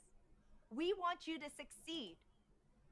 We've unlocked a variety of new self-serve promotional and sales tools to help you to do just that. Here are the 4 tools. もういらないかな。First, まだ見続ける人います？だったらもうちょっとなんかいろいろ見ていきたいというか。You can test new trailers, key art, and description. レビューする予定だったけど、買えないからね。なんということだ。もういいのではないかと。You'll also now have 英語 an 字幕が option 多い to から。 automatically test new changes to your product details. 変えないね。なぜか。クレジットが通らないのかわか Try んない。 before you buy. A new way for you to offer a free time-bound trial どう to なんだ users ろうね。 before they pay. We're 多 testing 分 this 画 feature 質と right かは now そ and ん seeing なに上がってない promising signs. 感じあるね。 We'll ちょっと詳しく見て continue い to く。 iterate on the product, such as allowing you to choose how long the trial lasts わ、なんか最初からだったね。 and A/B 翻訳 testing it with your audience. Third, めっちゃやばい。これ8万8000文字 around when 翻訳した and ら how you offer sales and ディ bundles. ープルで。 And we'll soon be ディー making プル them の self-service. 翻訳でやってました。 You'll be able to propose sales for your apps via the developer dashboard. Finally, immersive promotions are そうっす new ね。 assets, プロ。 allowing you to add depth to your store landing 住 page 所欄 comments 変えたら。 and on your ちょっ app と詳しく product 詳しく。 details page. You can 住 use 所欄 these 変えた assets to highlight 変え your たんだ app's けどな。 aesthetics as it appears in headset and ultimately なんか drive クレジッ more ト purchases の for your app. あれじゃない気 We're もしてる also んだよ launching ね。 more ways to クレジッ monetize ト your 何個か IP. Meta Avatar や Store っ that た launched ん on ですけど、 Facebook, Instagram, and Messenger in June will be coming to 全部やっ VR た。 later ク this レジッ year. ト。手持ちの。 The store will be available to people on Quest Home and in third-party applications that have integrated with Meta Avatars and an entry point to our さて、 avatar ど editor. うしようかね。これ Over は、 time, we plan to release creator tools so that you can design custom avatar items and sell them. まあいいかな。もう Lastly, これ they は told us that reviews 閉 on the store are じ really ま important す。 to how you show up to your customers and that they reflect the latest and greatest updates from your app. ちょっと情報見ていきましょうかね。あれも。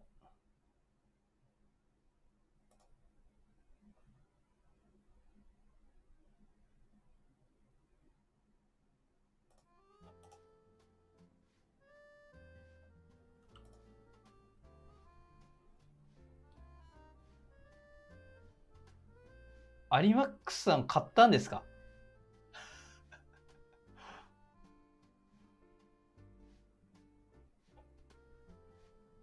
買ったんだ。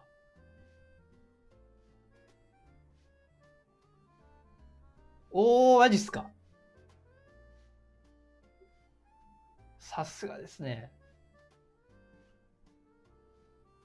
はい。あれさっきのさ、住所変更したら変えたって人は。文字数の制約？あ、それあるのかな？なんか、確かに。いや、変えなかったんですよね。なんか、ちょっと待って、文字数の制約って言ってる。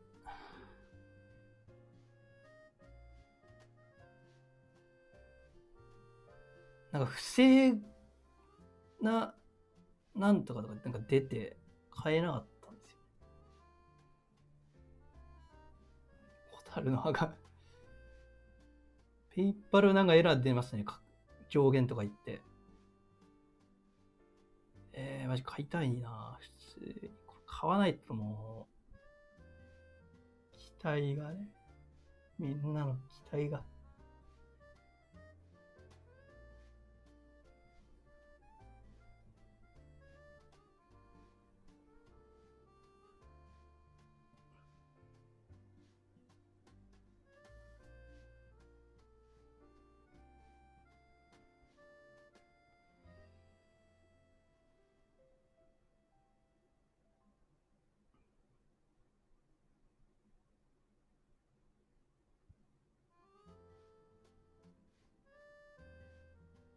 あ？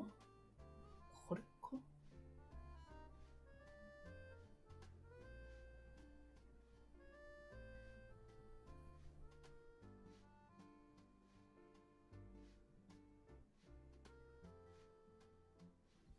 ダメだ。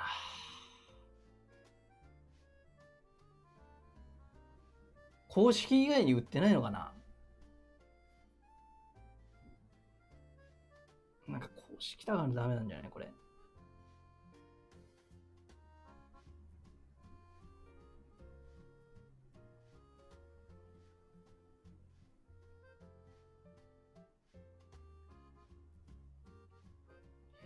ダメだな。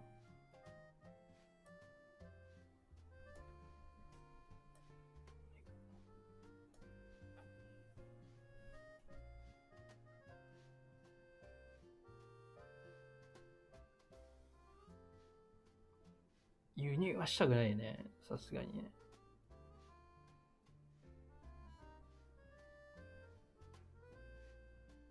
なんか住所、確かに住所関係なんかありそうだな。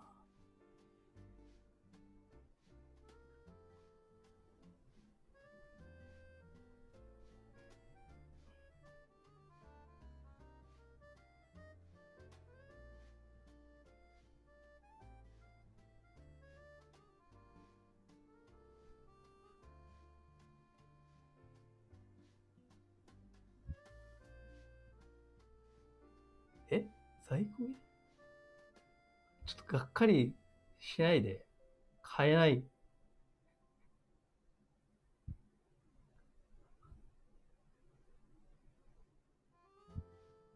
在庫切れって言ってるけど。パイマックス12系。パイマックス12系もあるもんな。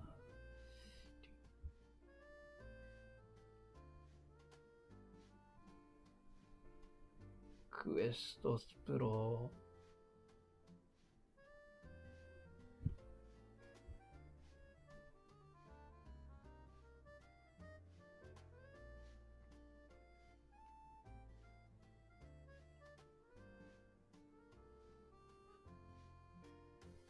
ダメだな。ダメだ。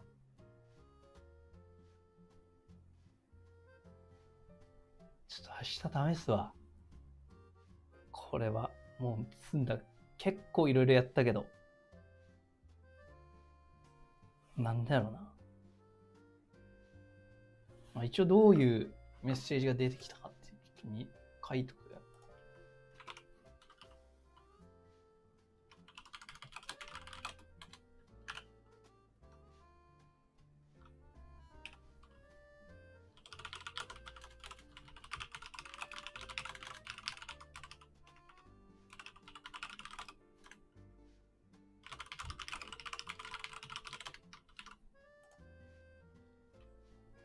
こういうメッセージ出るんですよね。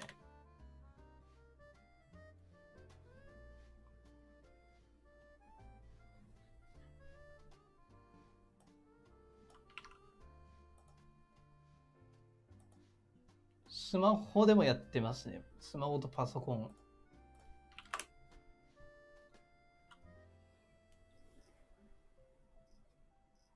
あんまでも情報出てこないんだよね。これで調べても。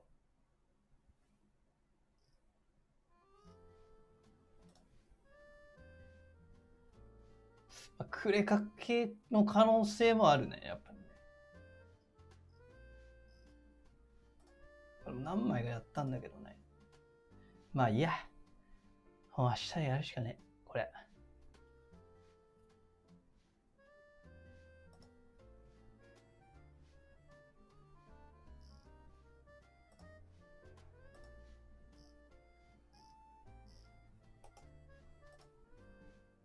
不審者特定、認定。まあちょっと情報見ていきますか。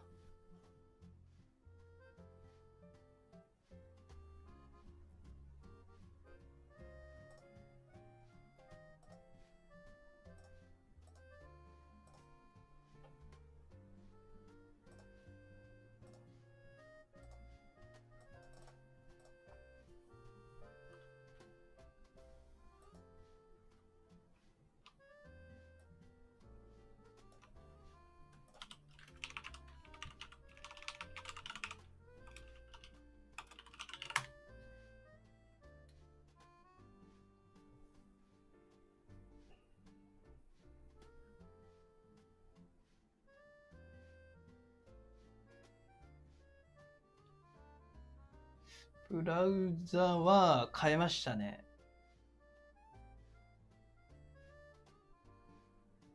Chrome 以外のもやったんですけど。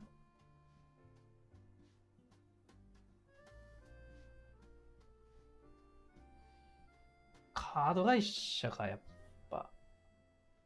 この時間もうカード会社繋がらないからな。もう、積んだね。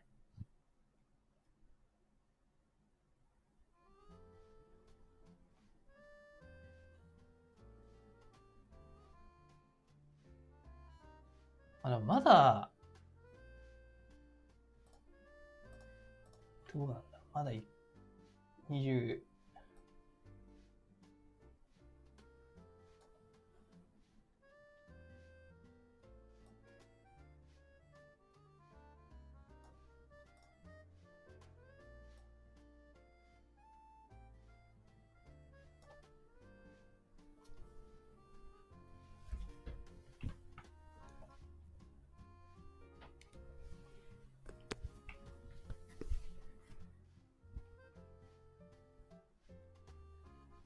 ちょっとね、見ていくか。なんか、いろいろと。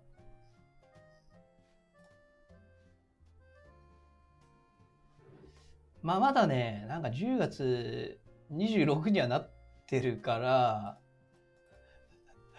大丈夫かなと。アクセサリーがなんかありますよね、これね。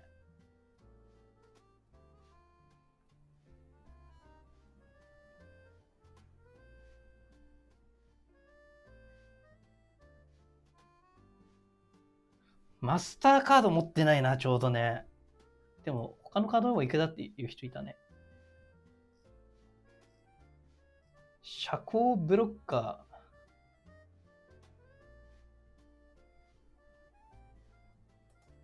これ最初からついてないのかな。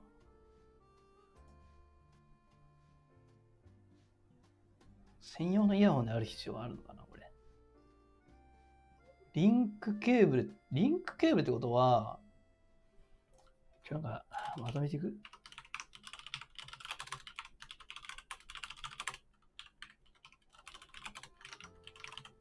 リンクケーブルということは、PCVR がクエスト2と同じように。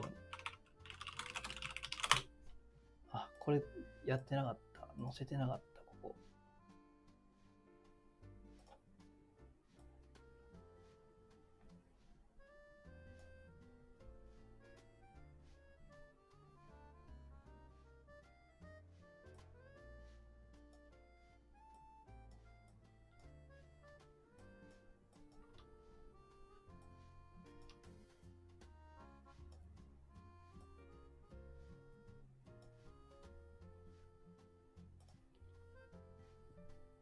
リンクケーブルってこの同じやつだよね。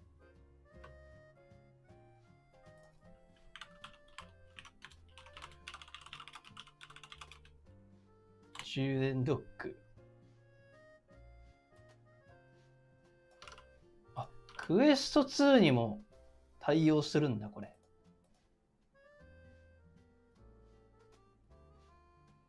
クエスト初代も。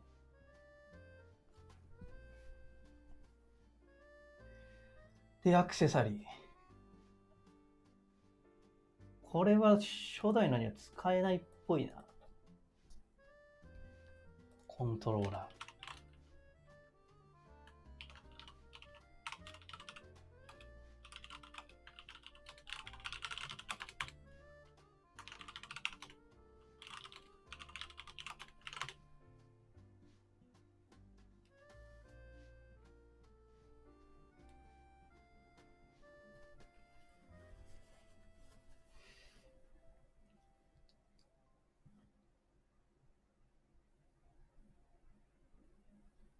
スタイラペン。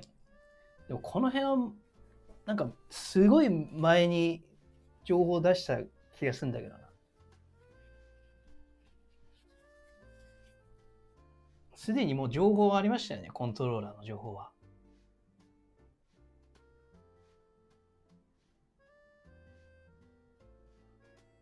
コントローラー2つ、同梱みたいですね。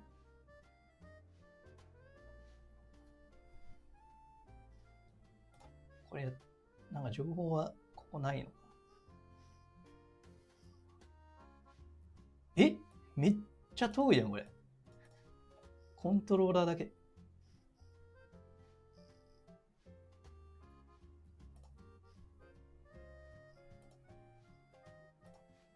技術仕様。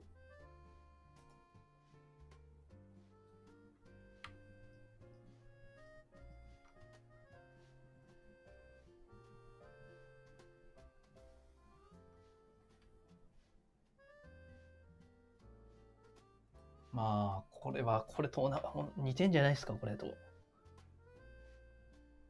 これと、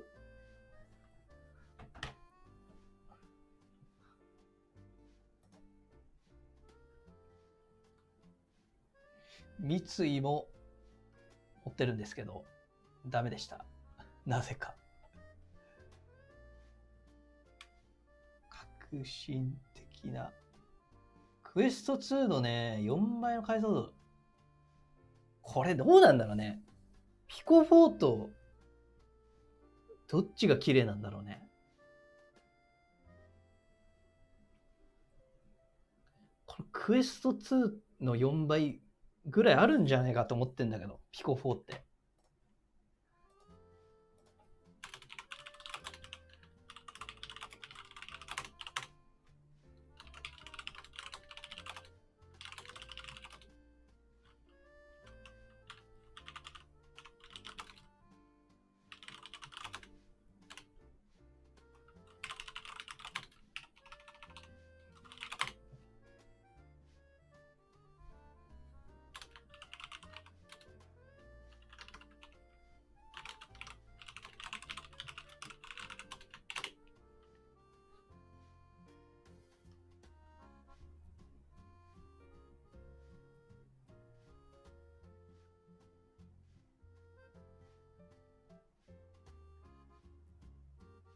MR だけですね、4倍は。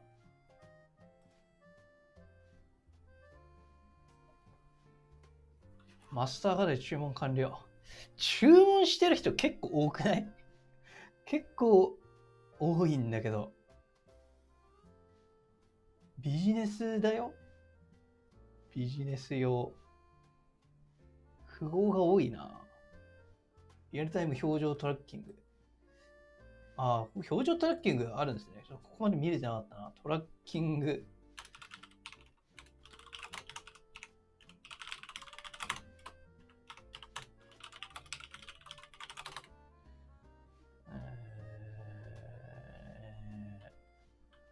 アバターに反映。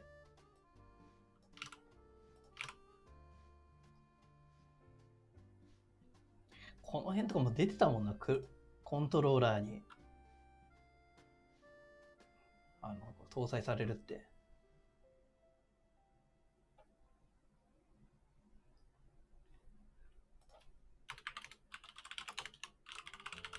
ちょっとわかりにくいな、この日本語。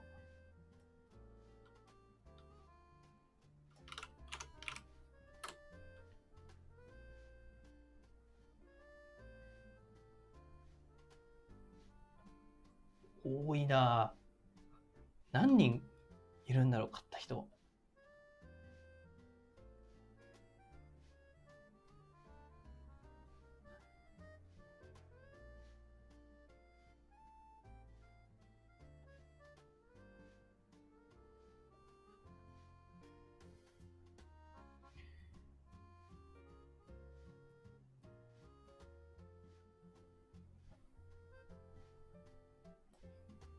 360度方向に移動。360度方向に移動って何？ああ。体の後ろでもトラッキングするってこと？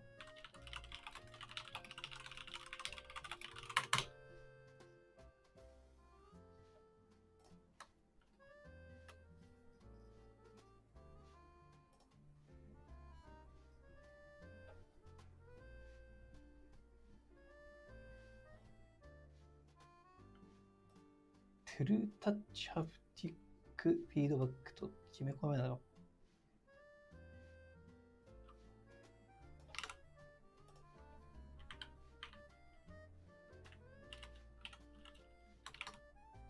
ゼンハイザーのヘッドホン、これ中古で買ったんで、7万ぐらいだったかな。定価は10万超えではあるんですけど。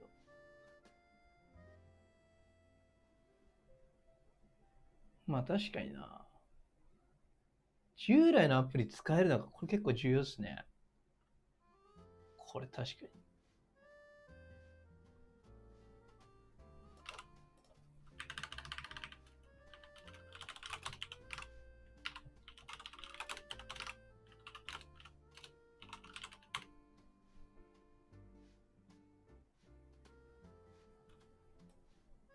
まあ、確かにそんぐらいするんでね、結局。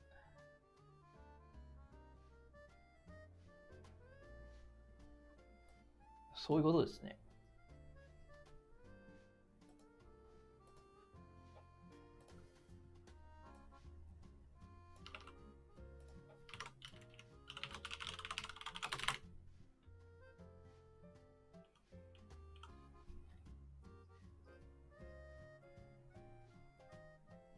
パンケーキレンズ。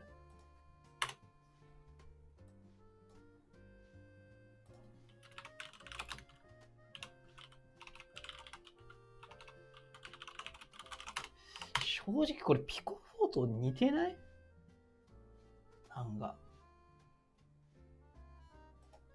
PPI が 37%、視野角がなんぼかですよね、これ。視野角ってありました。あ、消えた。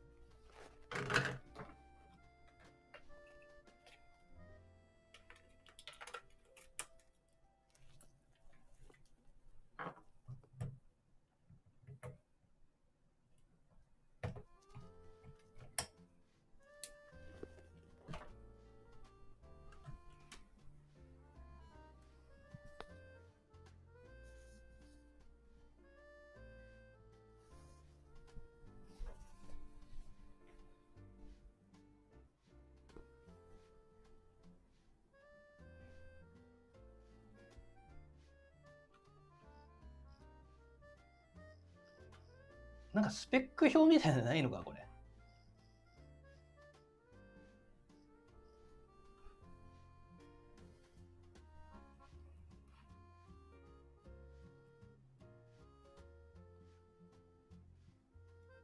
800ですね、これ。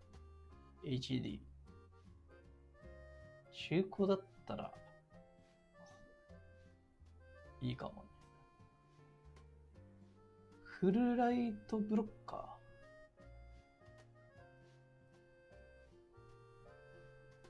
ー。なんかさっきあったやつか。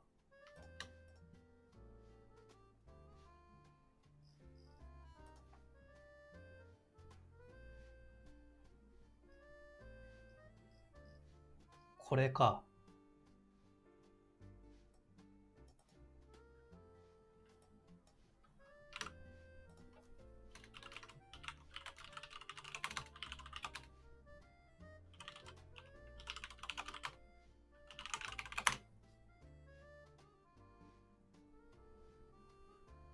ああ。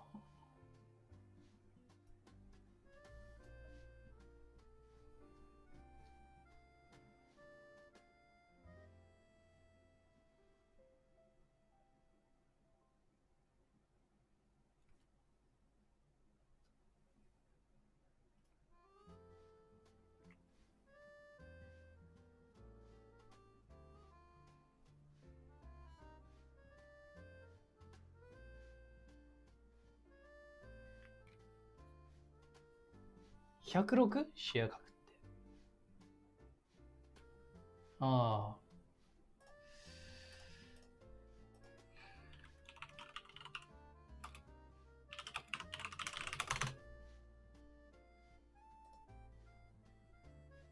あ。あ。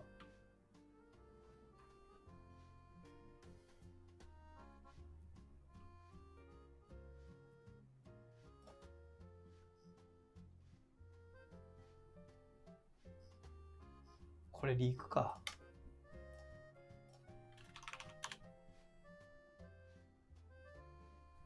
いや、106なんだ。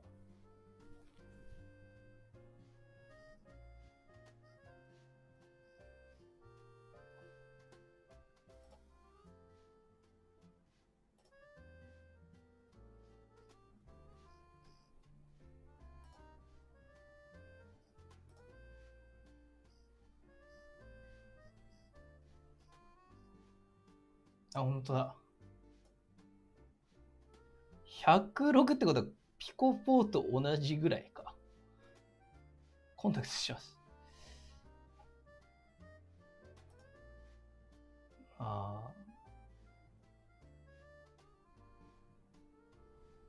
まあ、ここがね、ここがいいかもなっていうぐらい。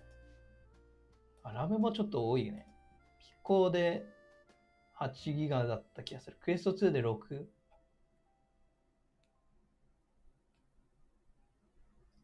重量多いな。重量重いな。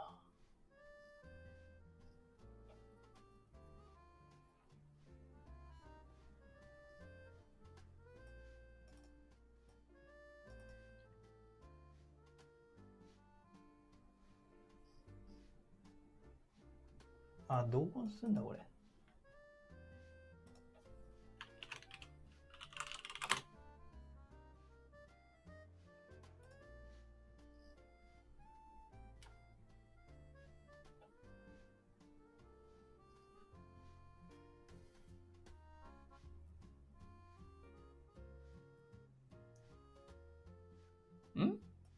クエスト2と互換するって書いてあるな、これ。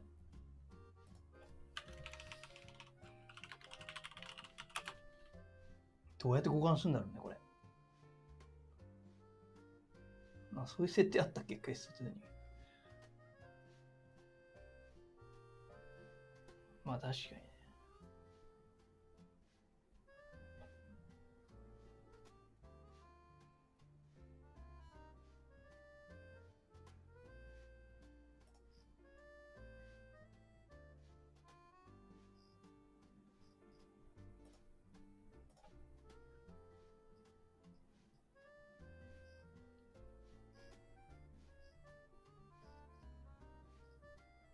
レイバンストーリーも出てんの？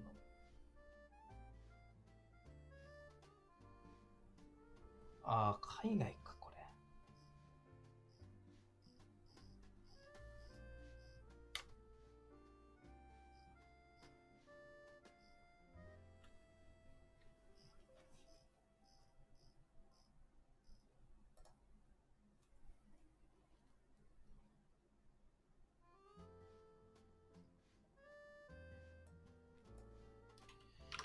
情報をまとめてるんだけど、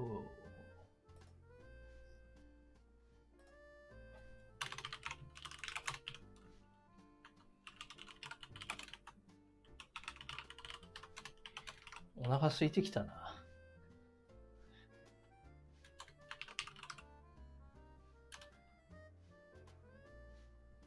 クエスト2のクエスト2のと書いてないな、これ。50% の性能向上ってどっからなんだろう、これ。クエスト2からクエスト2からというか、XR2 のって感じかな。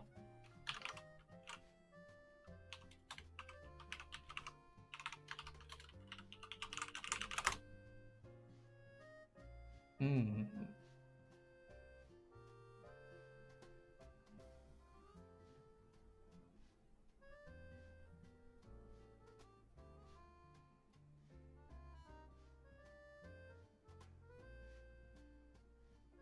パンケーキ光学スタック。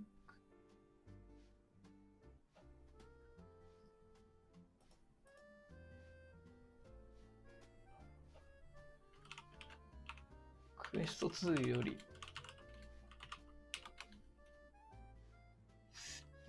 40%。PPI が 37% 向上。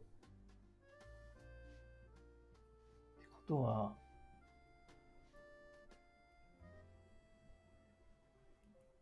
若干 PP で上がってる？どうなんでしょうね、これ。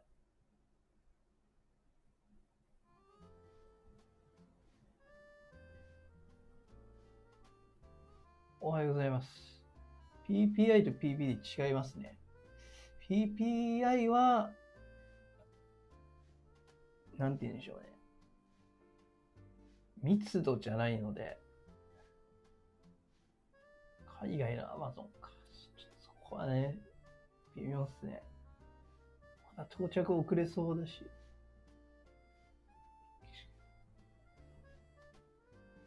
今、視野角が何%アップしてる？これって。95から105か 1.1 倍。どうなんだろう、これ。95。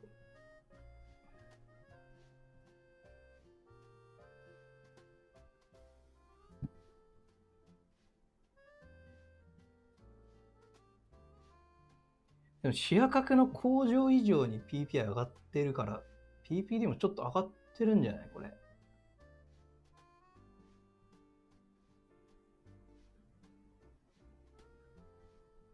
そういう単純な話じゃないかな。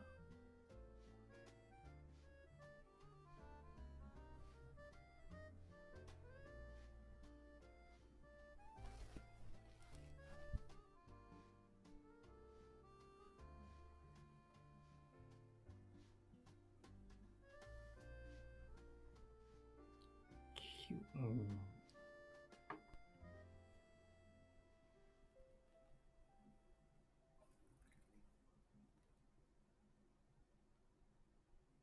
そうっすね。クエスト3の発表なかったもんね。コントローラー同梱っぽいですよ。はい。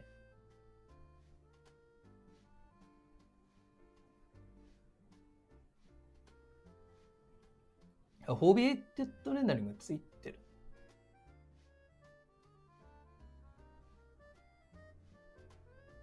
ミニ LED になってんのか。そうかそうかそうか。ミニ LED でも書いてないね。公式情報ではない。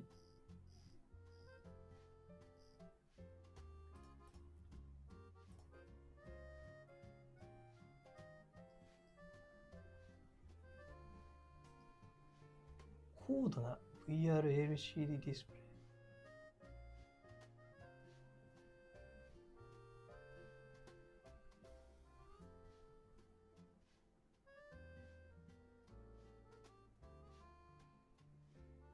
なんかリークではあるけど、発表では結構ないっていうやつが結構多いから。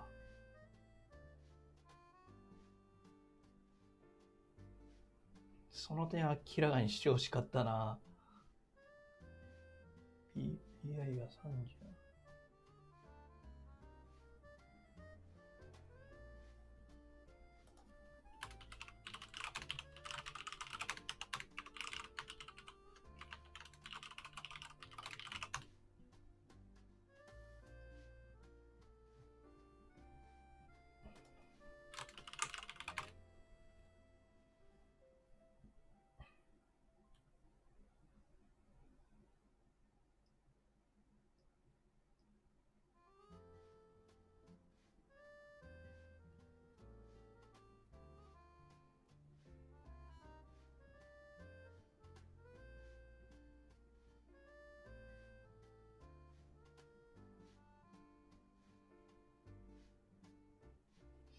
うん。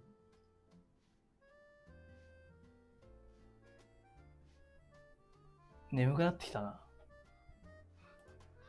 酒飲んだのもあるな、これ。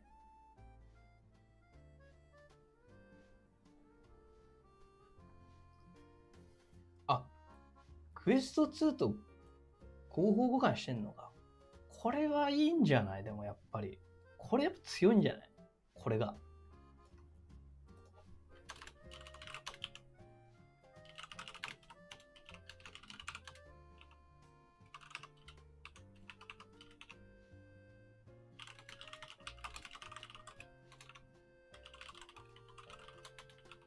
ってことは、エロ MR のゲームとかもできるってことかな。それだったら結構熱くない？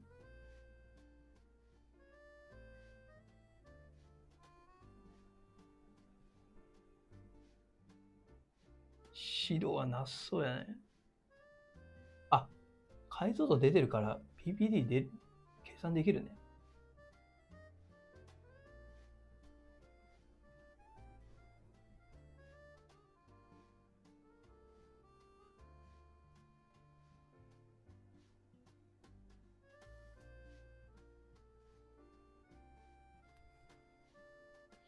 ってことはやっぱクエスト2の上位互換って感じで使えるっていうのはでかいかもね。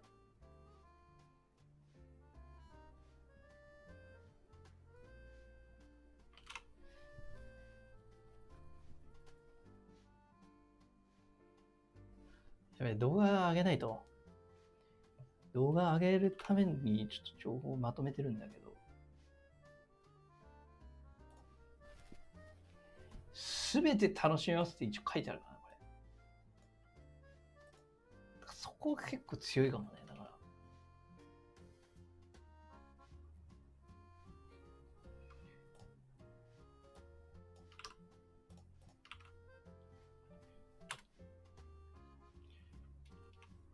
ら。右手が恋人っていうやつ、MR のクエスト2対応のゲームはあるんですけど、あれが、ああいうのとかできたらいいですね。新しいアイデア、サイズ調整できる。これはなんか元からあったんじゃないみたいな。どうなんだろうね。そことの違いが知りたいな。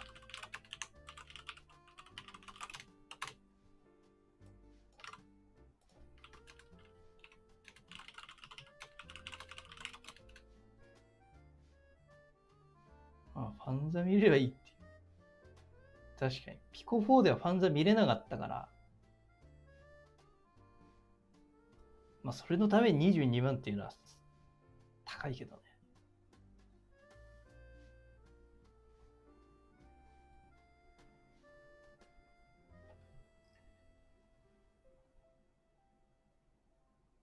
ヘッドセットとコントローラーは充電しておけば。IPD55、55って珍しいね。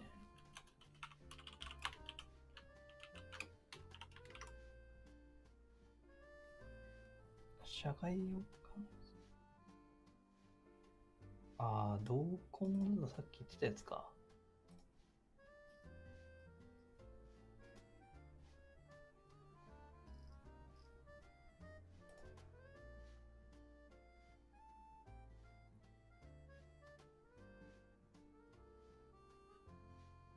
マルチタス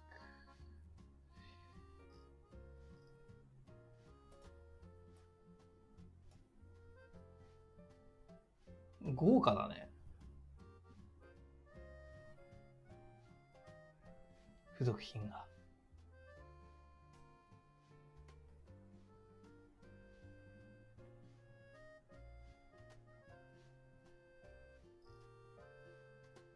購入時。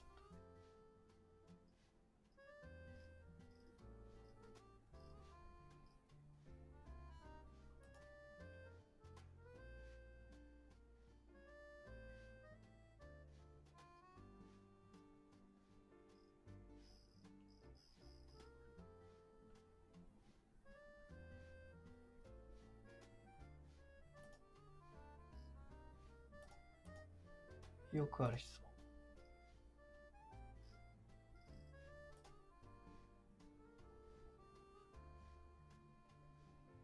この辺は同じだよね。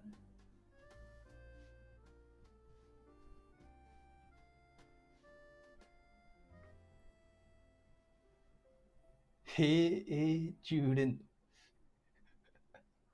これあれですよね。アダフェスB 性もらえる。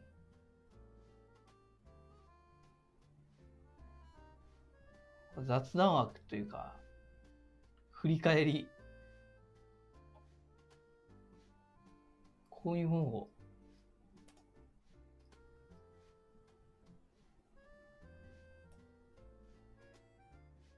コンパクトな。まあ、これは嬉しいかもね、この充電ドックね。今まで純正のがなかったんでね、いい、まともなのが。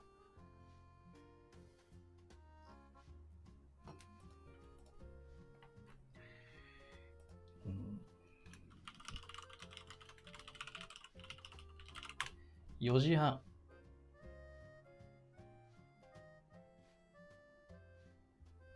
問題ありそうな発言なんかありました？ファンザ？まあ、次のセッションになるのか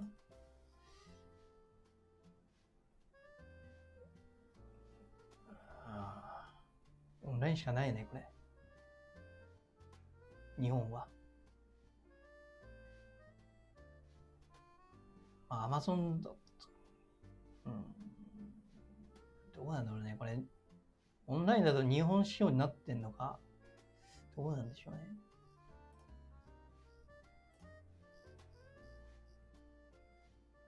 これ普通の、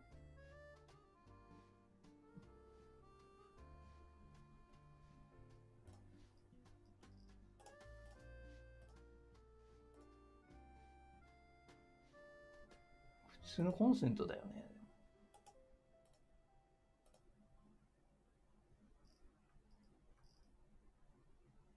ここ別でついてるってことは、海外だと海外用になってるとか、そういうのあるのか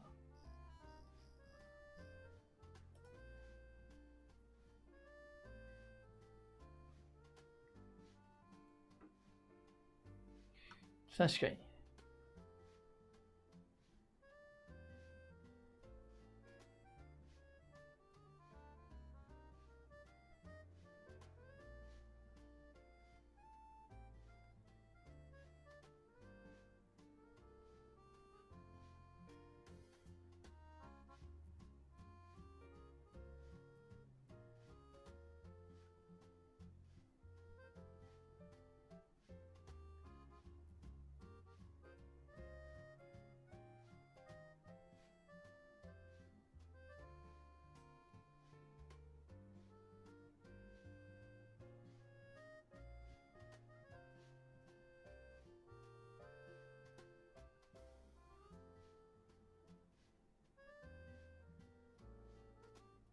今ツイッター見てる。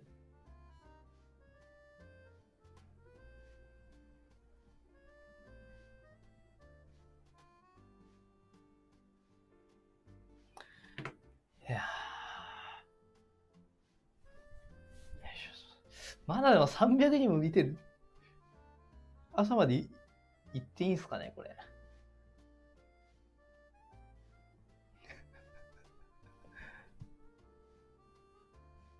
前もピコ4で11時間って結構いたからな。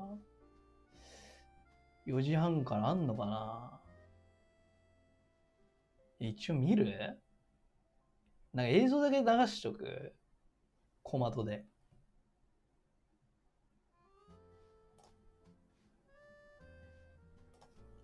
どこのページだったっけな。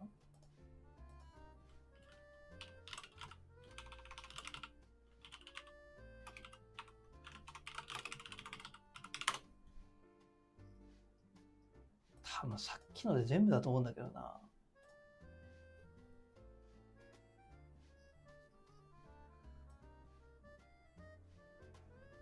どうだ？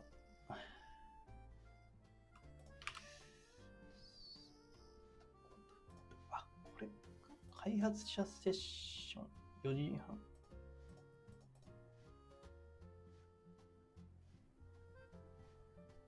目立ったね。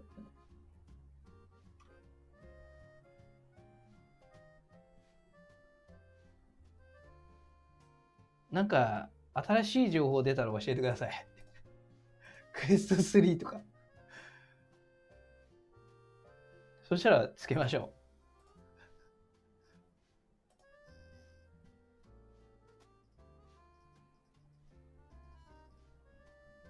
改造の情報ってあった？でももう情報的にはもうこんぐらいだよな。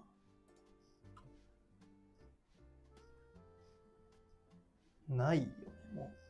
公式は。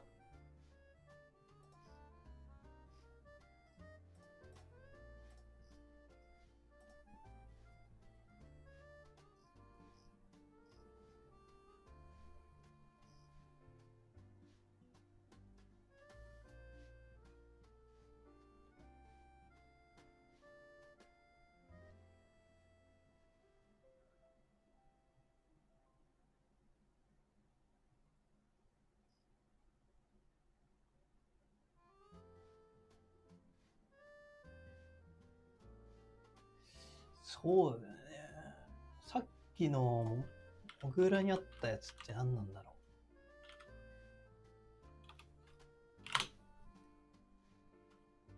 これちょっとあれだな。なんかエロいのまた出ないと。これちょっと見ていくか。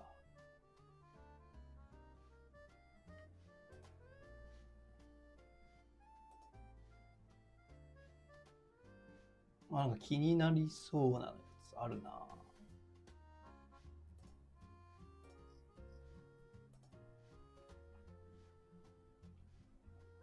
マイクロソフトとコラボっていうのは気になったけど、ちょっとこれはデバイス関係じゃないな。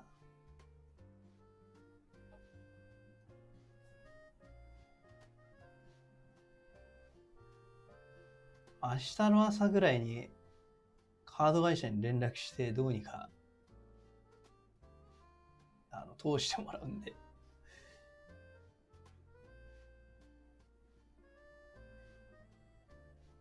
ああ、これあったね。そういえばメッシュ。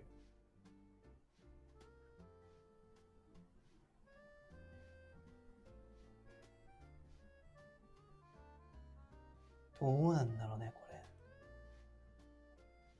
ホロレンズ2のが乗ってくればね。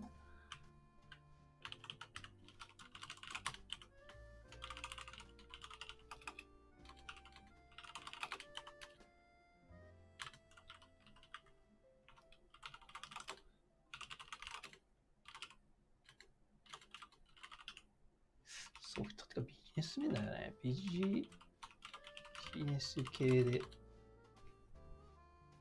いろいろリリース。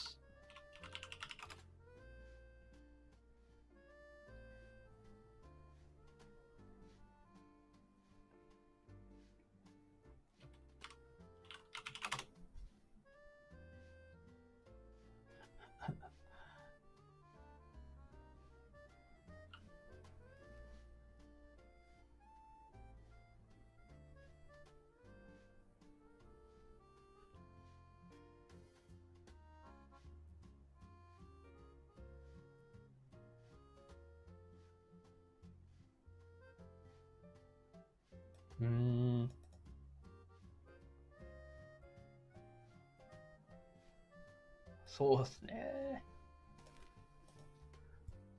みんな見ましたかね、これ。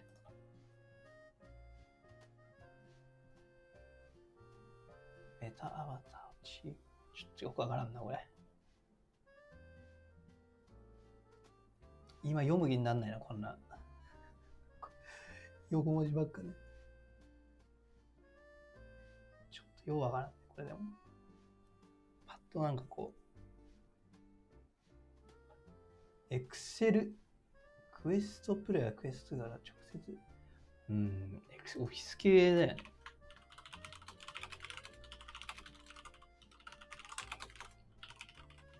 利便性気になる。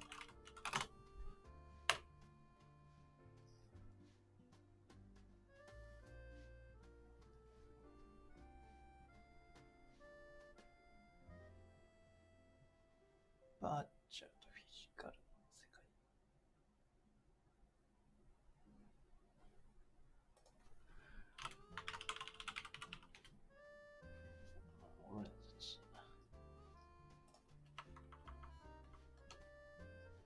MS ゲームパス。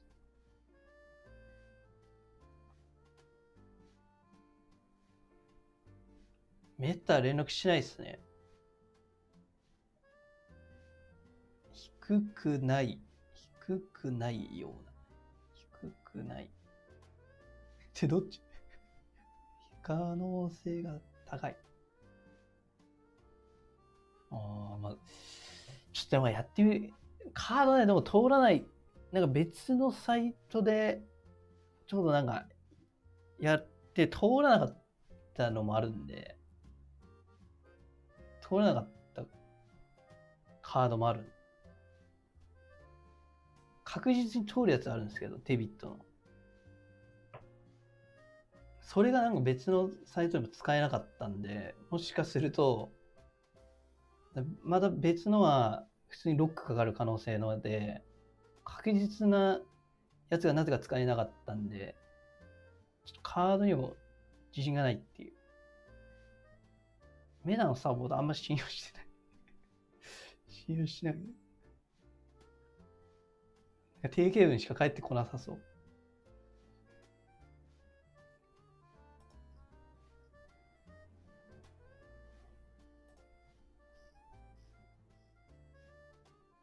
明日の朝というか、9時ぐらいにやって、それでダメだったらちょっと問い合わせます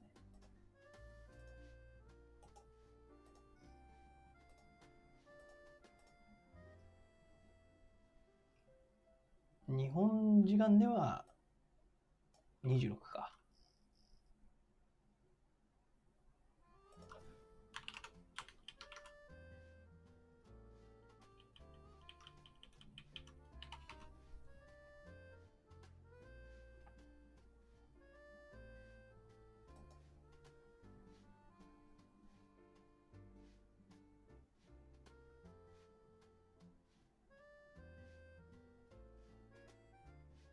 3D 席はわかります、わかります。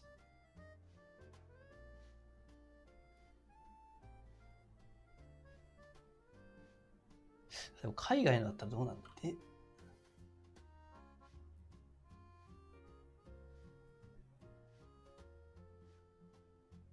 まあ、配信終わった後もちょっといろいろやってみますけどね。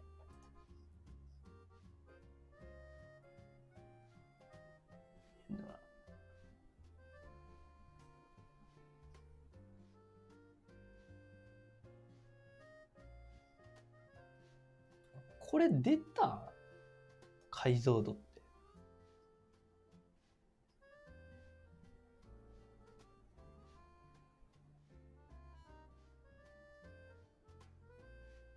アップロード。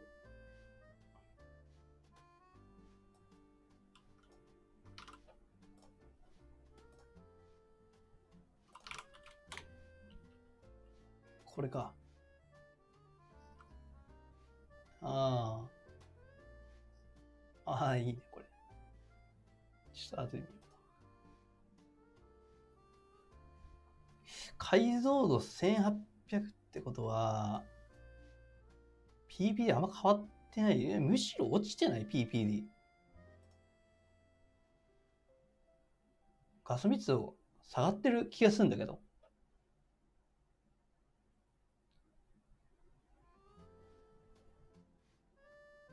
5回連続初期フレーやばいじゃん。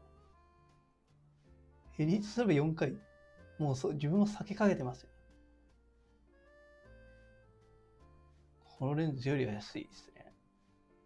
解像度公式で出てないね。ああ。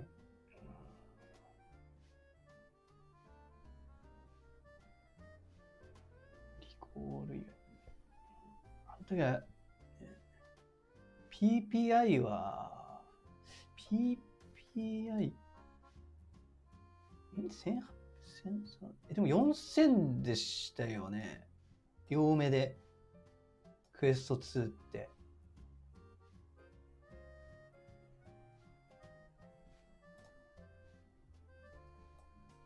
あれ違う？あ、違うか。あ、でもミニ LED で書いてる。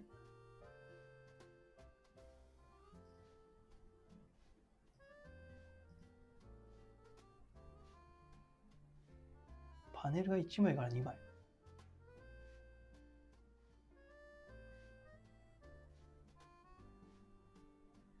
PPI ってあんまりなんか意味ない気がするな。なんか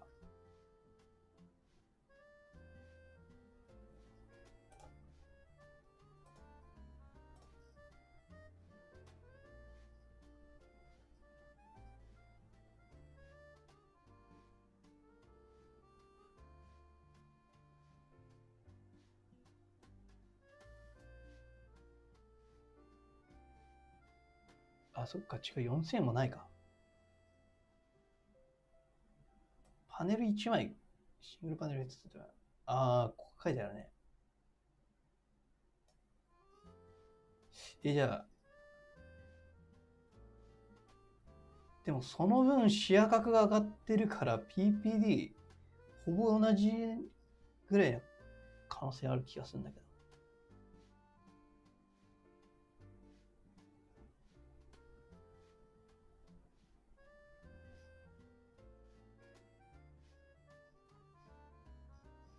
ちょっと一旦こっち見よう。解像度、でも解像度で PPD で言うとさ、クエスト2ってこんな数値だったっけ？これだよね。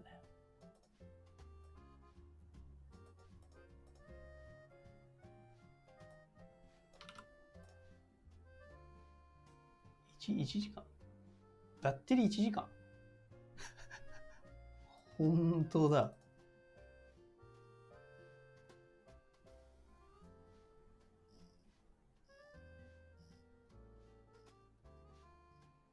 バッテリー。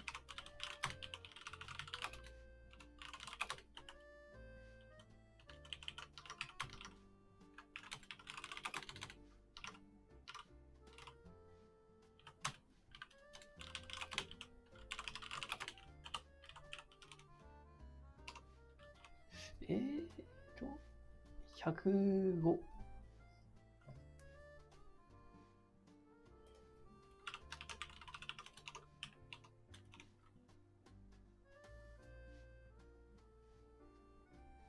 95度。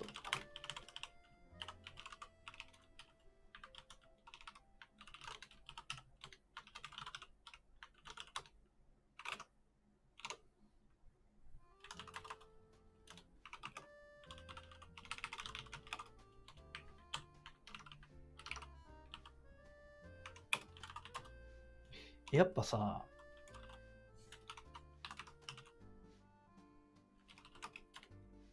PPD 下がってるよ、これ。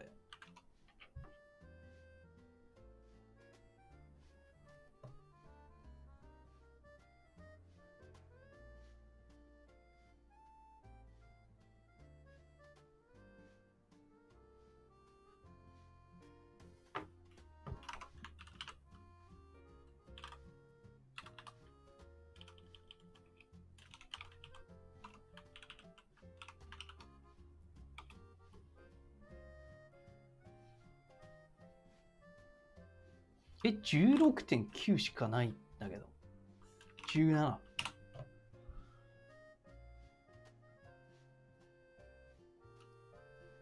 おはようございます。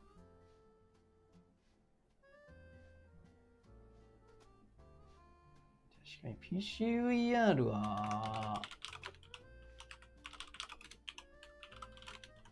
無線はできるのか。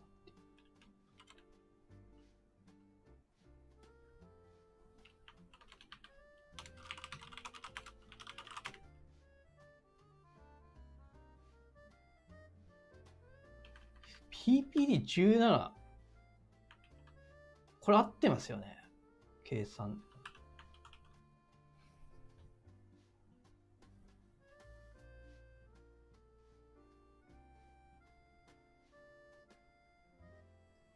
フローでやるんだったらピコ4でいいんじゃないと思うんだけどな。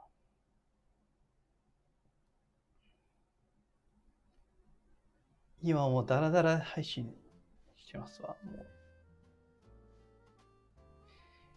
多要素だね。だからビジネス機っていうくくりにしたんだろうね、やっぱり。しかも最大リフレッシュ90。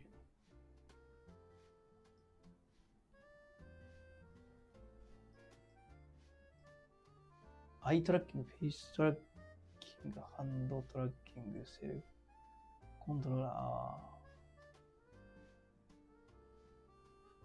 マイクバックパーディング。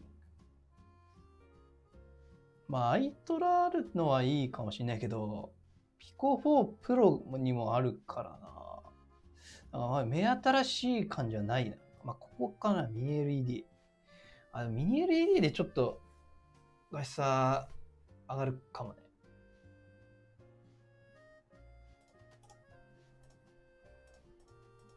画質が。クリーンタイプ。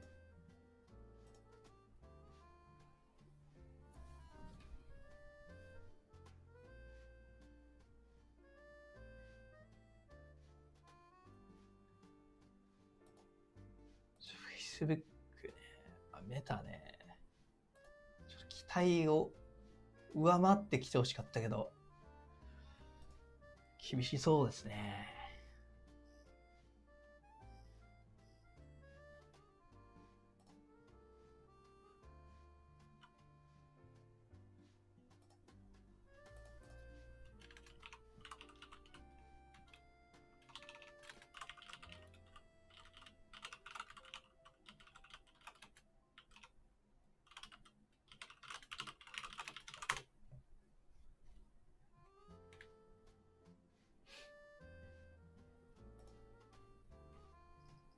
ディスプレイね、ミニ LED。違う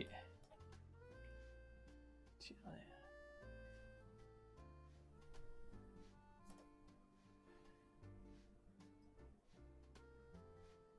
前面部の薄型か。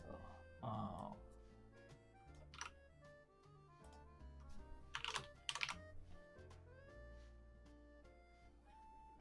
サクサクいってみる。まとめよう。まとめていこう。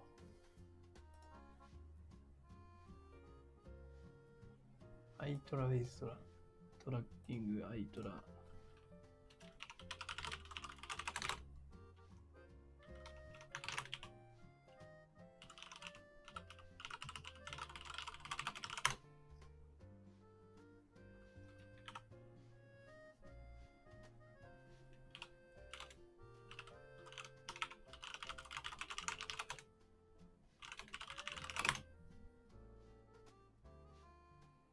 3。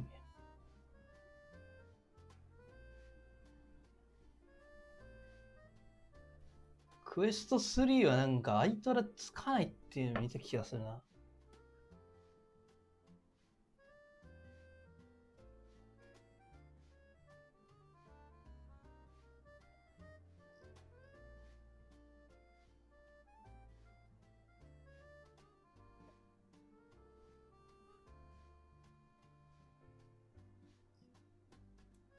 チャージロック。ディスプレイ量子ロット LECD、バックライトがミニ LED なの？量子ロットってパイマックスのやつだった気するんだけど。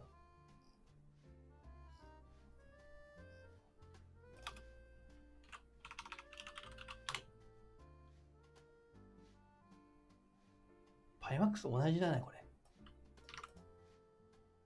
912K。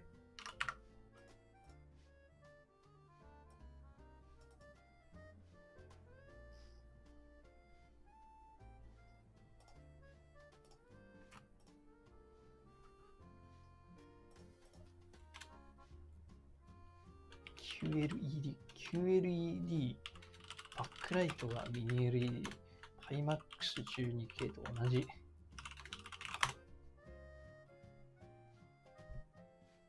パネルと光源っていうのがあるんだ。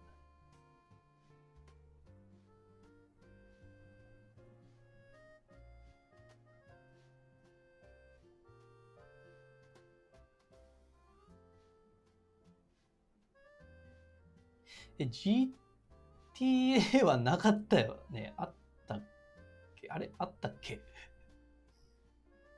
GTA はなかったよね。情報。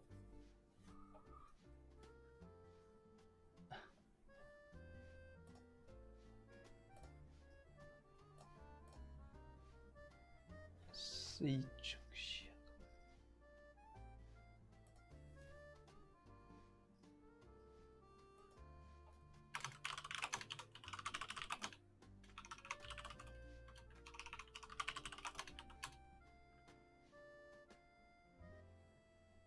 ああ。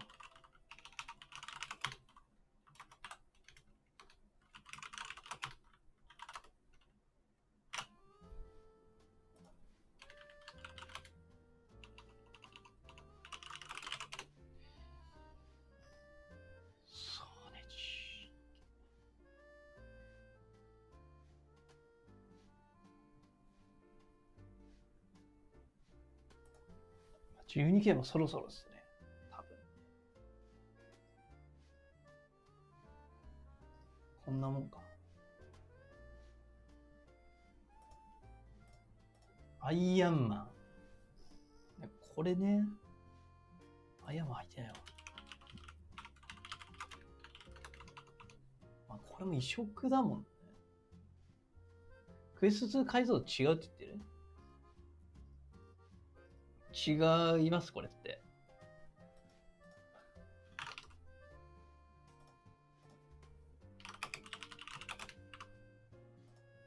合ってる。あ、これなんか違うの出る可能性ある。合ってるっぽいけどね。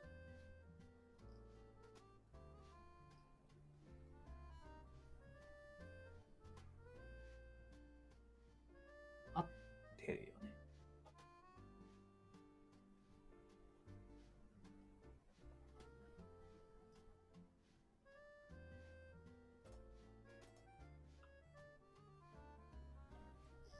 アイアンマン11月4日。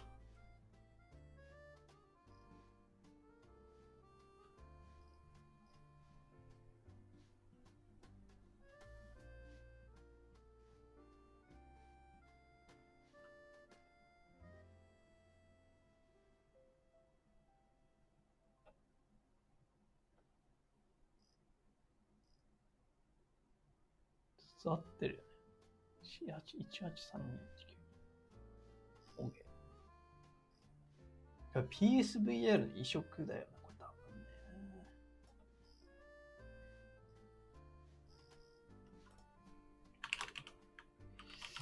あれと一緒。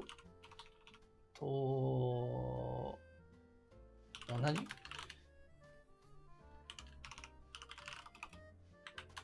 まだ、こんにちは。クエストプロ、ちょっと微妙かもしれないですね。ビジネス系ですね、やっぱ。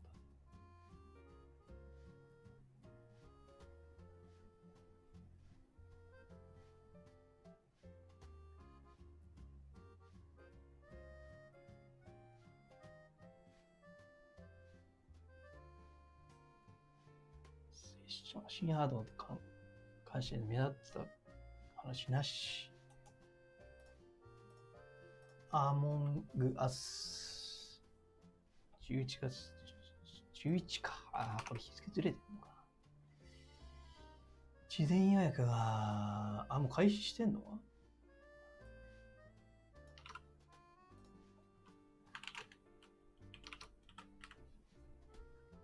お腹空いてきたな。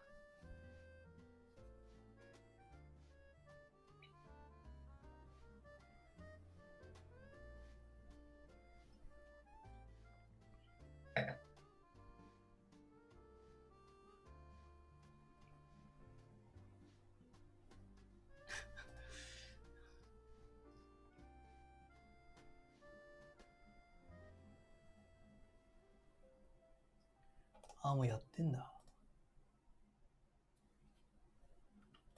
安っ !990 円。これはいいね。これは、ライブ配信でやりますんでね。これは。そんなスマホ版もそんなやったことないけど。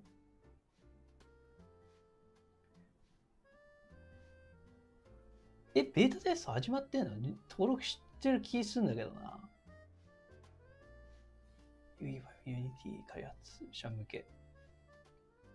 はい。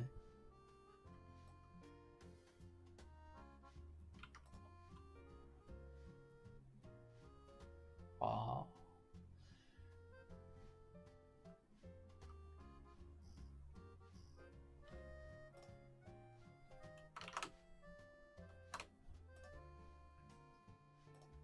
4、5人、1人でもできるんですかっていう人が結構いたんですけど、できるんじゃないですかね。ランダムでマッチしてみたいな感じじゃないですか、これ。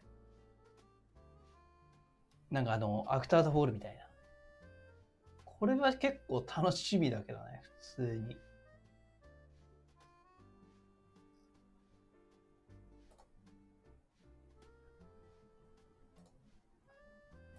トレーラー流してくる。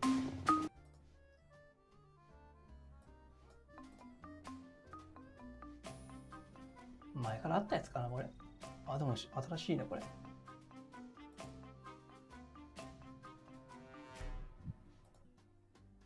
あれ消えた。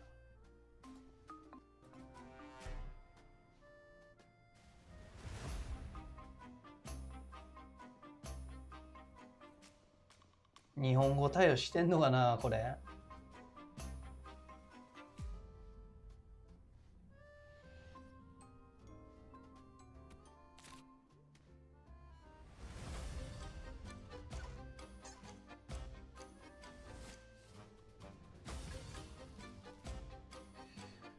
これはね、日本語対応してない。まあでもスマホも日本語対応してないよねあれって。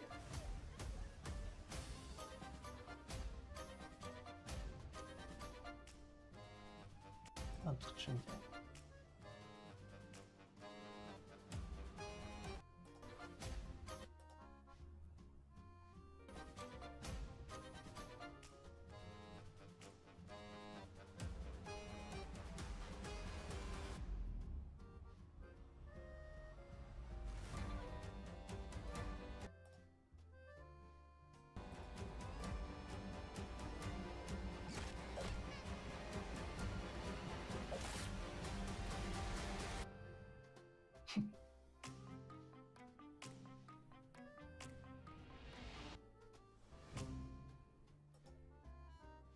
スチームでも出るっぽいよ。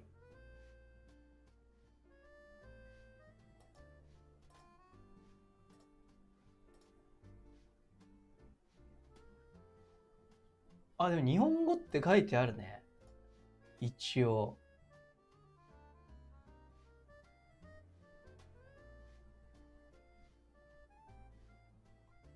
なんかマイクって別に必要ないんじゃない？でこんだけあればさ、なんか考えられてそうだけどね。なんか定型文みたいな。だってスマホのも確か定型文だけですもんね。身振り手振りとかで。日本語対応だけど、どうなんだろうね。マイクありか。マイクあり。日本語サーバー欲しい。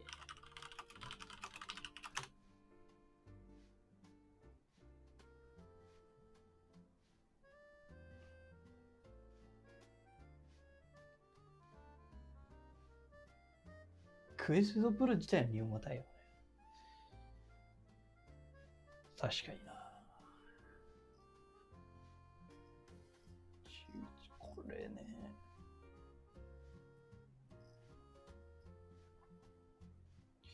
片手両方。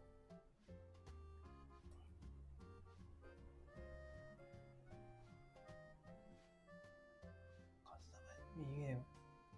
チャット。あ、ボイスチャットあるって書いてあるね。クイックテキストああ、ボイチャーリーっぽいですね。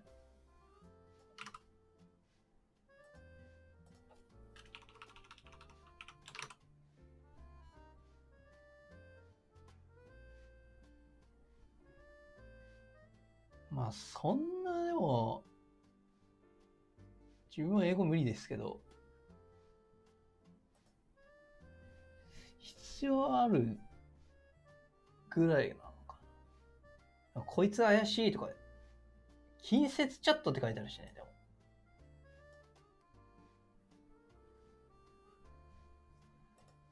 まあこれあればね。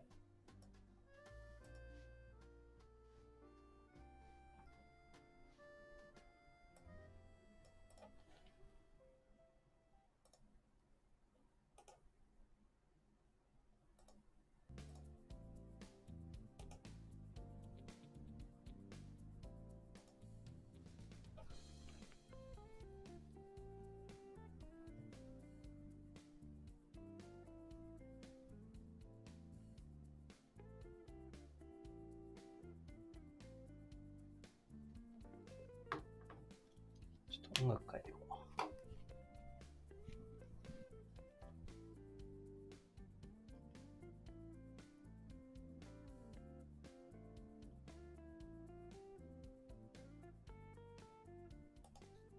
目が覚めそうな。ちょっと。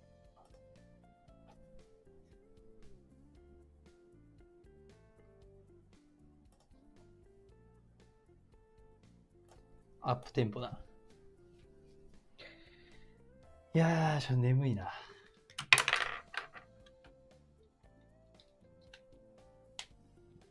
メタコネクトはお開きっちゃお開きですね。あと今情報をまとめてるような感じで、新情報はもうない感じは、細かい方見てる感じですね。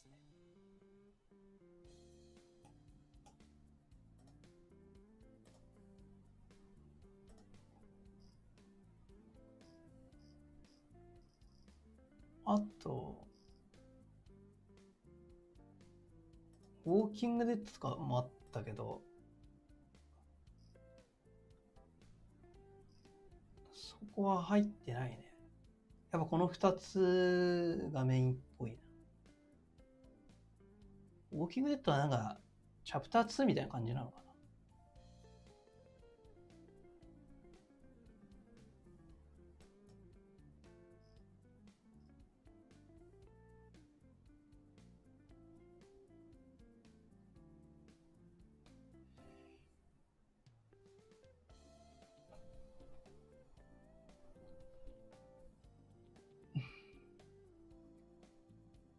こう思ってますね。まあ、今日の夜出せたらいいなみたいな感じですね。動画。まとめ動画ですけど、別に新しい情報はない感じはあるんですけど。まだついてないですね。明日の朝、住所情報の問題の可能性。そうですね。また後で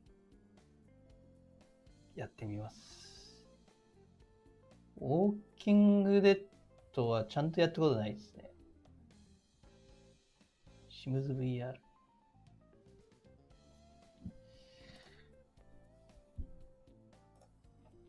まだなんか全然200人ぐらいいるって。ピコの時って何人見てたんだっけ ?100 人とかだったっけ？それ以上にいるんだけど、なんか終われないよね。逆に終わった方がいいのかな、スパッと。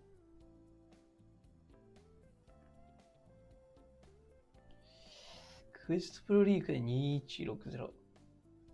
なんか違うっぽいですよね。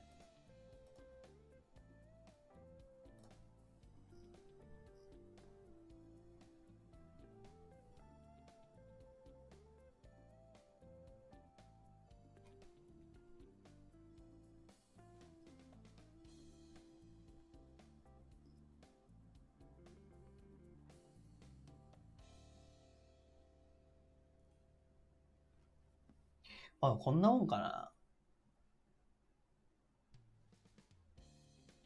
実践的なインプレッション。ああ。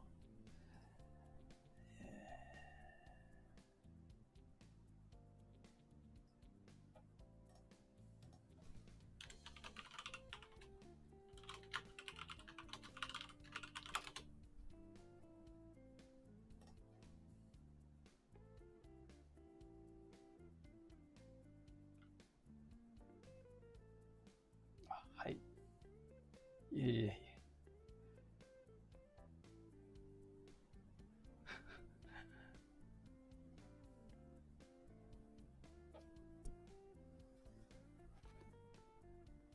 配信実際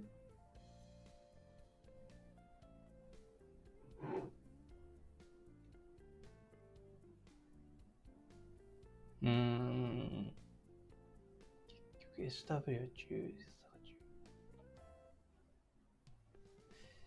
そうね。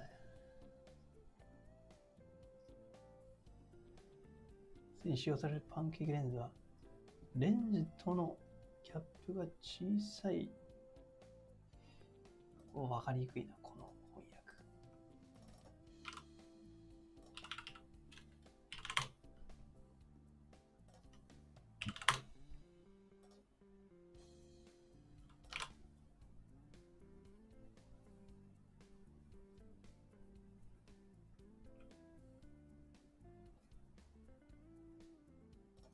うん。うん。そんな目新しいのないな。ベータは同じ。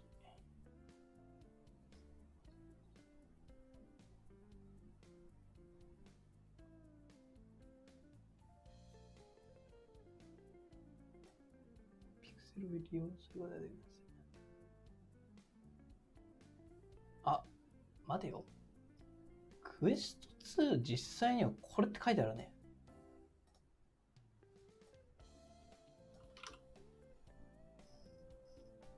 じゃあ PP でこれ違うのか。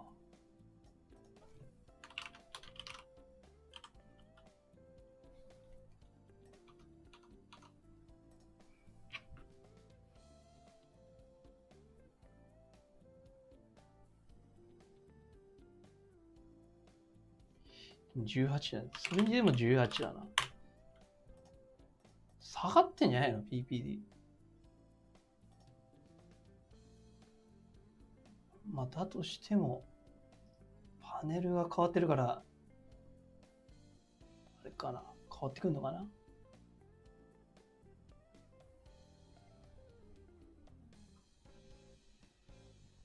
パンケーキレンズ。まあ、画質というか、クリアさは違う気がしますね。なんか他にもいろいろ細かいとこは変わってくるっぽいですけど。中心部の視覚性明瞭度、シャープネス向上とか。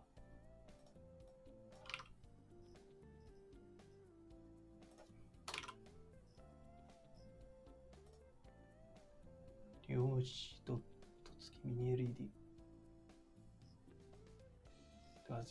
ディスプレイが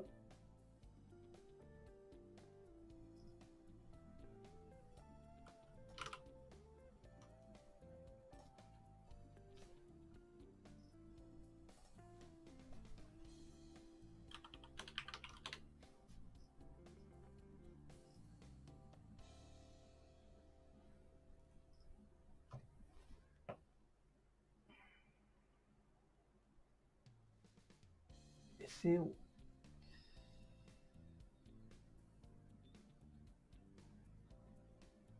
ディープルしてますね、課金。今ログインしてないですけど。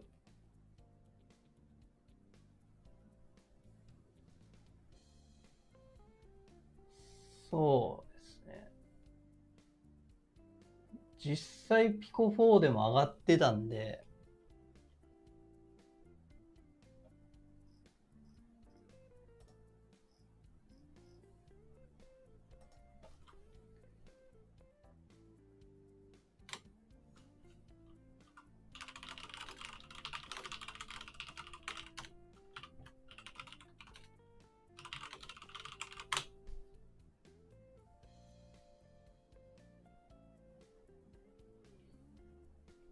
そうですね。もはやなんかもう、最近のはもう、スペック表あんま関係なくなってる感はありますよね。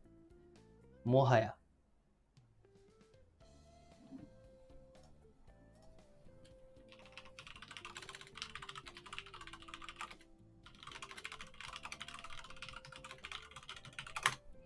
実際使ってどうな違うのかみたいなところの方が重要っていうね。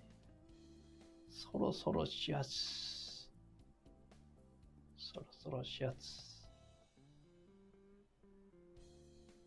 プライバシー更新のメール 4B って言ってるんで。朝ごはん作りました。なんか食おうかな。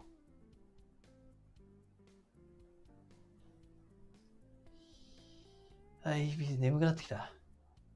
眠いけどなんか、動画撮りたいんだよな。動画撮りたいんだけど。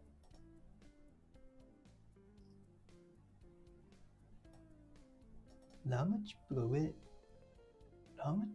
ラムが側面に配置。熱放散が向上し、パフォーマンスが向上します。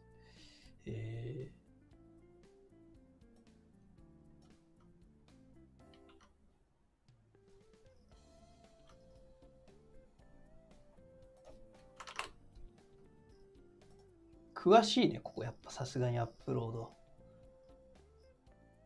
やっぱアップロードさんですわ。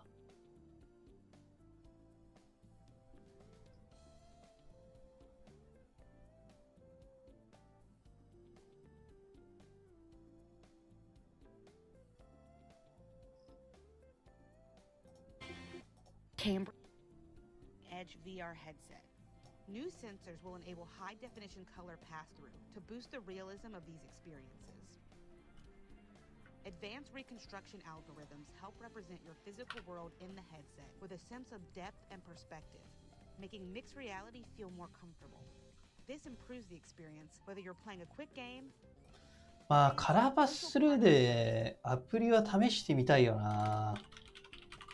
ピコ4でできなかったから。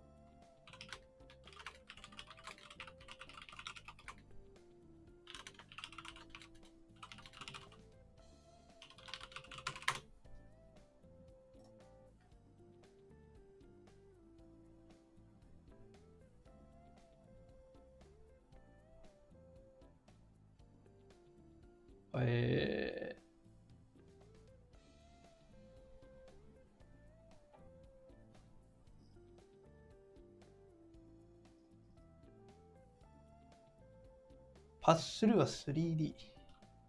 まあこういうのもね、画像処理アルゴリズム、複数のセンサー入力。まあ、逆にクエストプロ買えば、ピコ4いらない説もあるよね。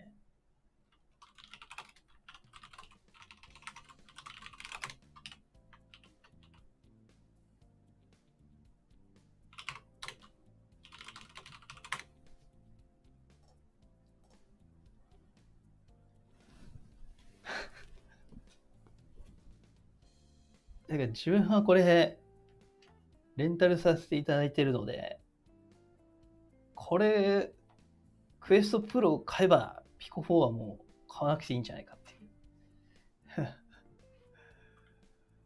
クエストはピコ4買わない。まあそれはそうだな。まあクエスト2よりは自分ピコ4いいと思いましたけどね。ソフト以外で言うと。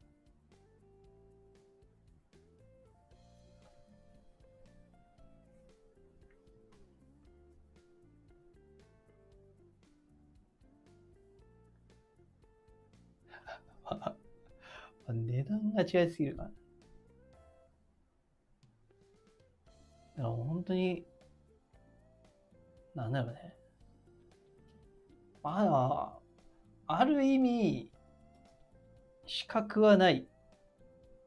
完全な感じはあるかなっていう。ある意味。値段以外で。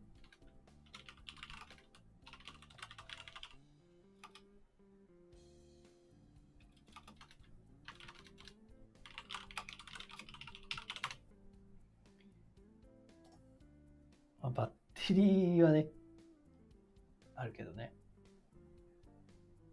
アイターキング、フェイストラッキング、リアルタイム、アバター。地上の理由か、量の機能はオプション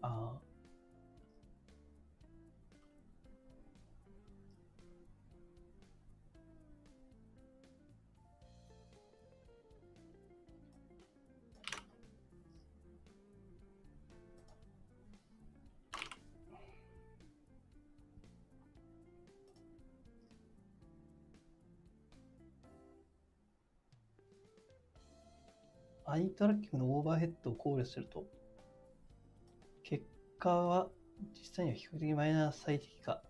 そんなにフォービエイテッドレンダリングでパフォーマンスはあまり向上しないっぽいね。フェイストラッキングは3台のカメラ。詳しいなこれ。ここまで言ってた？発表で。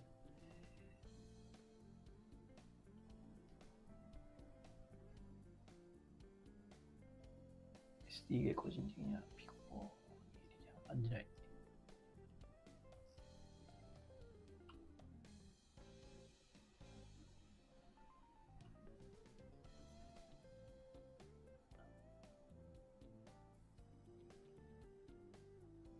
まあ、センサーがいっぱい載ってるからな。あ、マジックリープ2ね。4日か5日前ぐらいに体験させていただいたんですよね。それちょっとツイッターにあげようかなと思ってるんですけど。短時間ではあったんですが。多分レアですね。日本、ほんと数台しかない。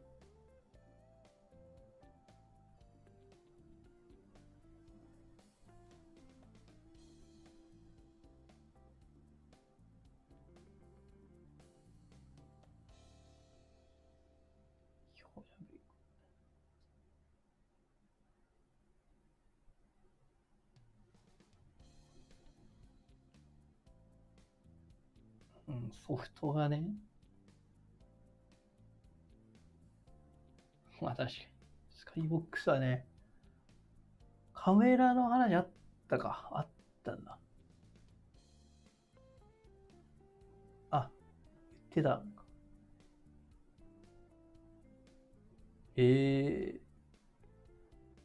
ンドトラッキングがちょっとおかしかった。やっぱすごいな。なんか、いろんな人いるな、やっぱ。クエストプロも何人も買ってるし、すごいな。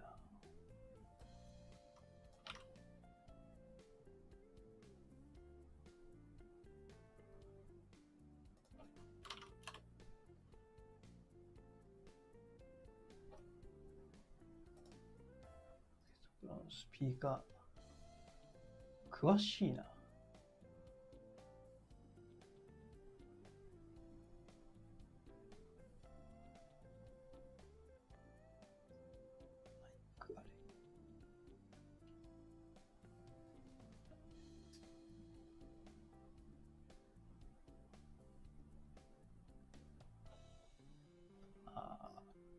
スピーカーマイク。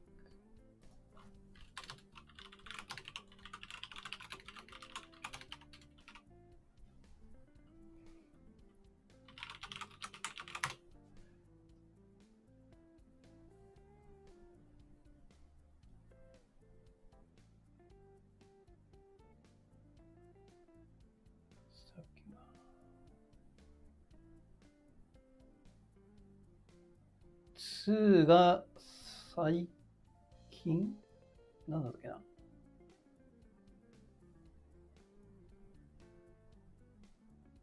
海外ではもう一応出てるのかな。日本ではまだですね。並行輸入で2が出てる。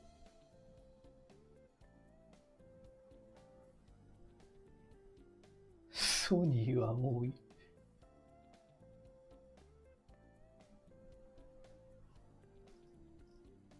バッテリーは Wi-Fi 6E ってなんだ。まあまあまあ。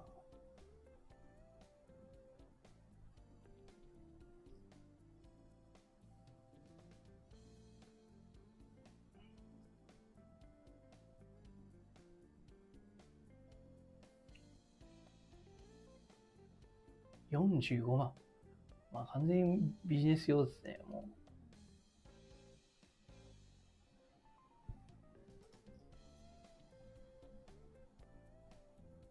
ああ、必要に応じて側面の充電。1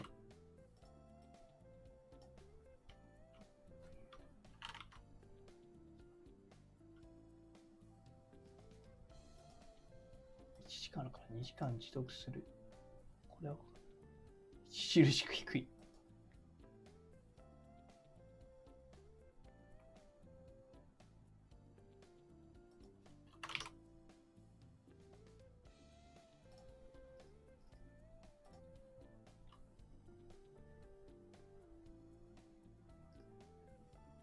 不足の話。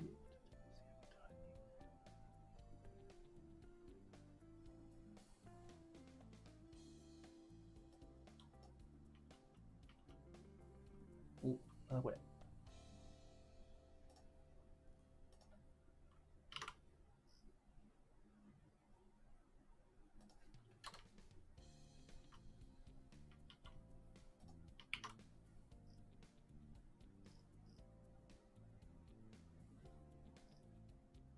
以上。以上だ。こんなもんかな。だいぶここだけでも情報網羅されてる。いやー、どうしようかな。なんかちょっと食おっかな。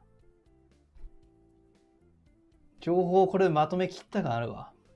もう。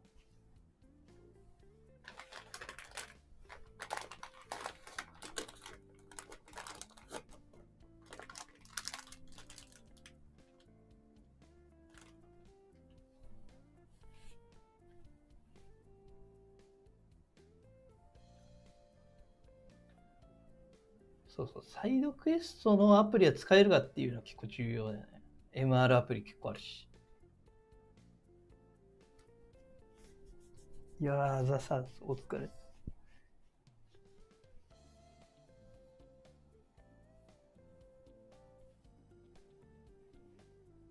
や、もうないでしょ、もう。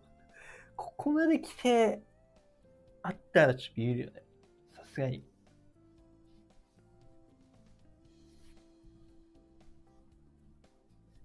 全然なんか視聴が減っていかない、減っていかなくなったって。視聴のしてる人が。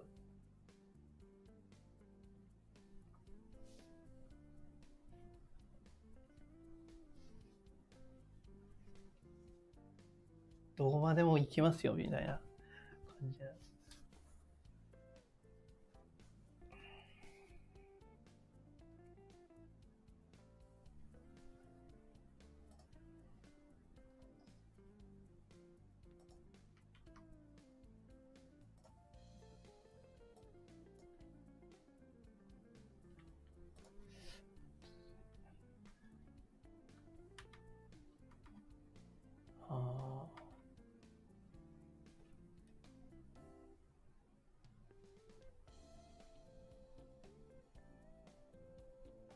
おやすみなさい。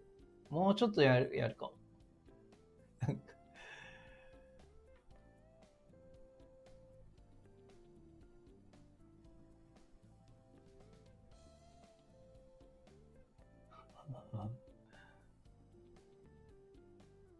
技術的な話をしたいか、顔見たいか。顔ちっちゃい枠。さて、どうしようかな。クエストプロ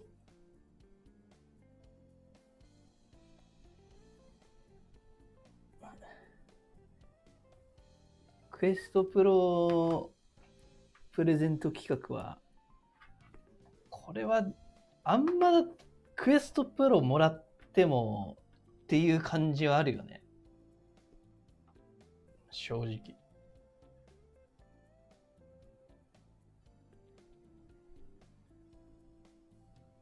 クエストプロ、それにもらえるなら欲しいけどみたいな。まあ、クエストプロがあればクエスト2も別にいらないし、ピコ4もいらないしで、上位互換ではあるんですよね。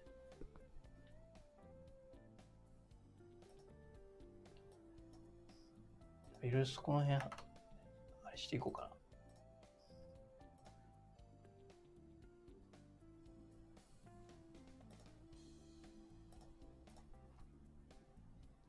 やばい。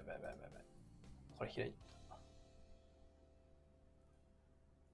音声認識ちょっといろいろやっていこう。まあこれもいらんか。そうですね。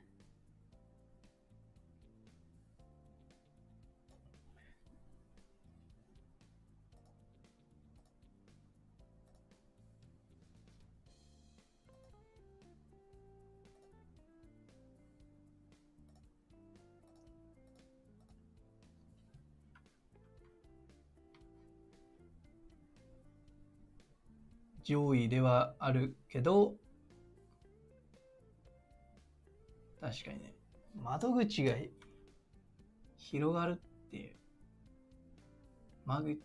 うん。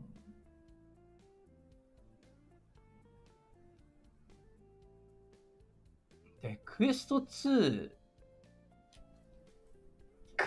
プレゼントの方がいいのかね。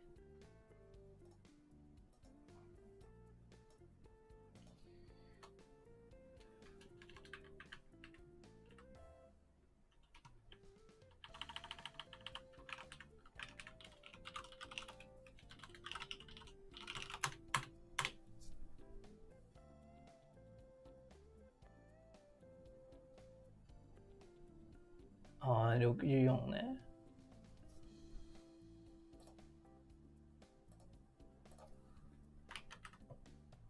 配信用機材。そうですね。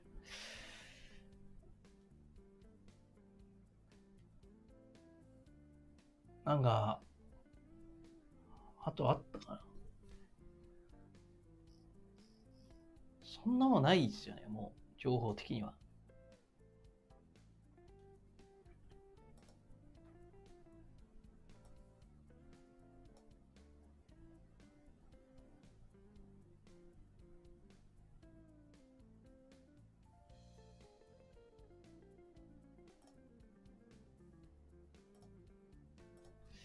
確かにな、クエスト、2年、ここ2年で、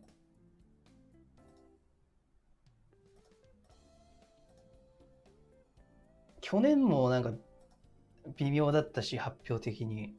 今年もまあ、目新しいのがなかったなっていう感じですよね。去年のがっかり感よりはまだマシですけど、クエスト2の発表がまだやっぱりね、衝撃だったというか、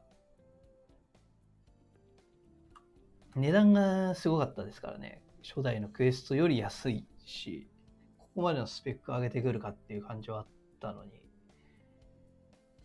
こっからね、2年間これだとね、ちょっとねって感じだよね。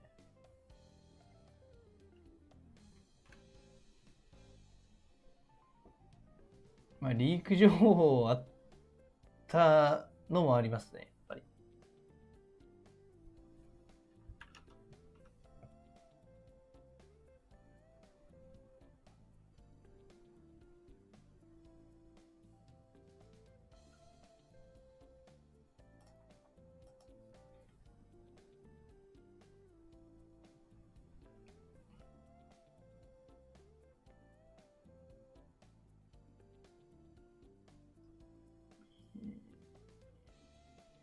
まだ寝てないです。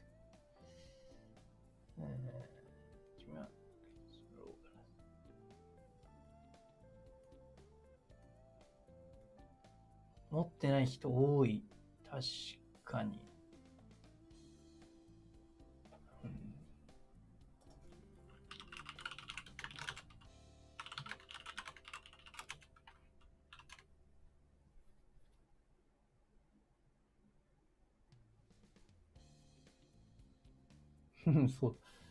そうなんだよな。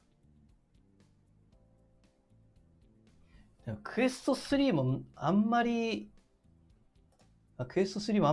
いい噂聞かないというか、そこまで目新しいものはなんかあんま聞かないですけどね。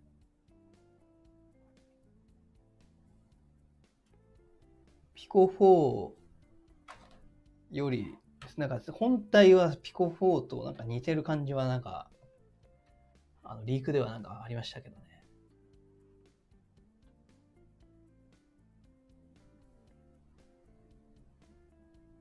確かにね、スイッチと同じっていう。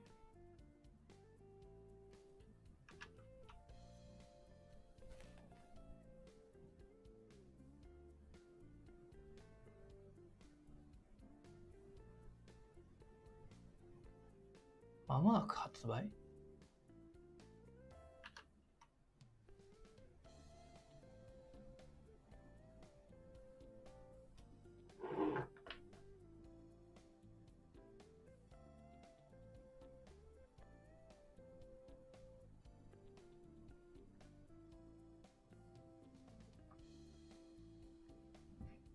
まあ、こっからね、なんか変わっていくとしたらどうなっていくのかなっていうのはね、まあ、MR が先行してきてる感じはありますよね。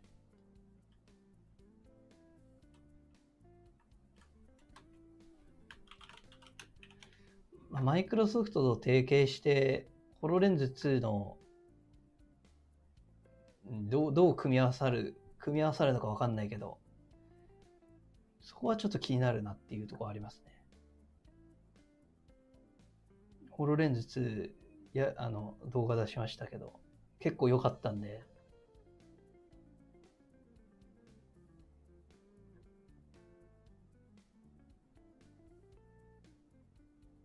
クエスト3、8000円はないでしょ、さすがに。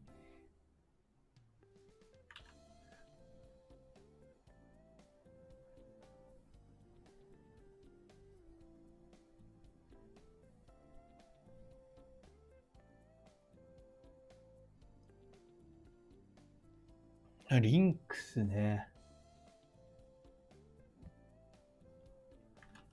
あれちょっと聞かないね。もう動画出したけど、あれ結構前に。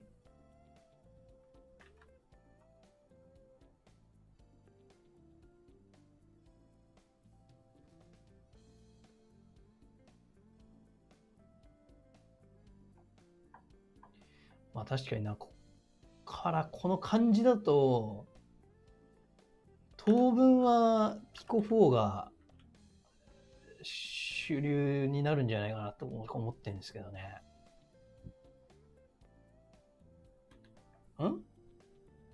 解像度？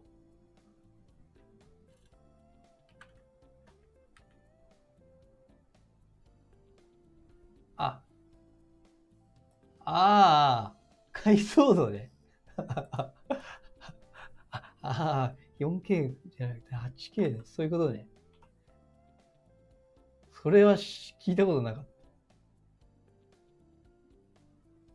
た。8K っていう話は聞いたことないんで、わかんないです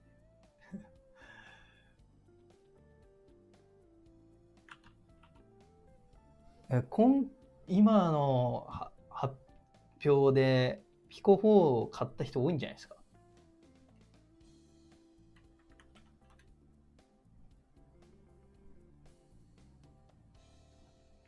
利用用途によりますけどね、やっぱり。ソフトウェア。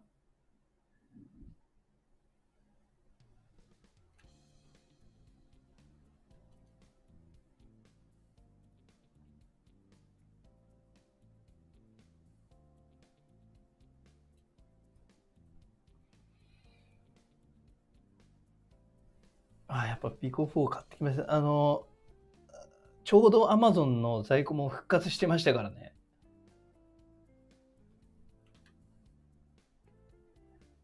ピコ4が。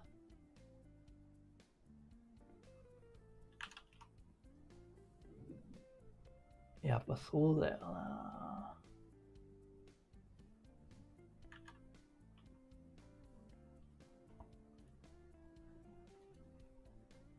DP つなげたらね、最強だったんですけどね。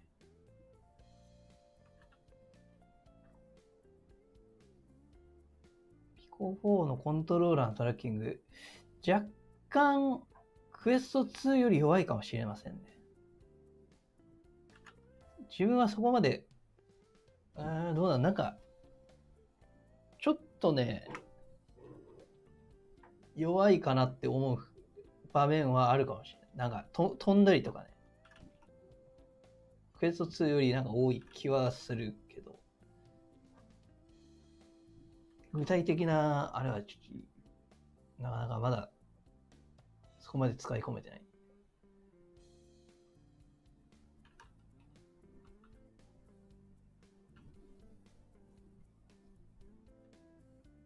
発表まとめ。雑談コーナー。他機種について。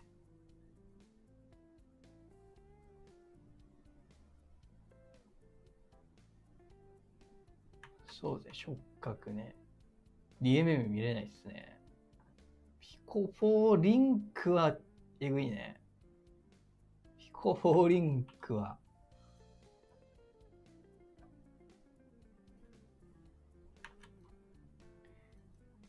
コ4プロが DP 接続説あるかもしれない。さすがにないか。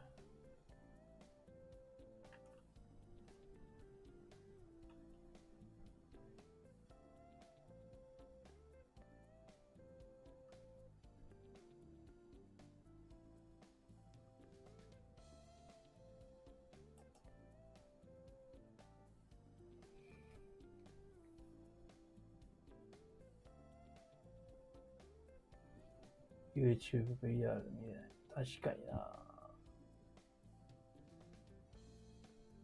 ああ、マイクロ有機 L ね。やっぱりね。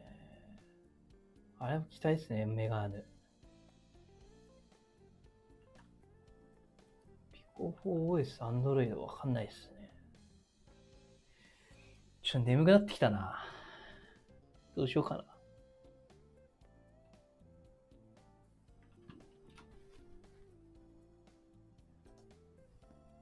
もうちょっとやりたいけど、なんかダラダラ雑談になっちゃいそう。別にいいですかね。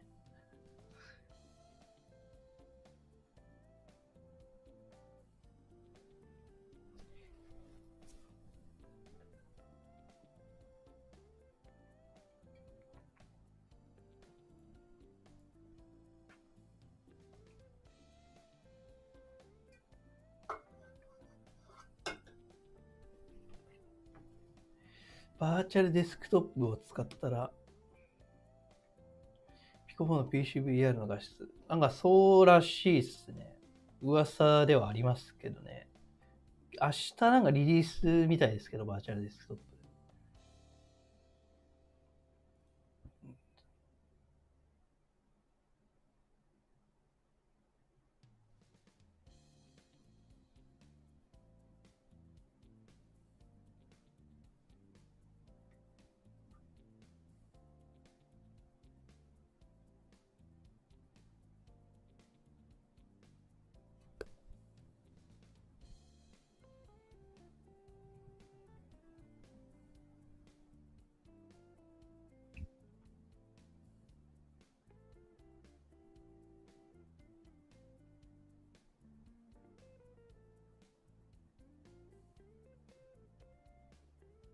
APK 動きますね。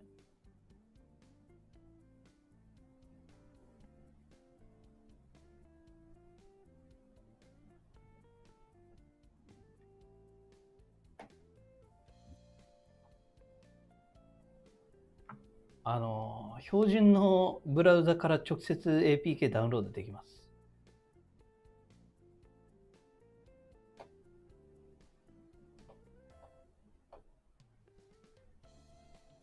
いや、ライブはもうしないと思います。DP 配信は。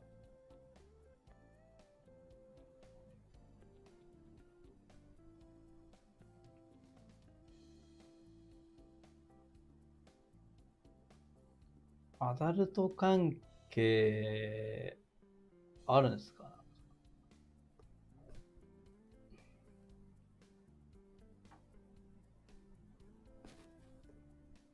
？APK だと。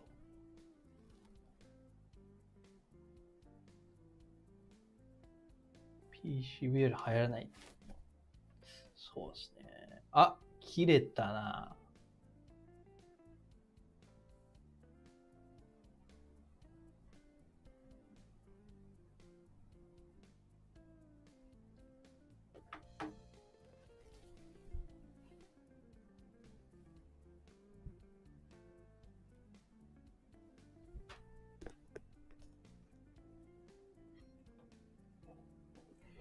でも君の、なんだっけ、右手は恋人の APK やったんですけど、動かなかったですけどね。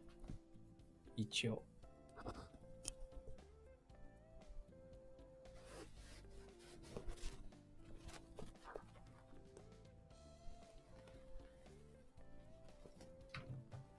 もうバッテリーがあと1個しかないわ。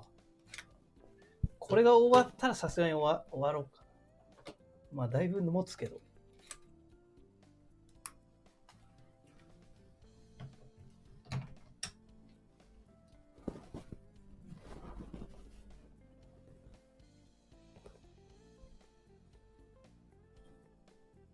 右でやりましたよ、ライブ配信で。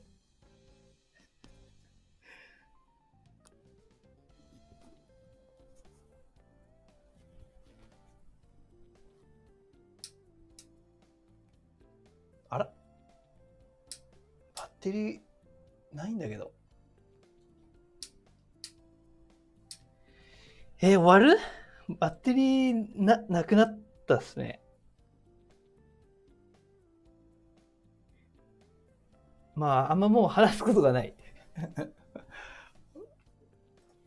眠いし。結構も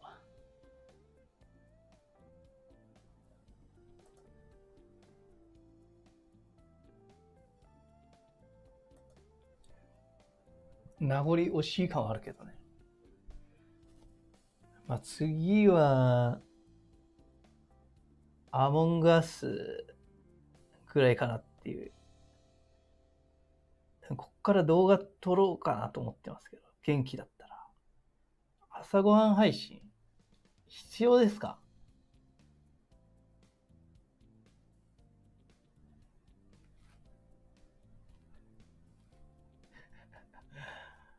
なんか、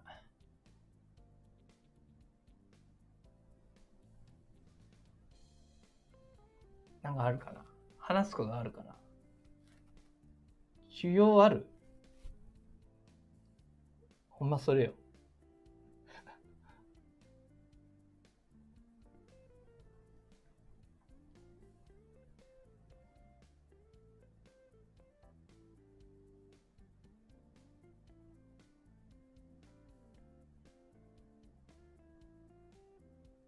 そういいね。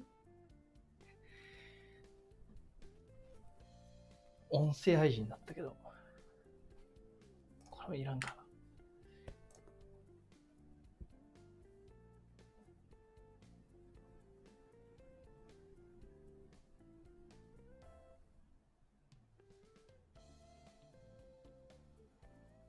一旦なんかこう、ずっと座ってるからね、眠いのかな。一旦切り替えないとずっと眠い感じがあるんです。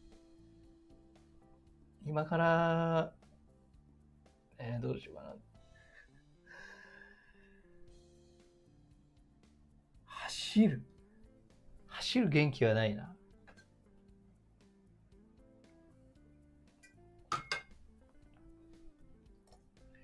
多分寝はしないんですけど、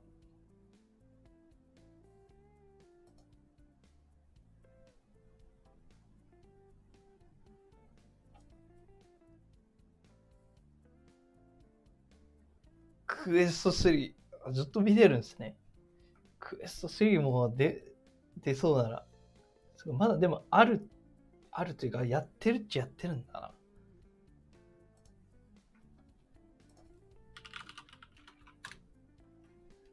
海外の人たちってどうなんだ今。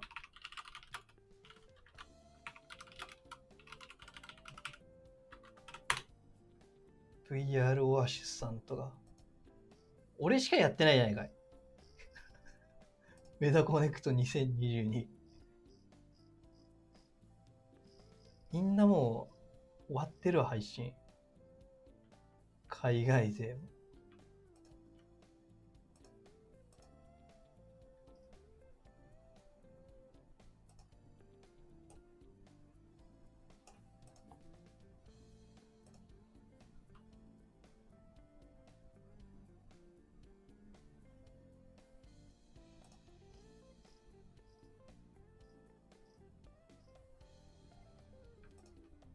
海外の人誰やってたっけ？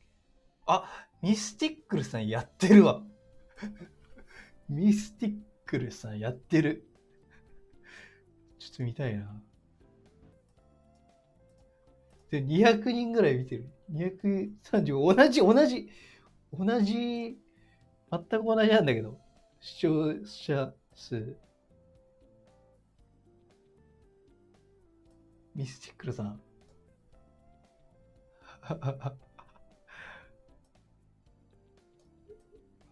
チャンネル登録多いけど、同じだぞ。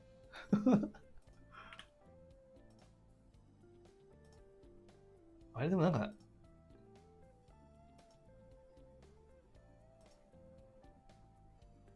あ、やだ、ずっと見てんだ。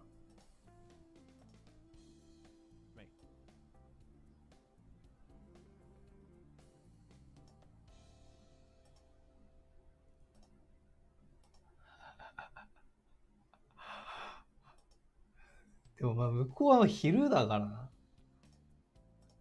仲間がいたからちょっといいね。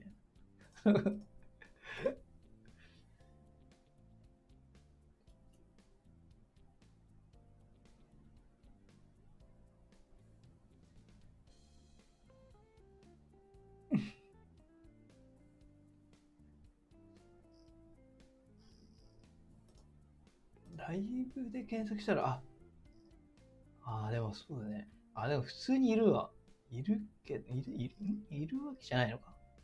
アップロード VR とか。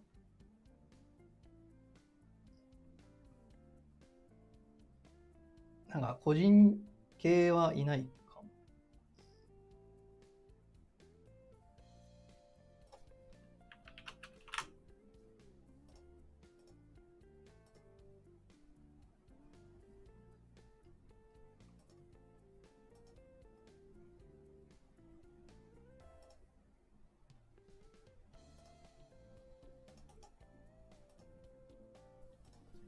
日本のこの時間で200人見てるって、やばい。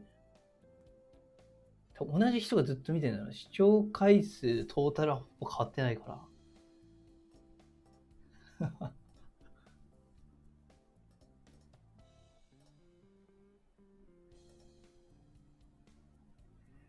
まあ確かにね。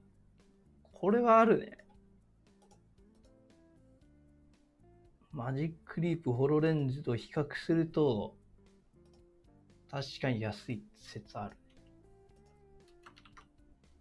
MR デバイスっていうくくりですよね。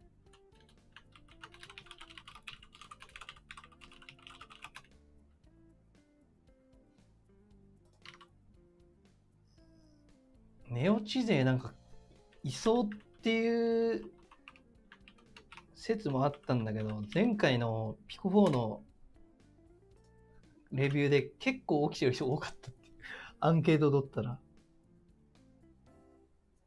結構ね、8割ぐらいなんかいた気がするんだよ。7割ぐらい。150人ぐらいはって見てんじゃないかな。怖いね。誰が見てるか分かんないよね。誰が見てるの気になる、普通に。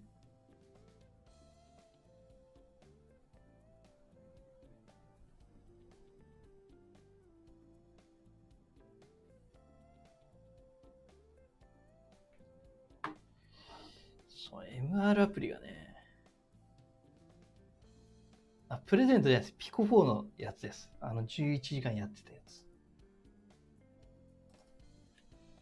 プレゼントのはもうすっぱり終わりましたけどね。ある程度。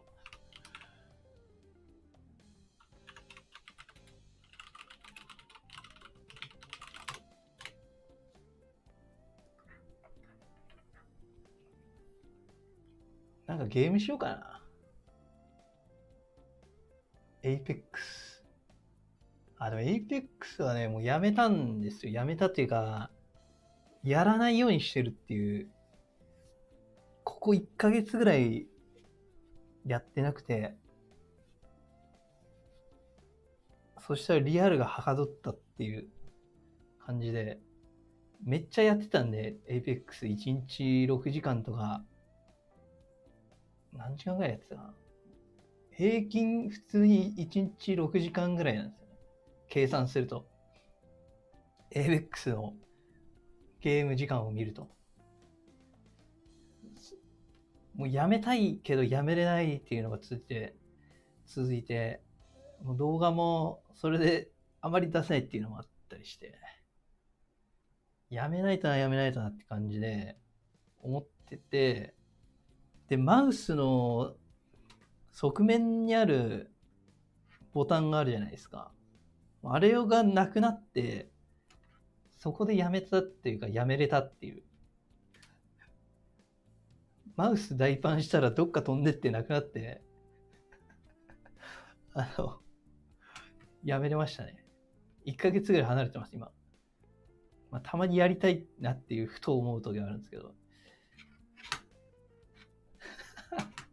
マウスがね、使えないから。まあ、いっかってなってる。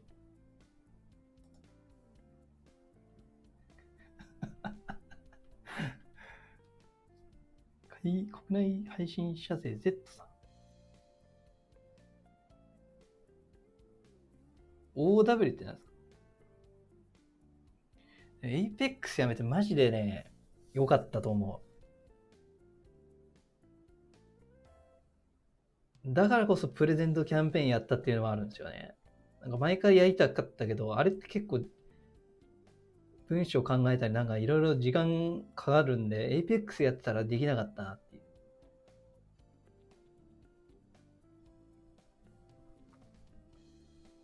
オーバーウォッチ？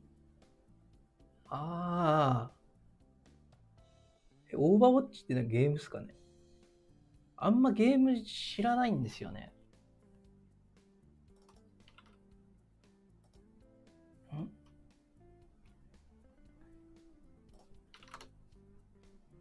ゲームか。たまたま Apex は知ってやってめっちゃハマったゲームなんで。あとスプラぐらいかな。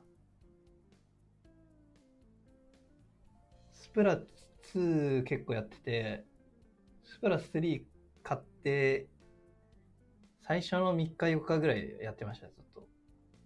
ただ、あんまりやりすぎると良くないっていうことで、ちょっと離れてますね。あれしかもめっちゃイライラするんで、スプラのイライラ度がやばいんで、あれ。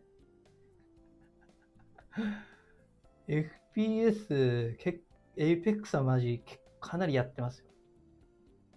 ぶっちゃけ2000時間ぐらいやってます、今。Apex は。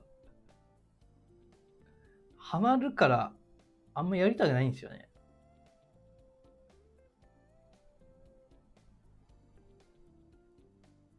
あんまりゲーム詳しくないんですけど。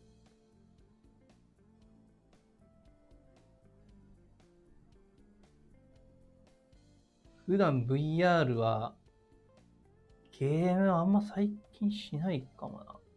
11テーブルテニスはなんか運動できるしってちょっとハマってたんですけど、結局アダルトを見るのがメインの使い方になってますけどね、やっぱり。やっぱ VR チャットかアダルトみたいなとこあるくないですか？日常的に使ってるって。ワールド単数配信。ああ、いや、どうなのこれ。VR チャット。でも VR チャット系、自分はあんま詳しくないんですけど、手出していきたいんですよね。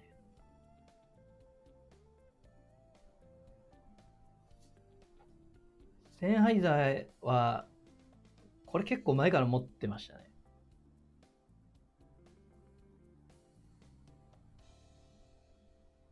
普通に音楽聴くのにっていう感じで。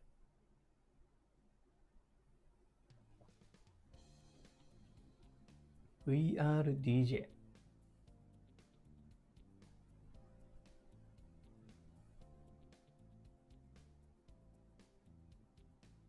なんかさ、その辺わかんないんですけど、ちょっとみんな教えてください。VR チャットってさ、なんかアバターも権利あってなんか映しちゃいけないとかなんかそういうのがさ、すごい厳しそうで怖いんですよね。でもワールドもなんかやっぱり許諾いるとかありますよね、やっぱり。あ、変なの来たよ。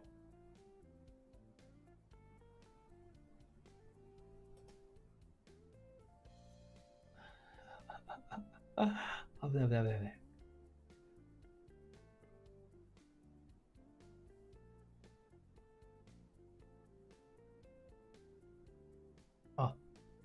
なんかこれ見ましたよ、ツイッターで。ピコ4で VR チャットでパススルーしながらなんか DJ やってみたいな。VR 風丸はないっすね。こんなんあるんですか？なんかあるって確かなんか YouTube のコメントで結構前にあったな。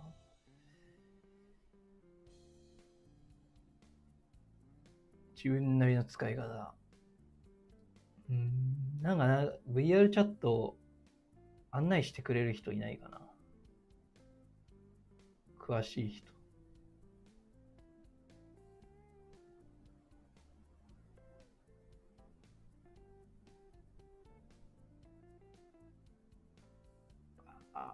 そういうのあるんだ。なんか、そのね、なんかあるみたいですね。これ VR チャット結構エロ系が、なんだっけね。なんだかな。キャバクラとかもなんか、普通にあるし、ホストとか、なんだかな。なんだったかちょっとど忘れしたけど、VR 風俗っていうのは普通に、これ見えてるみたいに。VR チャットに VR 風俗って結構あるっぽいし。ツイッターで募集してみた。そうです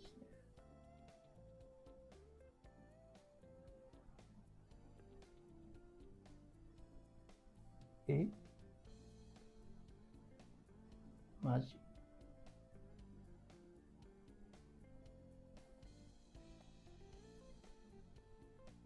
これリアル店舗っすかね？これって。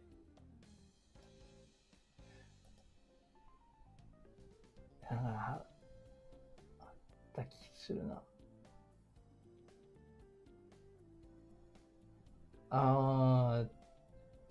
そうっすね。なんか案内してもらいました、結構前に。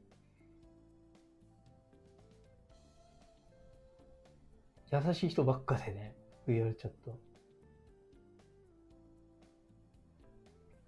VR チャット結構やってる人多いなって、プレゼントキャンペーンで思いましたね。やっぱ Twitter は結構、やっぱ VR チャットやってる人多いなって。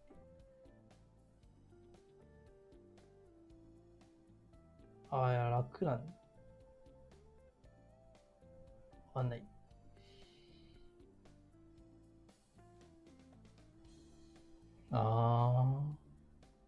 結構そこ入っていくのねえ、敷居が高いイメージがあって。自分雑談が結構苦手なんですよね。なんかこうコメントで読んでいって自分のペースで話すんだったら、まあそんな得意でもないんであれですけど、なんかもうみんなで雑談みたいなの結構苦手で。今日 VR チャットってそういう感じじゃないですか。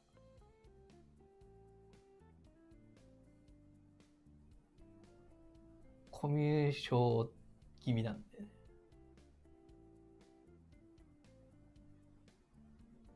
リモート専門店。コロナでちょうどいい。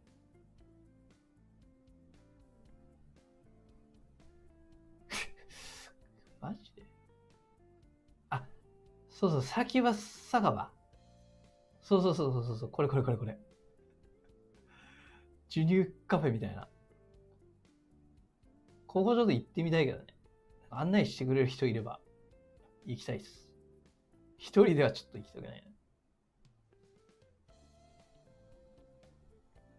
キーボード。無言勢いるんだな。ミスター VR っていう名前で入って無言だったら微妙じゃない？やっぱ。なんで喋らないのってなるよね。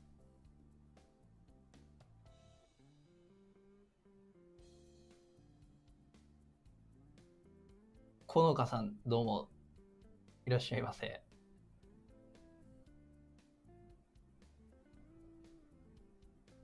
まあ募集してもいいんだけど、なんかなんだろうな。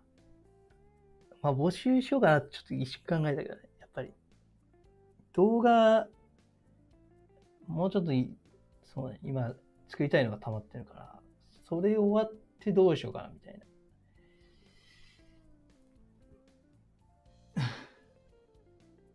どういう会話してんのみんな。VR チャットで。それがなんかわかんないよね。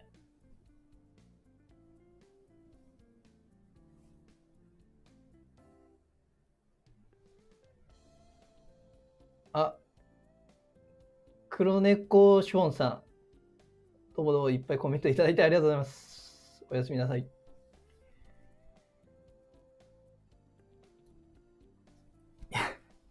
そんな今 VR チャットの会話してます。飲み屋に行ってみんなで騒ぐ。マジ ?VR チャットで彼女できた？これ熱いね。これは熱い。確かになんかお砂糖とかお塩お砂糖がなんか付き合うみたいな感じだったけど、で、お塩がなんか分かれるみたいなの見たな。でもあれって男同士の可能性もあるわけですよね。VR でオフ会。まあ、アモンガースでちょっとなんかやりたいですね。視聴者参加型みたいな。いや、この何でもいいっていうのがすごい難しいんですよね。逆に。なんかテーマがあればよかったりとか、こうやってコメントに返していくのは楽なんだけど、この何でもいいっていうのがすごい難しいですね。コミュ障の自分には。世間話。まあ、下げが入ればね、いいんだけど、なんかこういうの目的があればね、ウィキ編集者として編集会議とか。寝てる VR 睡眠ですか？ヘッドセットつけながら寝れないですね、自分。真っ暗じゃないと寝れないタイプなんで。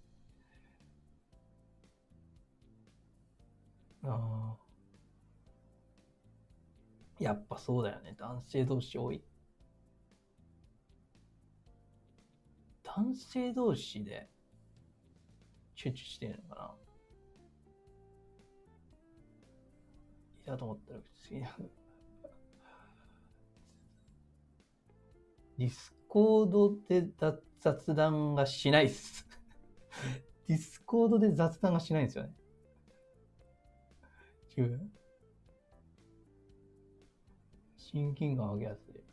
でも入っていきたい感はあるんだけど、私中3なのに時間的には危ない時間ですけど全然大丈夫です。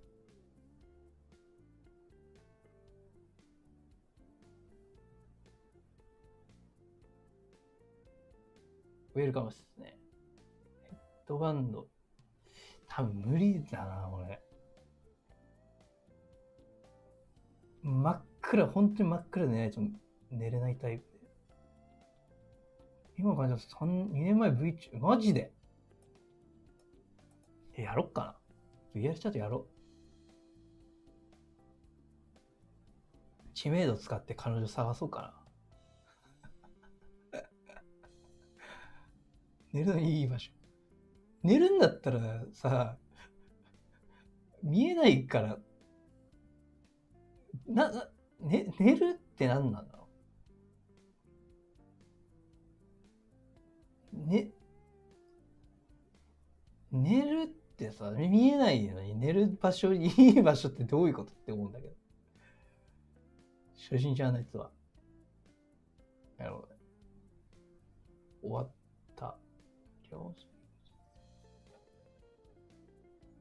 ボイチン結構わかんないですよね。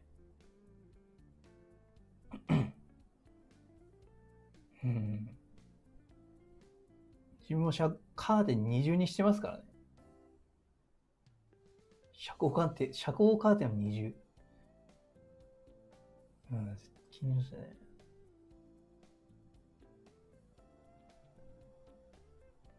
いい情報をもらいました。クラスタ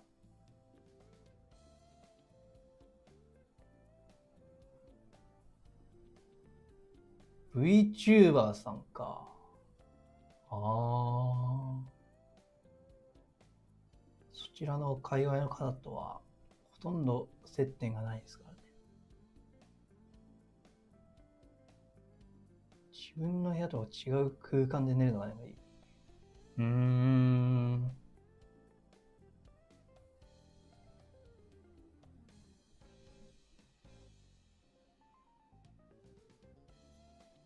そこまで。VR チャットね。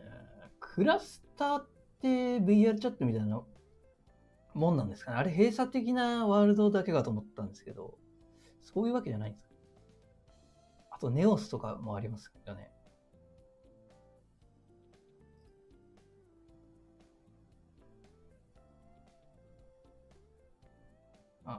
報告ありがとうございます。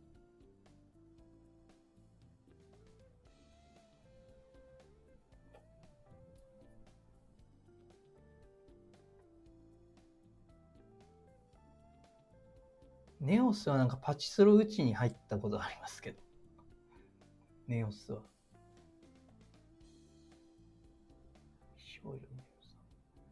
なんか聞いたことあるな。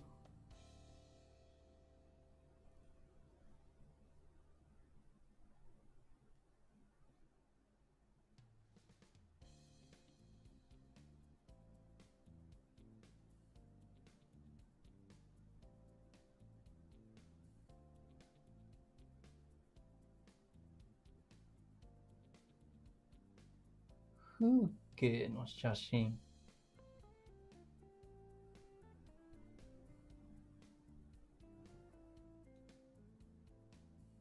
いろんなワールドに行って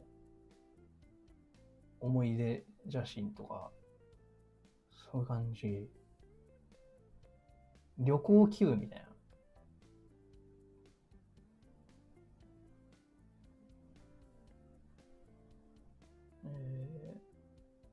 VR チャット入れたと海外クラスター多いらしい。あ、そうなんだ。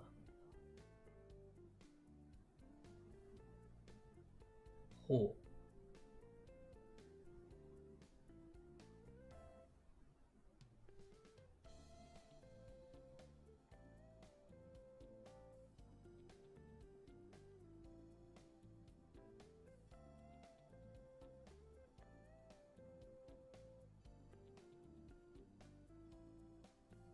いろいろ回ったらいい点が。ホラーワールドは、確かね、猿頭さんの配信かなんかで、結構10人かぐらいで回りましたね、なんか席に座って、なんていうかな、ジェットコースターみたいなの乗って、なんか、アトラクションみたいになるワールド行きましたけど、すごかったですね、普通に。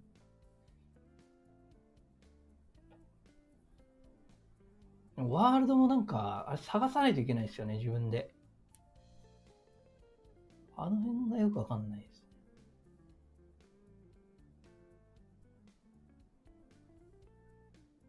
全然。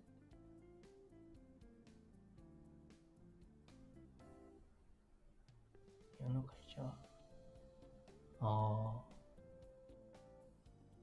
なんか、親密なのが。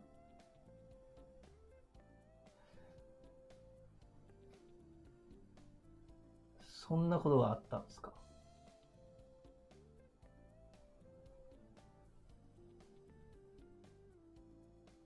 無事でよかったですよ。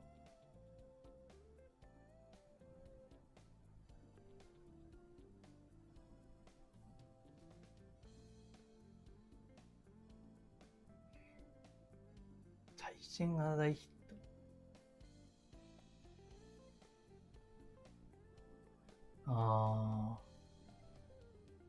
対戦がだってたら何があるんだ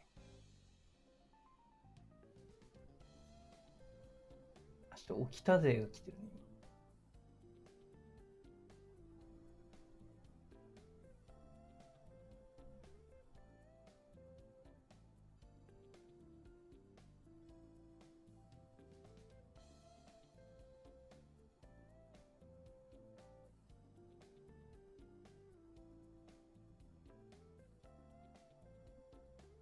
VR チャットウィキ。ああ、そういうとこから探していかないといけない。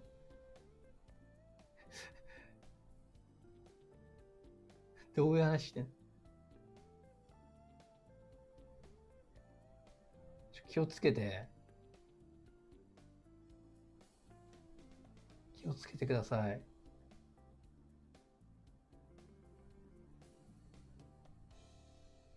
この子。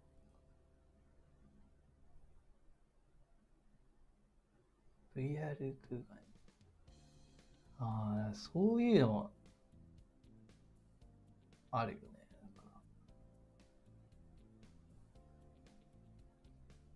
ワールド紹介ワールドっていうのがある。あ、なんかそれ言ったかもな。なんか日本のやつ、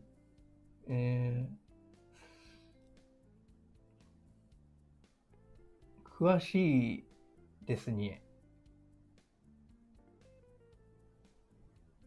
プチコさん詳しいですね。別荘。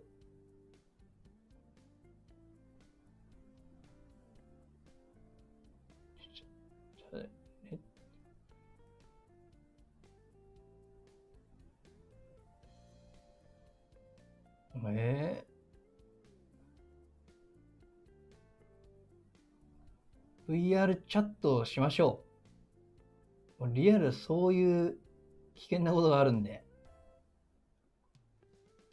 ネットで出会うと。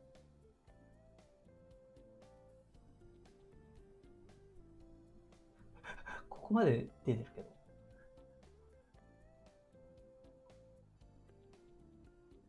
VR チャットは3年ほどやってますね。言っていうのがおもろいな。気をつけてください、本当に。VR チャットをやりましょう、VR チャット。みんな優しいんで、VR チャットは。ね。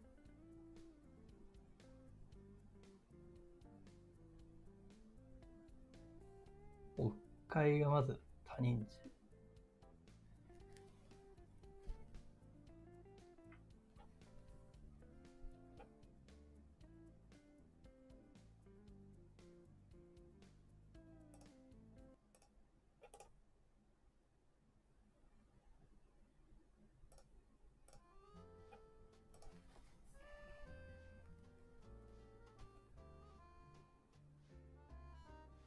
VR チャット、変な人いる。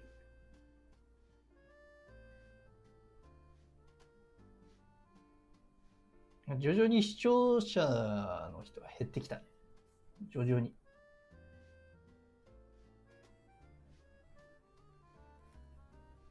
6時か。起きてるのか、オールなのかですよ。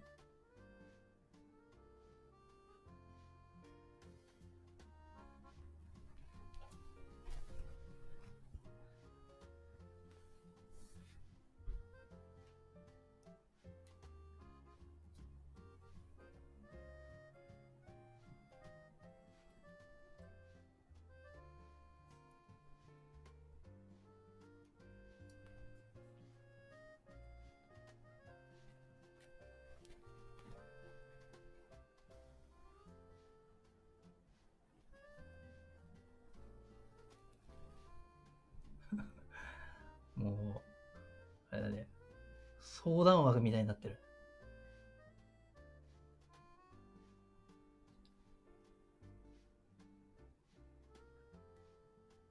まあ。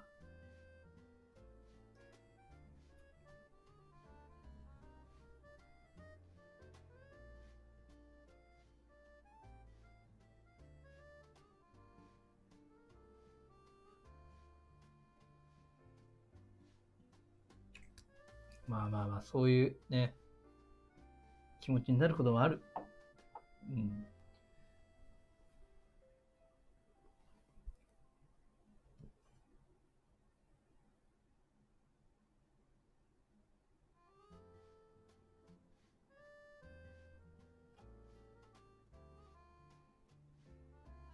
まあ、やっぱ VR チャットをしましょう。もう多分心優しい人多いんでね、やっぱり。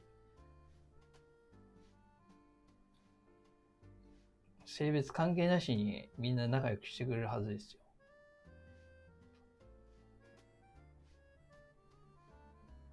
安見申請。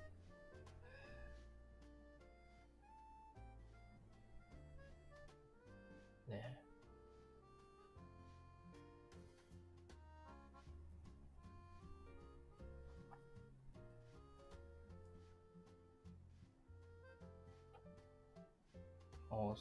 両親に頼ってね、お若いんだから。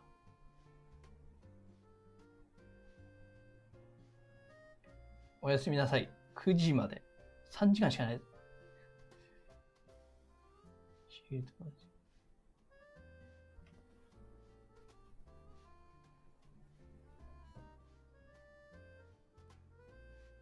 うん。リアルで会おう。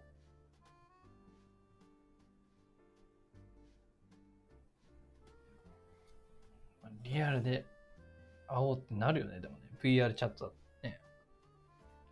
仲良くなったら。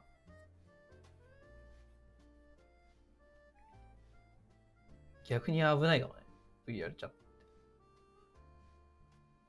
って。VR チャットそういう話ってあんま聞かないよね。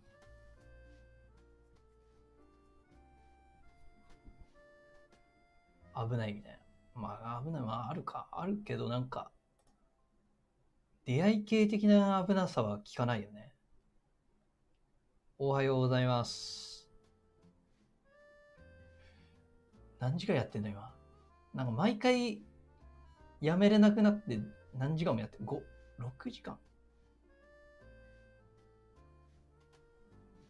?6 時間ぐらいやってる。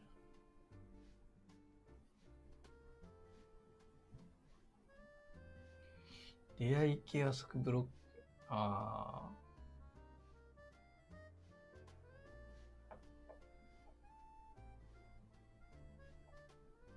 あ。なるほど。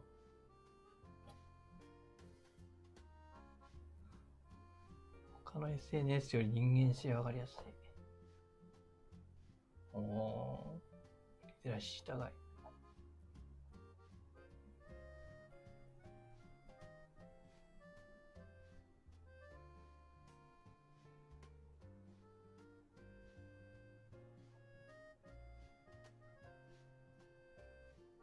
この子は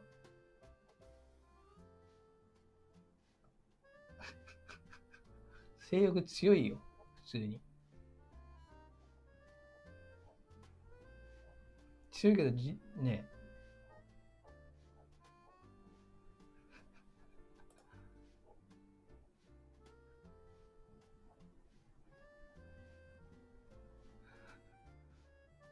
じゃないと、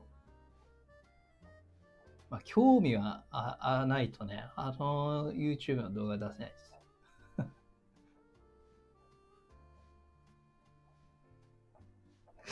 この流れ。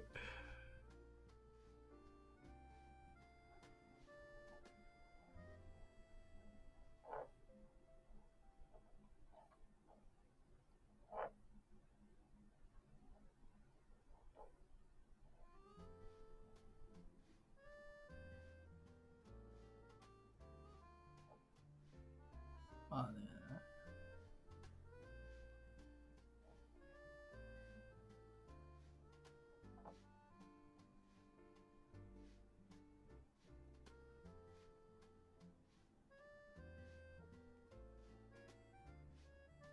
二次元しか好きんだね。二次元が。あんま二次元キャラは、そんな、アニメキャラよりリアルですね、やっぱ。いえいえいえいえ。そんな、なんかやりました僕。助けられてるって言って。そうそうそう。性欲の強弱と倫理観は別。性欲が強くても、ね、制御するとか、やっぱあるから。性欲だけじゃないですよね、やっぱりそこは。性欲が強いからといって、やばいっていうわけではない。VR エロゲはね、VR エロゲは実写よりやらないですね。ただ、バムは結構やばかったなっていう。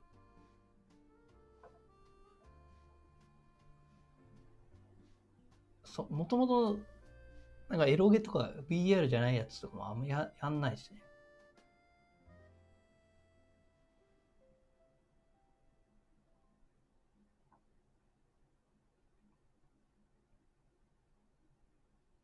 気配りができる人で。いやー、どうもどうもどうも。どうもです。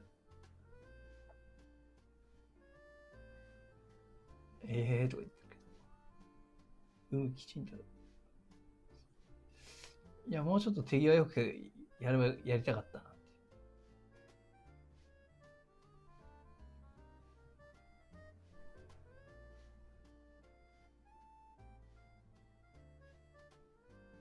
いや、でもよかったな。おはようございます。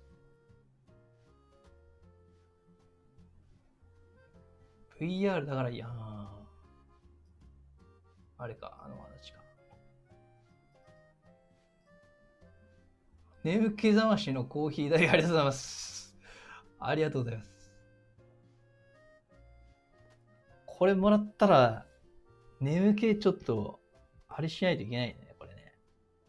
さすがに。こんな感じです。眠そうな感じで喋ってる感じじゃなく、ね。せっかくもらったらし。ああ、確かにね。キャラクリとかが、そうだね。そこのなんか、自由度は高いんで、エロゲはやっぱり。そういう意味ではね、エロゲ VR の方はいいなと思うんだけど、今はまだなんか実写の方かなっていうのは思ってますけどね。作るのも大変なんで、やっぱり。ゲーム作るの。いえいえいえ。ありがとうございます。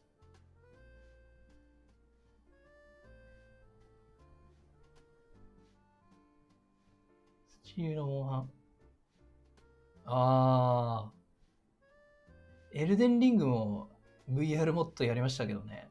動画にしようと思ったんですけど、他の動画で、というか Apex で忙しくて、スルーしちゃった。まあそんなに画質が、まあ、出たばっかだった時はあんま良くなかったんで、エルデンリングのね、エルデンリング自体はエルデンリングちょっとやってたな。3日間ぐらいだけど。ふにゃさん。これもういつまでもやってるから寝れないパターンじゃないやっぱり。そうですよね。人工知能がすごい影響な。そうだね。これがね、やっぱり組み合わさっていけばね、ゲーム自体を、エロじゃない、普通のゲームもさ、どんどん良くなっていくはずだから、ここは期待ですよね。VR でできる。これはエルデンかな？一応ありますね。なんか、個人制作みたいなやつが。この人は、知り合いじゃないよね。知り合いとかがさ、なんか、こういうの言ってきてるパターンじゃないよね。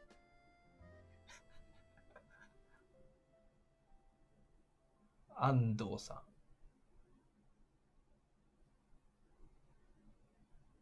これ知ってどうするの？そういう年頃？どっちだろうね。そういう年頃なのか、知り合いの可能性もあるかなと思ってんだけど、マジで。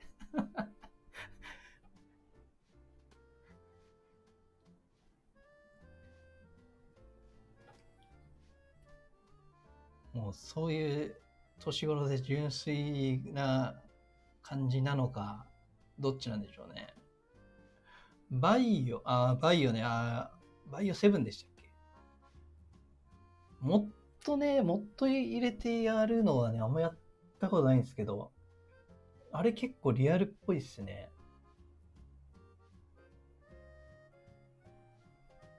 そこ手出したいな。ソウルシリーズってブラックソウルだっけ？なんだっけな。エルデンの、あれですよね。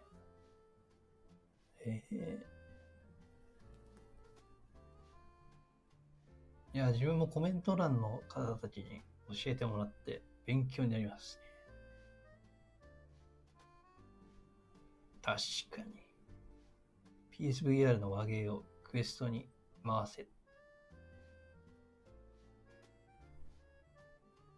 メッセージって書いて対戦 SPS の Apex とかね。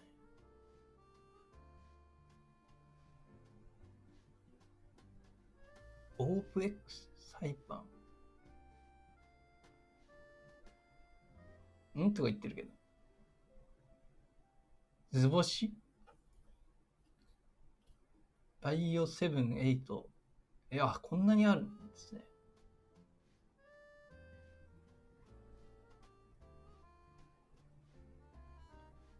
本名だったら確かに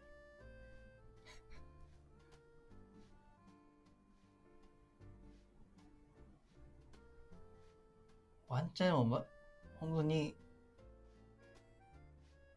純粋な感じはある可能性ある。酔いが結構考慮されてないっぽいね、やっぱり。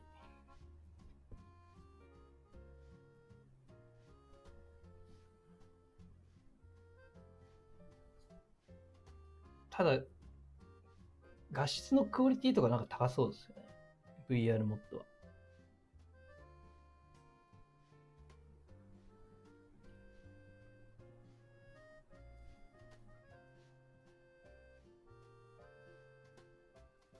ゲーム PC が USB しか挿すところがない。これ何の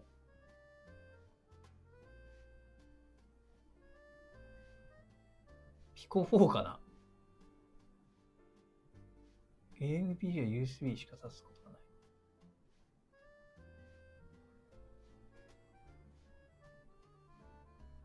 ない。動くんじゃないですか。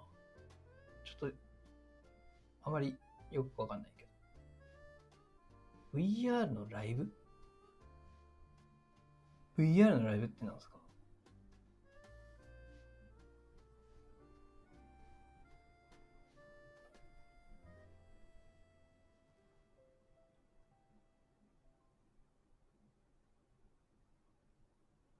？Steam 以外だと、画質は PSVR より、PSVR って画質いいの？もう初期の体験でしかやったことないんですけどね。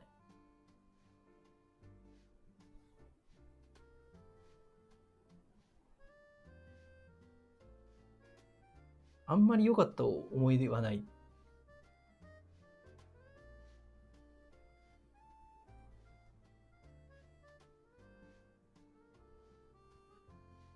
今 PS5 と PSVR あるんで、もしかするとできるのかなって思ってるんですよね。プロ23万ですよ。22万6800円。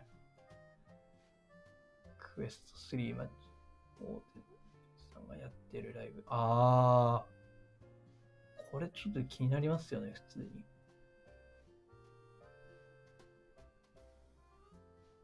確かに VR やってるな。ああ、そういう系ね。アニメのキャラとかそのままライブしてくれる。はい。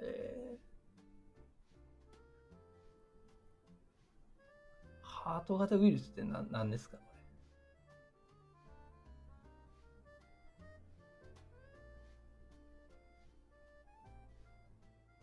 プロはインデックス、インデックスはよりいいと思いますけどね。まあ、PCVR がキャラスリンクケーブルで接続っぽいんで、あれですけど、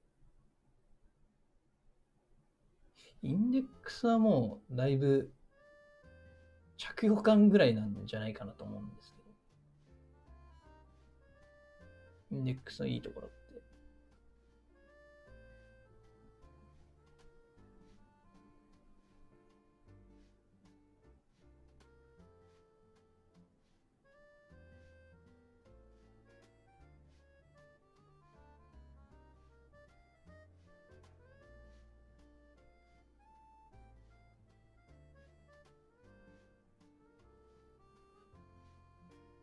VR ならではのステージ演出。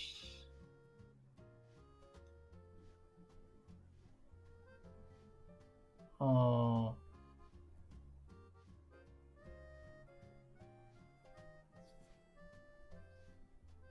確かに。ライブはね、相性いいっすね、VR は。サマーレス。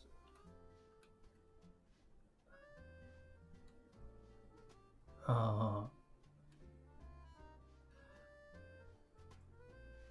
サマーレッスンまでやったことないんだよな。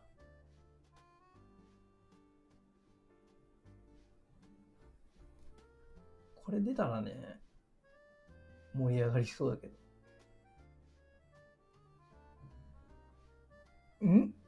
朝ごはん内あざす。幸賀さん、ありがとうございます。朝ごはんちょっと食うか、じゃあ。食いますか。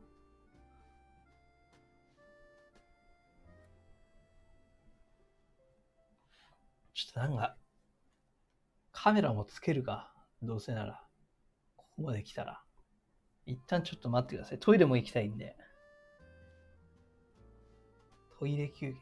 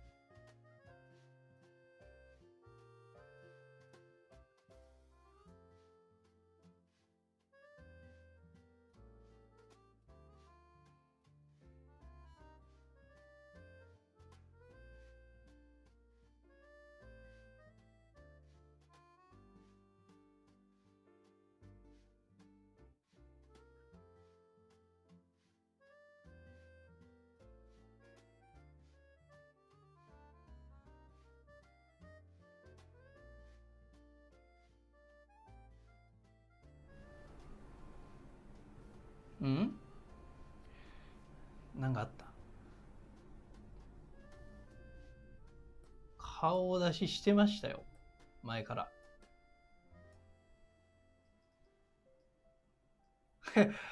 朝ごはん代 TKG ジャパンさん、ありがとうございます。一応春雨にしましたね。これ。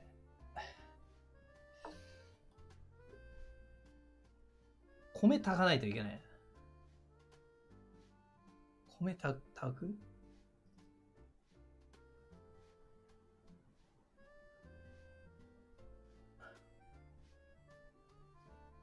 どうまでこれ何なの？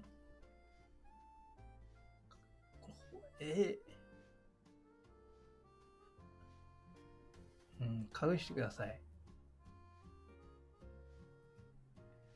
これヘッドレス付きアーロンチェア、これいいっすよ、マジで。これもう10年近く使ってますからね、アーロン。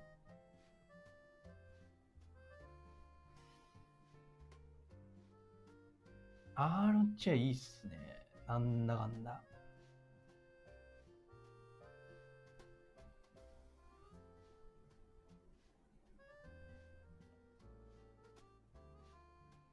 知らんか。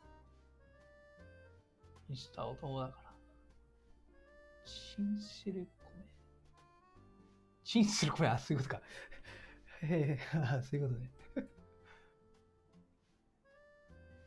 一回修理してもらったかな、なんか保証で。あれ10年保証だったかな、7年保証で。一回修理してもらいましたね。無料で。あ、ただいます。そろそろいいんじゃないこれ。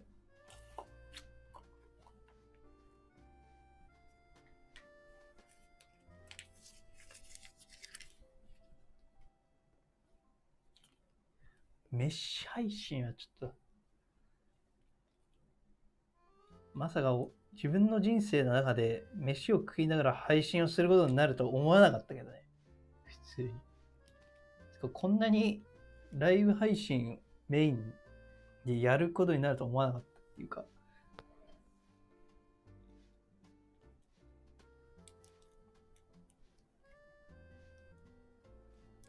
これ辛そうだな。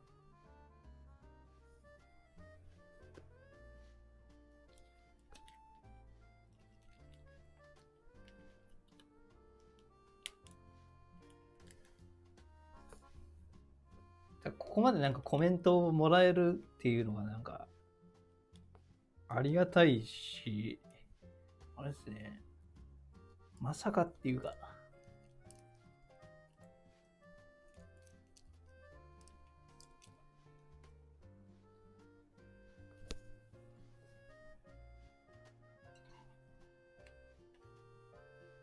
想像できないですね。昔の友達が見たら多分、みたいになる。そういうキャラじゃないんでね。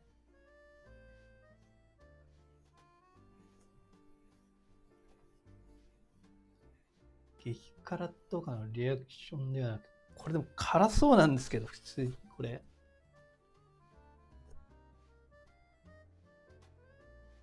ちょっとピントが合わないけど。インフルエンサーの宿命ですね。確かに。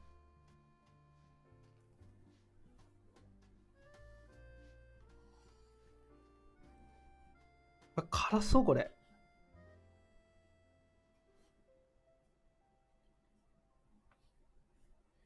なんか、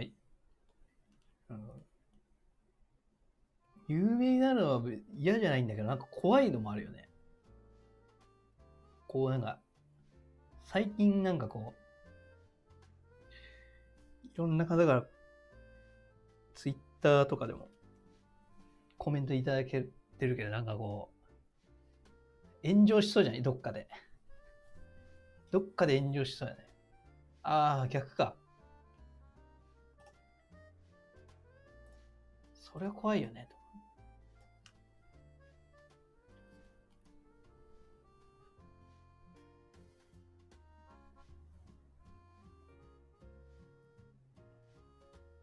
暑いからまだ食えない。これ。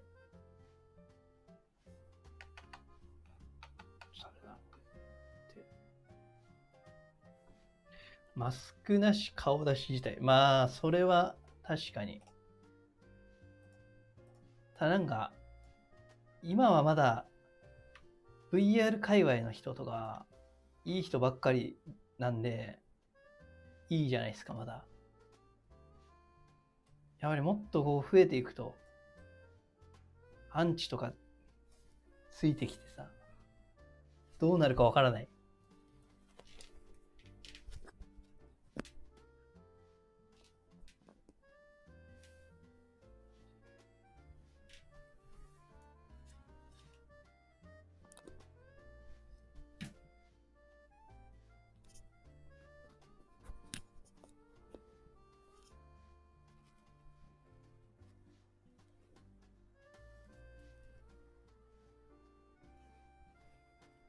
これだけいていない。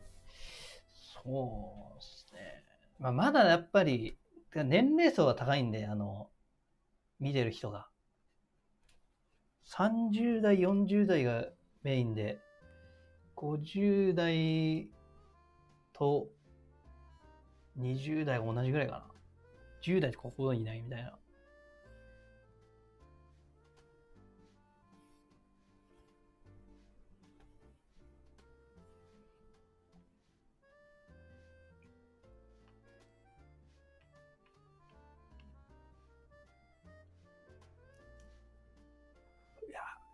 まだ放置しないで暑いな、これ。飲み物一丁あります。これもちょっとだけ。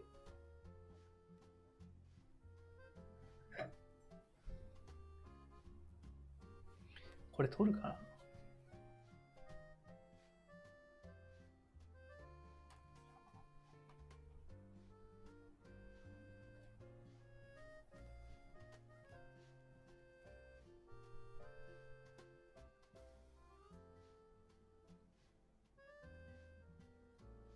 1200円になってる。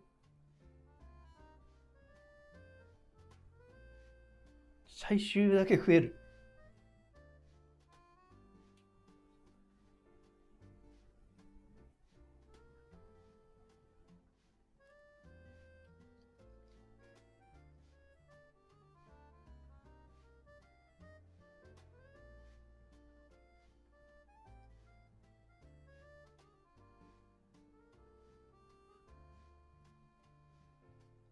ライブ配信してるストリーマーは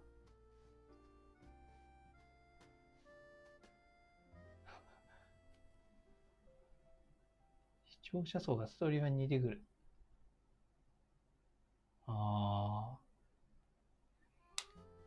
ライブ配信していくかっていうところですよね。なんか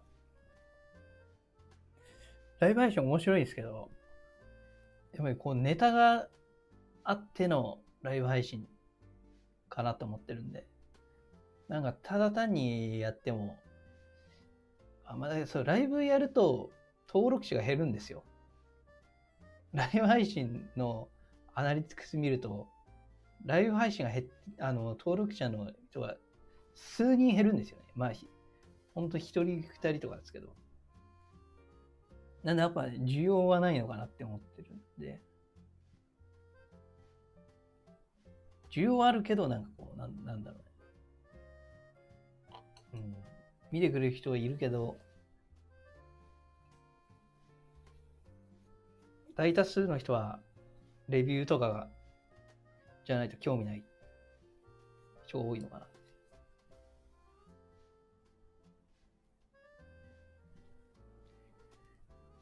ハロウィンは任してください、マジで。ハロウィンは任してください。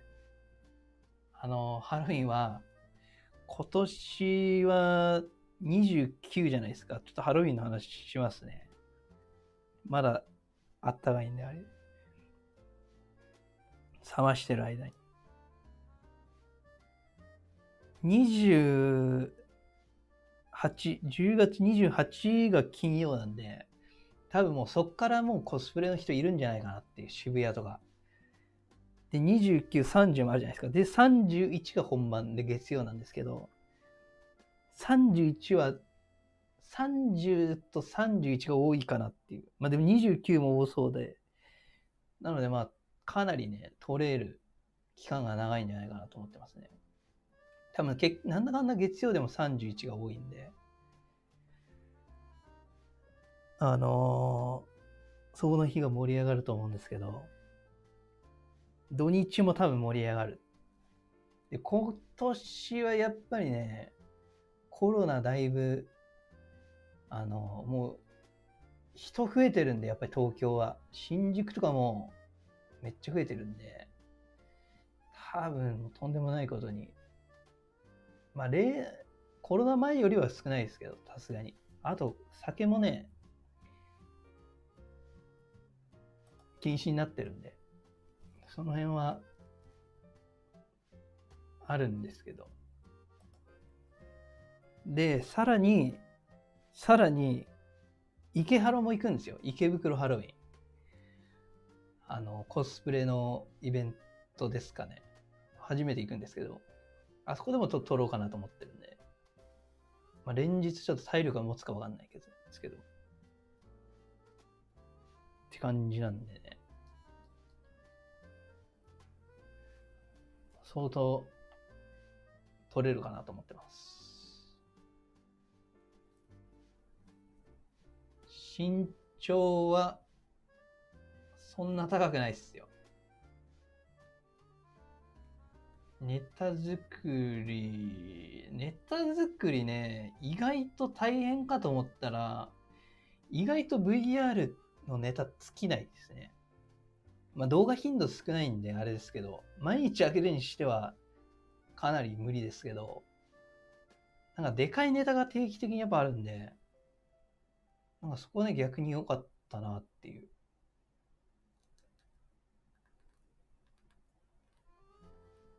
VR 自体キッズ向けそうではないですね。13。何歳写真になるから、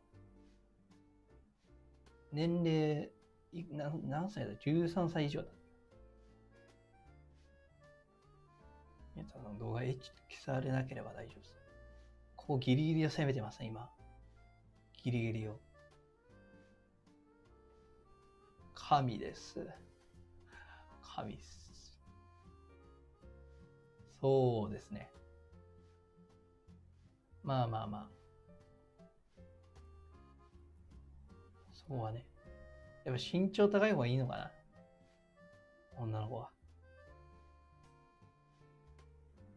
そうですね。VR、MR、夢がある。語るだけでも。確かに。じゃあ、食べましょうかね。そろそろ伸びてきたから、いただきます。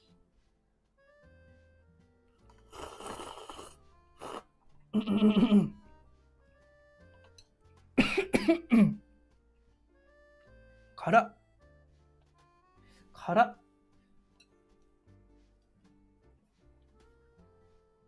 あ、でもちょい辛ぐらいだ。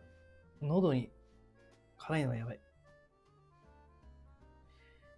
169。170。まあそこちょっとノーコメントにしとこう。まあ、身長はね、やっぱ中身ですよ。中身。PSVR2 みたい。PSVR2 の時ってどうなったっけ？なんかね、結構、そうだ、なんか、ゲームショーがめちゃくちゃ朝から並んで大変だったんですね。終わってからめっちゃ寝た気がするですね。用意できたので、お先に失礼します。おやすみなさい。50年もしない次。確かに。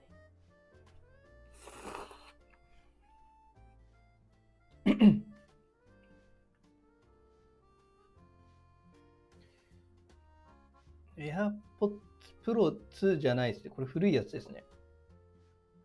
自分 Android なんで、あんまりこだわってないですね。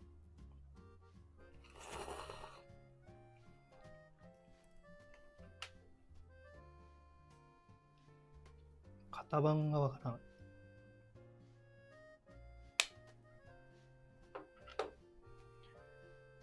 春雨 ASMR あ、お疲れ様です。ACC さん。徐々にコメントが減っていくかな、やっぱり。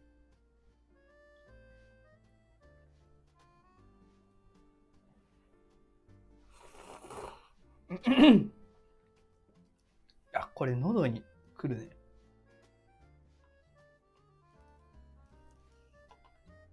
今自分の配信聞いてるんですよ、これで。ちゃんとできてるか。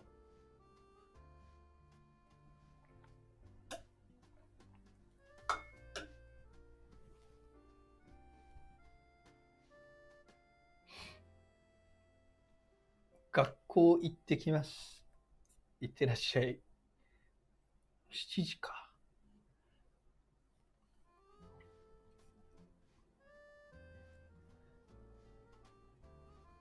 ちょっとミスったね、これ選択。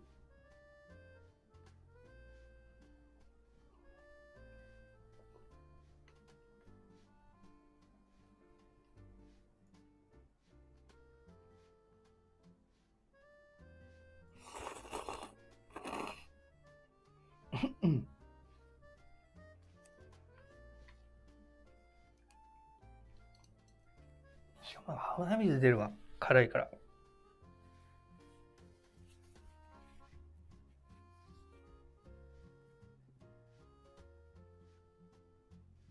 熱っ。汗かいてきたわ。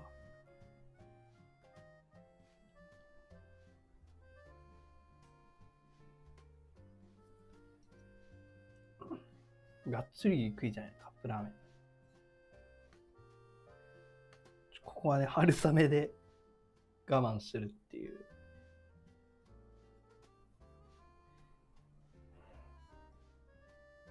まだやってます。コメントが絶えない。もうスパチャもいただいて、目覚めのコーヒー代とか、ご飯代とか。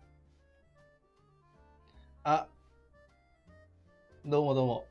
また、ありがとうございました。どんどんやっぱりみんな寝始めてきてるね。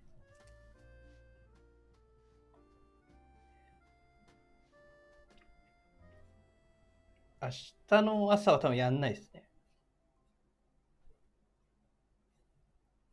けどまたライブやると思いますんで、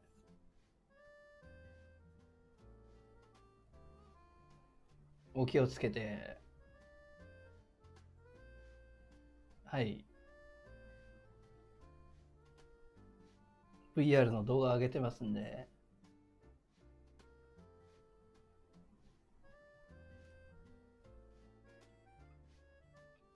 ジョン・カーマックは、3はない。では、安藤さんでは。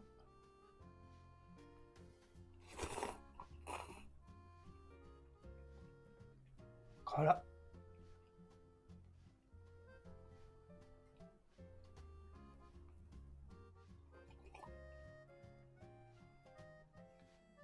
クエスト2、クエストプロかな。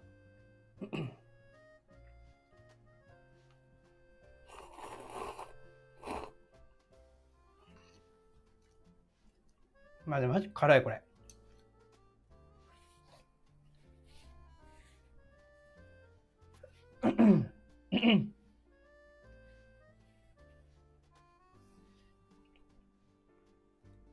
勘違いかもしれないですけど、サングラスはあれ AR グラスです、一応。エンリアルエア。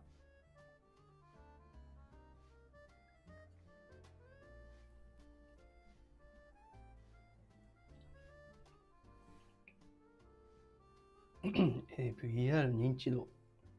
確かに。さっきの子は中3とか言ってってたんで、VR 知らないかもしれない。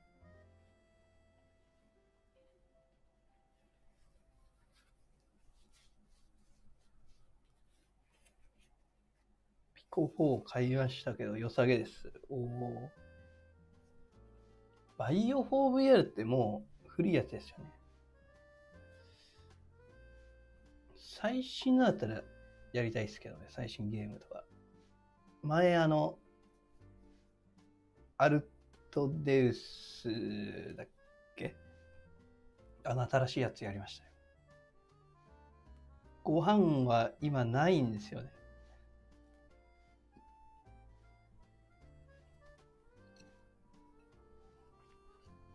ご飯も入れたいけどね、これ。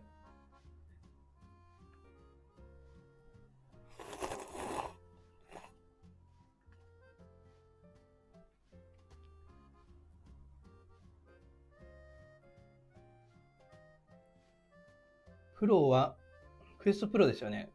PC と有線接続できるみたいですよ。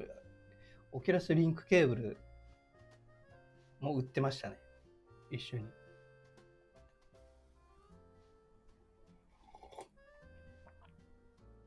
無線はちょっとわからない状態で。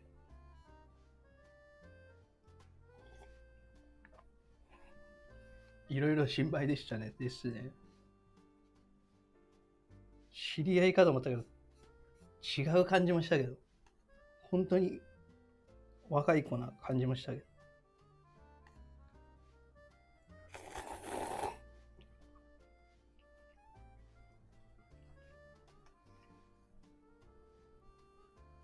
若い子にも。そうですね。やば。めっちゃ汗かいてきた。バイオ7ってなんだっけ？バイオ7は PSVR じゃないですか。PSVR2。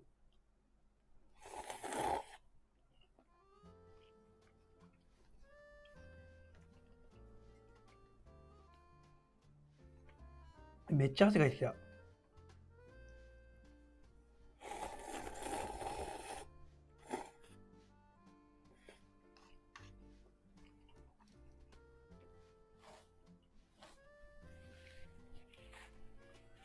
エンリアルエア、普段は正直使ってないですね。まあ、外に出ることがないんで、使う機会がないっていうのもあるんですけど、なんか長距離移動とかだったら、旅行は持って行きましたね。1回ぐらい、確か。ただ移動中ですよね。飛行機の中でやったんですよ。まあ、良かったですよ。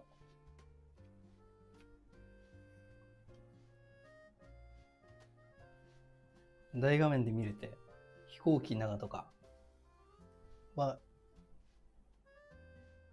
プロは VR より、そうですね、MR メインですかね。まあでも、クエスト2のでできることっていうか、ソフトは互換性あるみたいです。そうですね、オプションで光ファイバーケーブルあった。PSVR2 は言われそうな気がする。思ったより良かったですけどね、PSVR2。まあ、ガシタクエスト2と似てるような感じで、あとソフトが結構いいんで、そこですね、着用感もいいし。汗かいてきた。ベースステーション死にました。1.0 自分は死にましたね。あれ今もう売ってないですよね、2.0 って今。なんか品薄で。プロの PPD は、計算したところによると、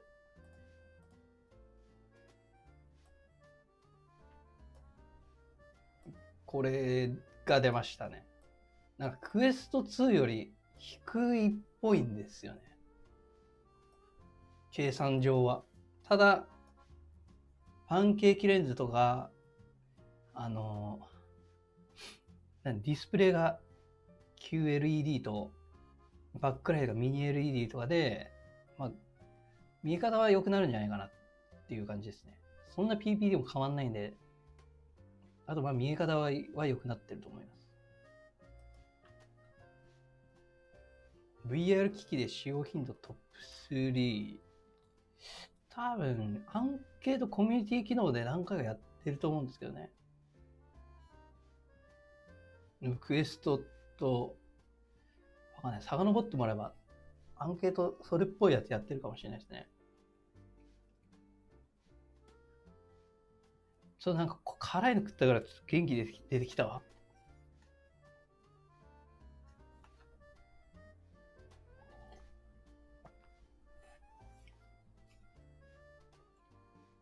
使用感は YouTuber さんの配信待ちですね。自分もどうにか買いたいですけど。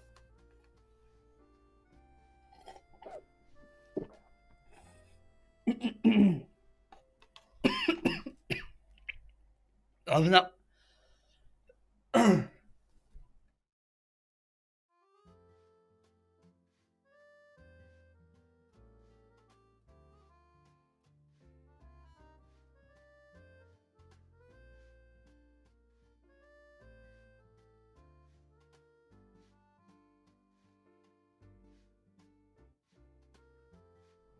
待てよ。ライブ配信って6時間以上するとカットできなかったんだっけな。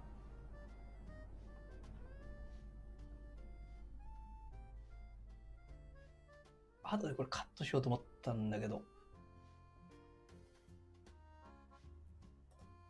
ふと思った。今、もうこの飯配信してるとこはカットしようと思ってるんですけど、後でカットできないパターンはちょっと嫌だな。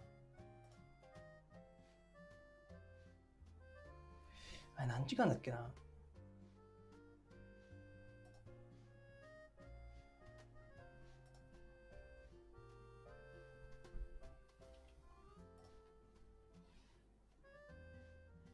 今何時間やってんだ。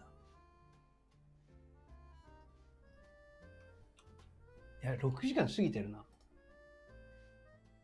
いや、12時間じゃなかったんですよね。カットが。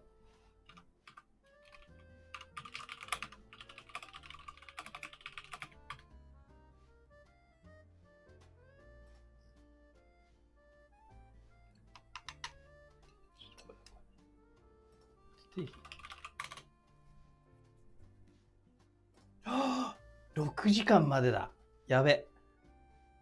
これ全部残っちゃうのか。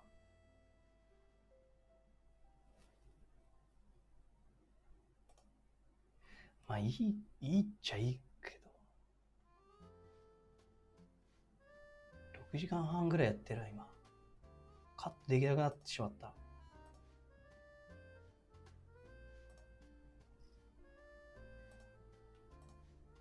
この飯配信も残さないといけなくなってしまった。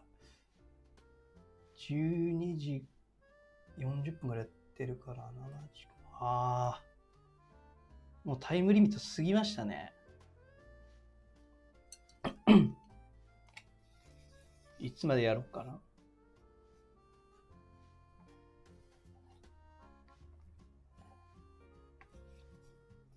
8KAV は 8K の VR ヘッドセットで見た方がいい。8K の VR、8K の動画だとしても、視界全体に 8K で伸ばされてるんで、8K のヘッドセットじゃなくても、フルの解像度楽しめるはずですよ。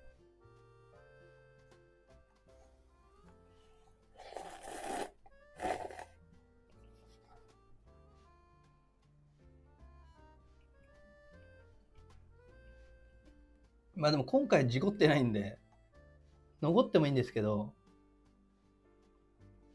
最後の方見ないじゃないですか。みんな。ずっと見る人はもう稀にいるかもしれないですけど、ちゃんといいとこだけで切りたかったんですけど、この場合できないってことになってますね。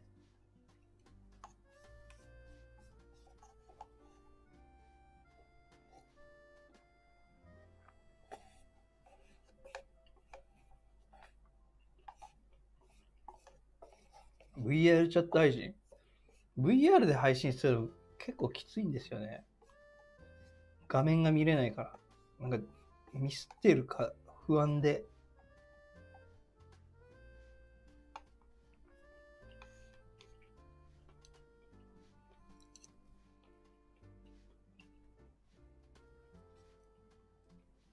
完食。そうっすね。セルフ切り抜きやろうと思ったんですけど、6時間以上でできない。PPD が。PPI じゃないですか、これ。PPD はちょっとまた画素密度っていう感じで、ちょっとまた別のやつなんですけど、PPI だけだと、綺麗に見えるかどうかっていうのは、あまり判断できない。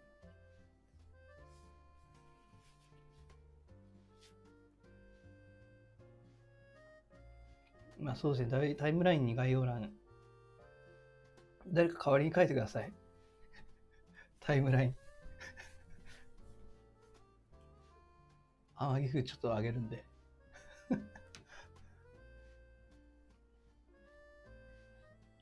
VR チャットの中でもブラウザで、そうですね。なんか手元でパソコンの画面見れたりとか。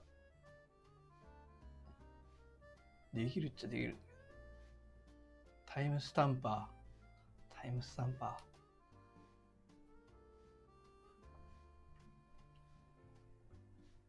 ソニーの VR、あれか。こうやって持ってるやつか。まあ、あれもね、気になるな。あの動画が結構伸びたから、気になってる人多いんじゃないですかね。なんか同時視聴、ちょっと増えてきたんだ。さすがにやっぱ朝だから。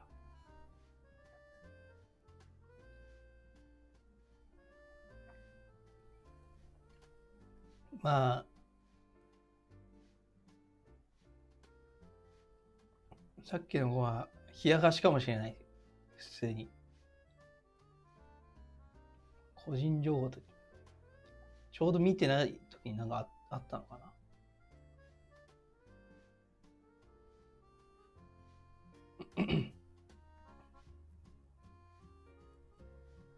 専用 PC だけで確かに。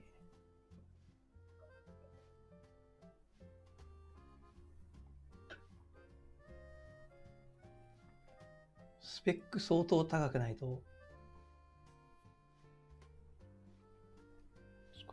片付けたいな。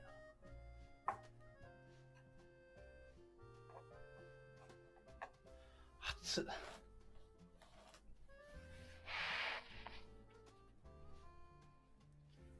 なんか質問タイムよ、質問タイム。もう、6時間過ぎたから、どこまで行こうかなっていうの。今日、20時に起きてるんで、これどこまでも行けるっちゃいけますよ。皆さん。落ちないと。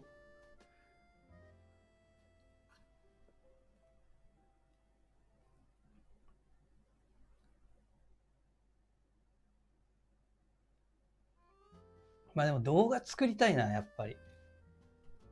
動画。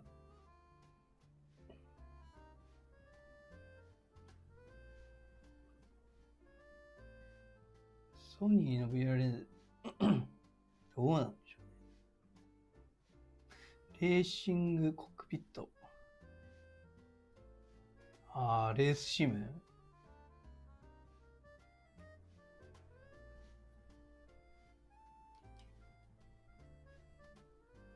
あれやりたいけどね、確かに。あれ一応やったことありますけどね。ハンドル買って。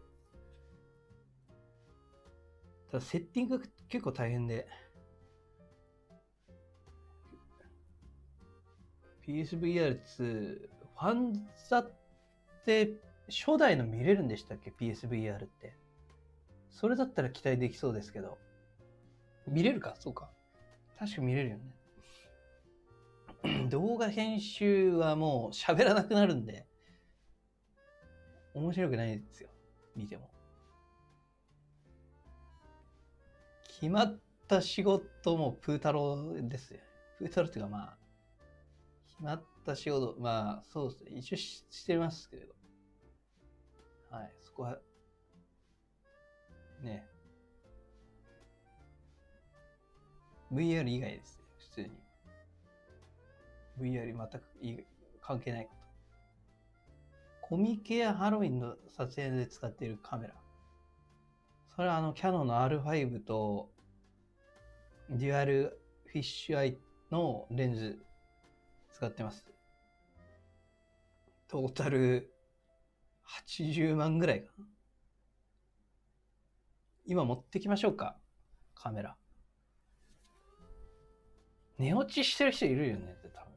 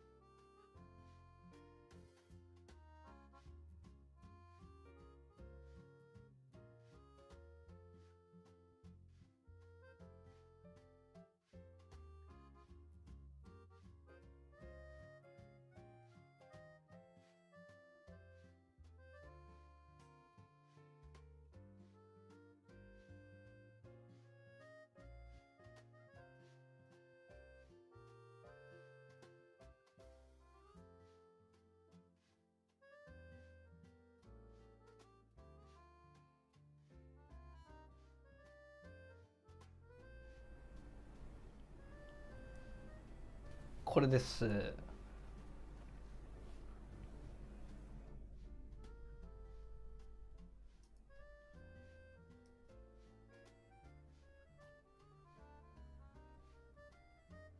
これでまあスタビライザーつけてたりとか、まあ三脚に立てたりとかでやってます、これ。でまあカメラの動画出したかったんだけど、それもちょっとタイミングが遅れて出せなかったんですけど、これ。まあここ変えれば普通のカメラとしても使えるんですよね。このカメラ自体が高いです。50万ぐらい。50万後半ぐらいかな。で、このレンズが27万5千かなっていうか、確か。まあ、カメラって売れるじゃないですか。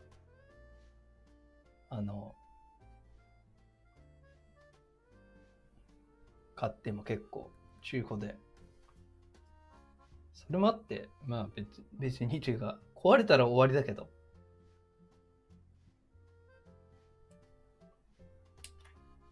ここで、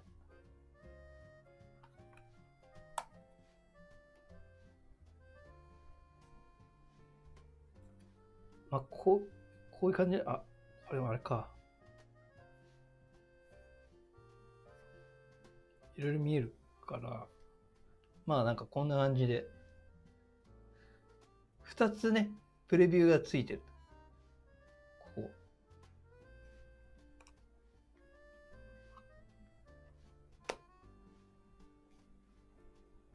で、まあスティッチっていうのをして書き出すと VR で見れる動画になるっていう感じですね。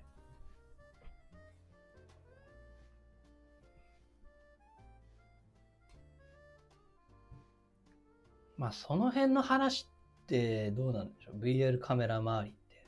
まあ、自分はそんな詳しいわけじゃないんで、あれですけど、動画出してもいいかなと思ってるんですよね。逆に詳しくないから、知らない人にとっては、へーってなるけど、詳しい人は、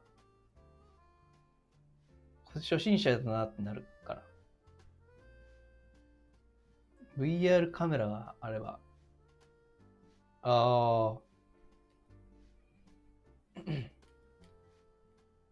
そういうのいいですね、風景とか。安いのでもありますけどね。まだ最近 VR180 のカメラ出てないんで、360とかは結構新しいの出てるんですけどね。壊れなければ安定した、まあ安定してますよね、カメラ自体が。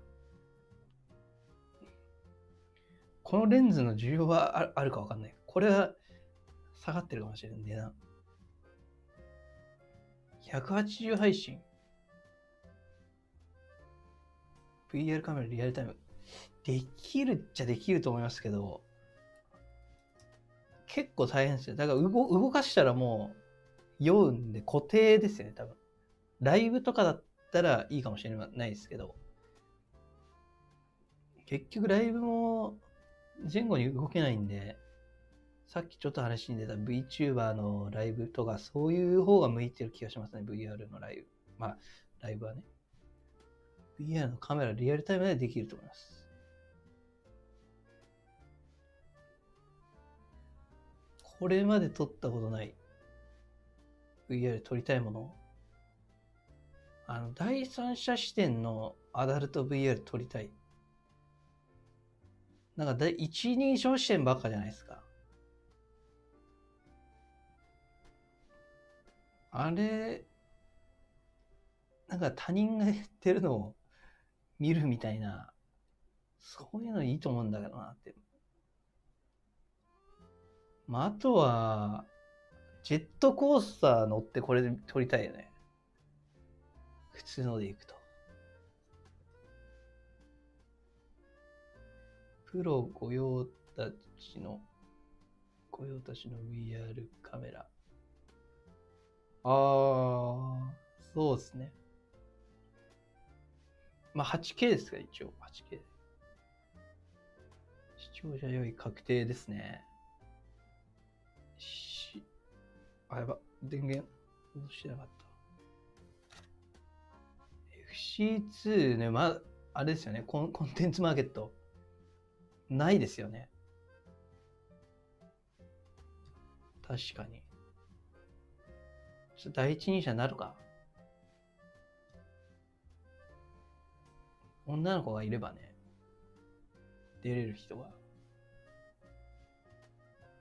そこまで行くとなんか、イメージが良くないなっていう。ガチアダは、まだ行きたくないんですよね。まだ。まあもうあんま変わんないかもしれないけど。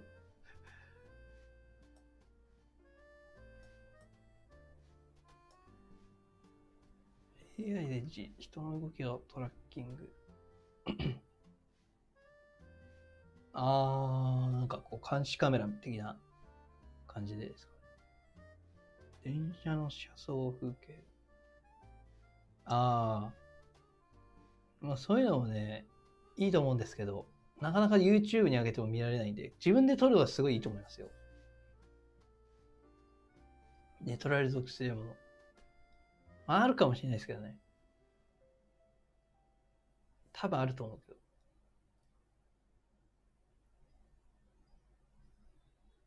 今度 GoPro ヒーロー 11mm。もう、自作なんですね。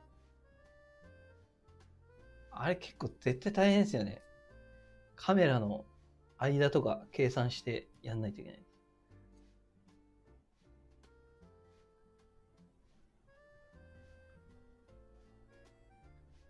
まだやらない。今後どうなるかわかんない。今後どうなる。やっぱそっちなどやっぱり AV 信号とかややこしそうなんで。てかまあそっちはもうプロがいるじゃないですか、もう。なので、別に自分がわざわざやるまでもないかなっていう。猫カフェ動物園はいいですね。まあ、後々はそっちやりたいんですけどね。そっちでもなんか視聴がつけばやりたいです。ニューヨーク旅行動画も出しましたけど、ファーストクラスでニューヨーク旅行っていうやつ。まあ撮影した時期は結構前ですけど、あれあんま伸びてないですもんね。3ヶ月前だけど、5000再生いってない。他のに比べるとやっぱり再生されないんで、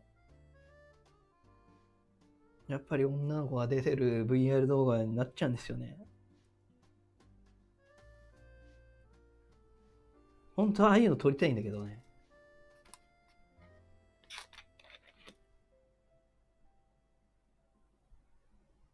そうですね。やるとしてもまあ、サブチャン作ろうかなと考えたけど、別にそれメインの動画頑張った方がいいかなって思って。猫カフェ。まあ、猫カフェね。難しいんですよね。こう、猫カフェ行って撮って、なんだろうね。猫って動くじゃないですか。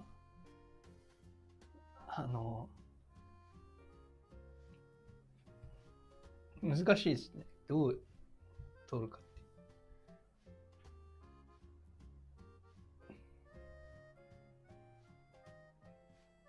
観光地の風景とかいいですね。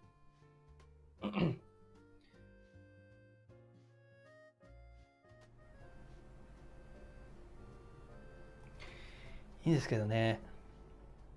なかなかエアパノさんとかドローンで撮ってる VR 動画とかは結構すごいのありますよね。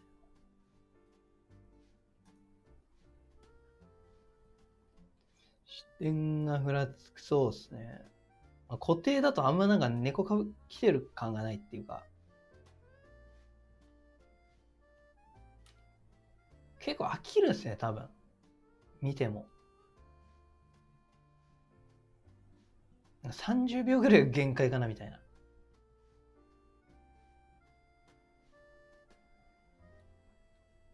見ても、自分で撮ったやつだったらなんか結構見たくなるんですけど、他人が撮ったやつの、なんていうんだろう、風景とか、よっぽど良くないと、なんか見れないですね。自分が撮ったやつだったら、あ、ここ来た、来たみたいな、あるんですけど、やっぱりね、まあ、視界が遮られてるのもあるし、他のことしながら見れないっていうのもあるけど、かなと。自分で撮ったやつは結構ね、いいなって。ニューヨークのやつもそうですけど、自分で見ると、あ、ここ行ったなってなるんですけどね。まあ、360ですね。猫カフェ確かに。まあ、360だと撮影結構大変なんで、自分が映り込まないように、どっか別の場所に行ってないといけないとか。あとカメラ自体もあんまない。3D だと。平面だとあるんですけどね。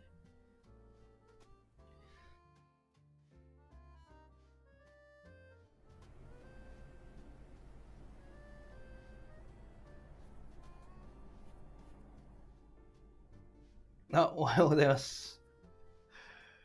いや、おはようぜが。いや、翻訳手動でやってましたからね。手動っていうかまあ、コピペやってましたね。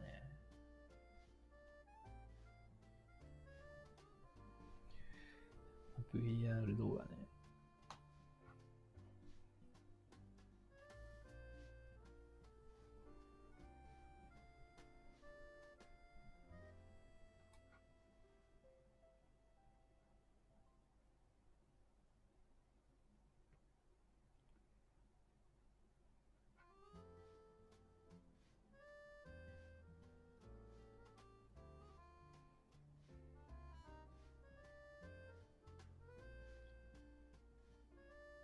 エコカフェ、ライブ配信。ア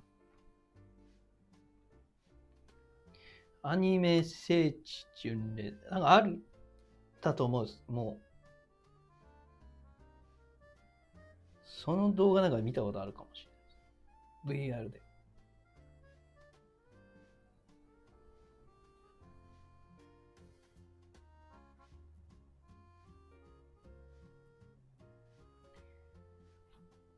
まあね、結構見る人限られるですね。それだと。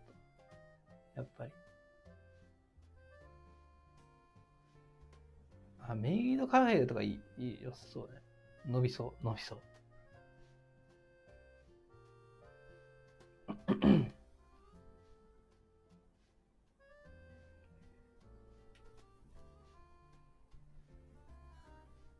なんかだいぶ視聴者の減りが緩やかになってきたな。やっぱりあれが起きてきたりとか。これ無限にいきそうなんだけど。どっかでやめないと。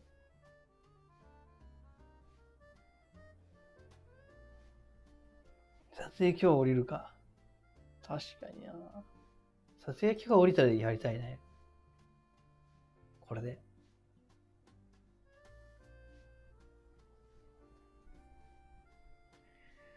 VR 動画はもうちょっと上げていきたいですね。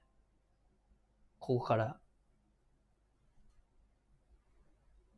プロ情報、MRTV。ってなんかあれか。海外の人かな。プロ情報の動画作りどうしようかな。今日出そうと思ったけど、無理かもしれない、これ。ライブの方に本腰を入れてしまって。でもそんな情報ないからな。まとめないとな。でもある程度まとまってるから、すぐ作れる気するけど。寝れないかも。今日一日寝れないかもしれない。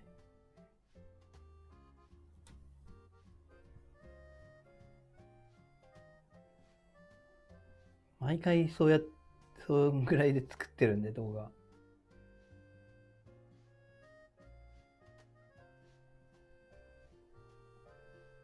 動画作るたびに、あれが崩れていく。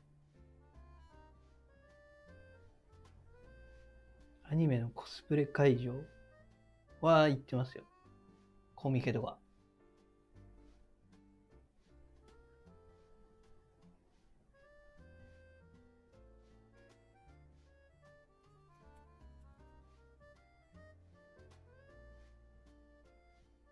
夢の中でね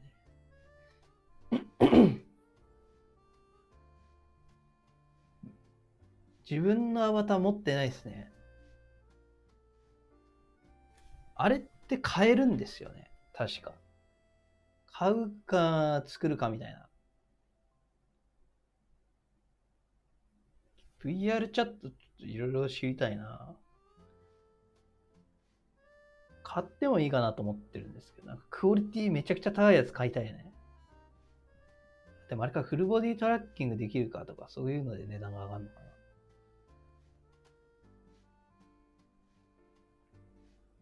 リアルね、実写か。まあ、それでもいいですけどね。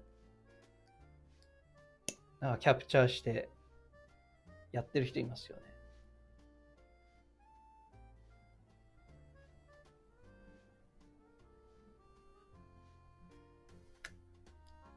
なんかどうせやったらなんか美少女系のやつがいいですね。あ、プチコさん。ブースね。あそこに売ってるやつを買ってぶち込めばいいのかな。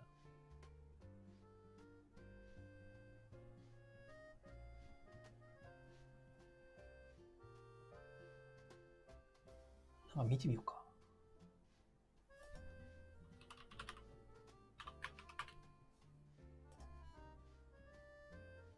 怖いな、これちょっと。カバーを取ってこよう。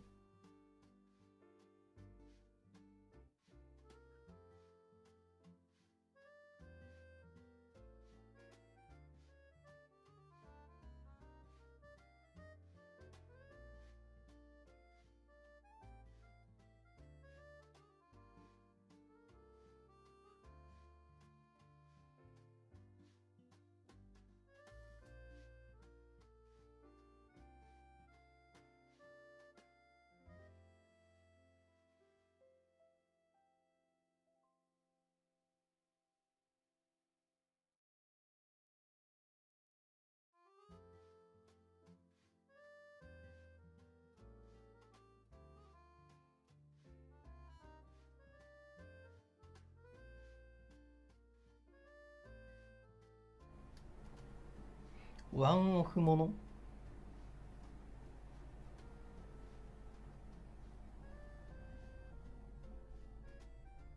なんか、あれオリジナルのってことですかね。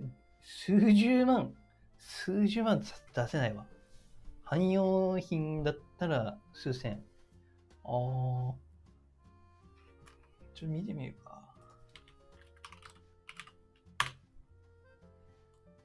V ロイドスタジオで。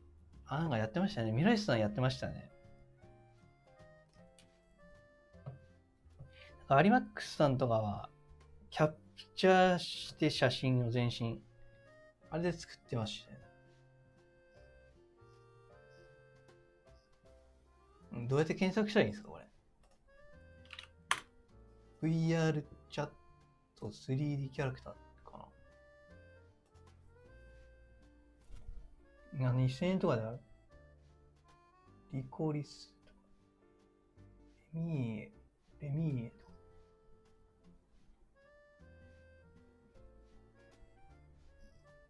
3D これですね、多分。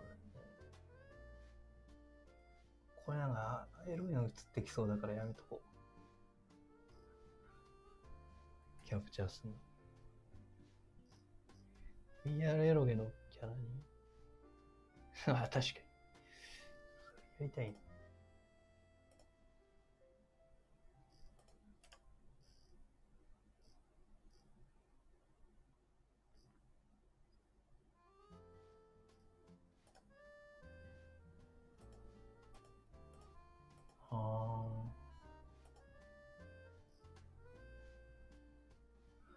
これどうなの？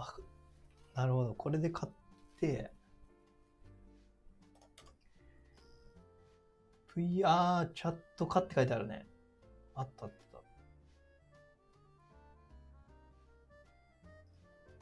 150円とかで人気なのは、メイクアップとかだけでも売ってあるんだか。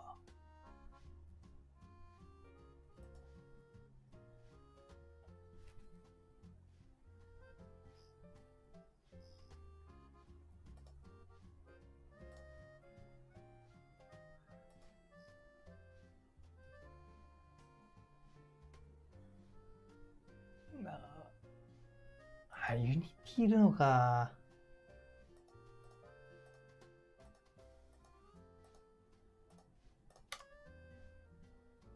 なんか、超絶美少女キャラとかないの？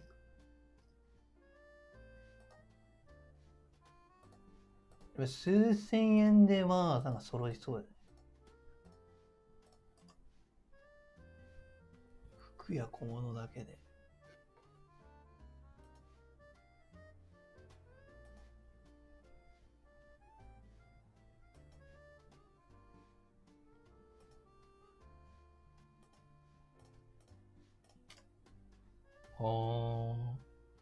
簡単なんですかね、アップロードは。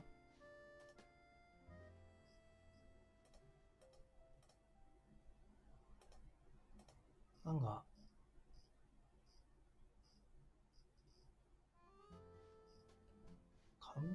プログラミングがいるわけじゃないですよね。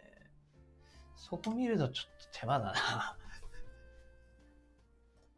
それやり始めたらなんか、もっとなんかどうやりたいとかなりそうだね、これ。いろいろと。平均5000円ぐらいか。でもそこそこしますね。あ、確か5000円なんかいっぱいあるわ。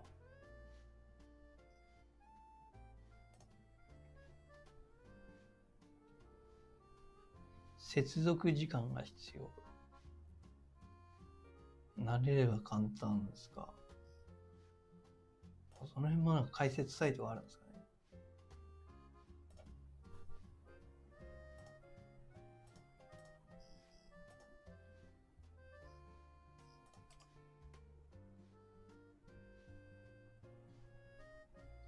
お帰りなさい。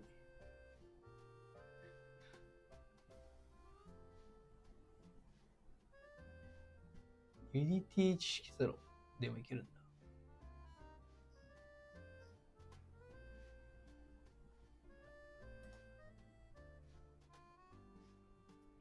まあまあまあ。なるほどね。なるほど。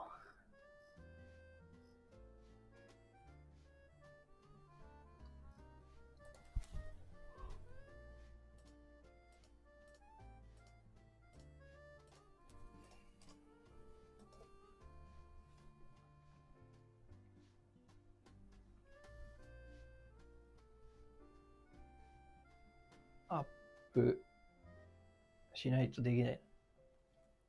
沼ですよね。沼そうだ、これ。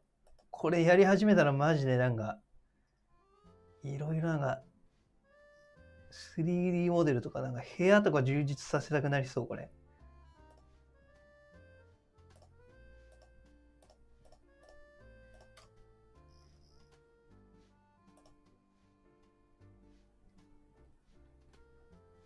数日自分も上がってる可能性あるな。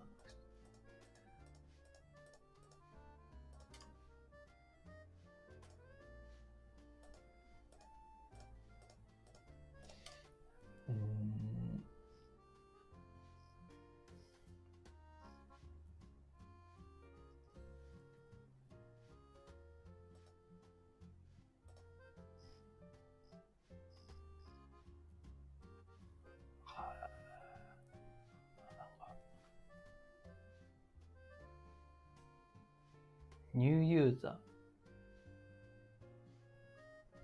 ー。今コメントしてくれてる人たちは、ツイッターの名前も同じなんですかね。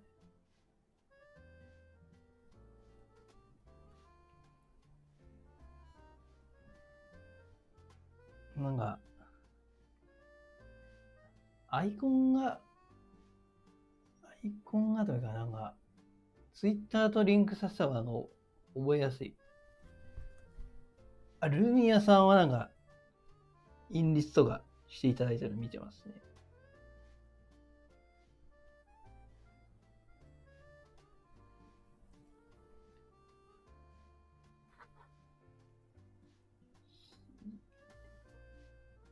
ああ。そうですね。血吹いてる。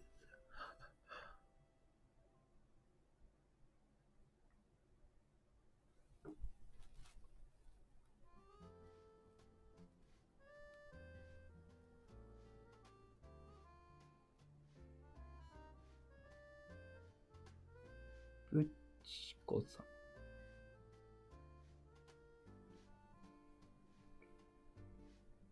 あれフォローしないかもしれない。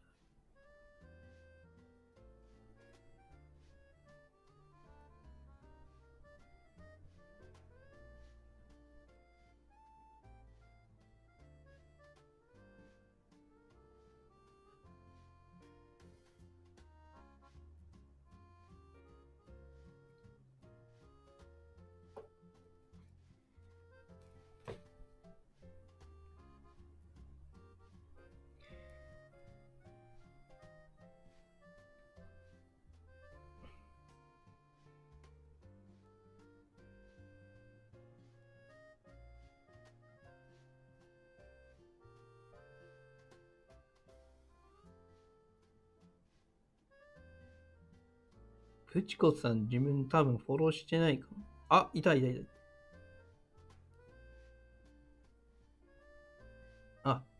この方ですね。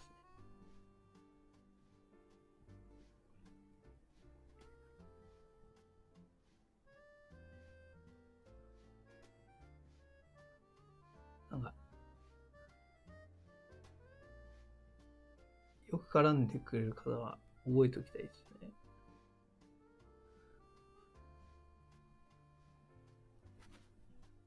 プロは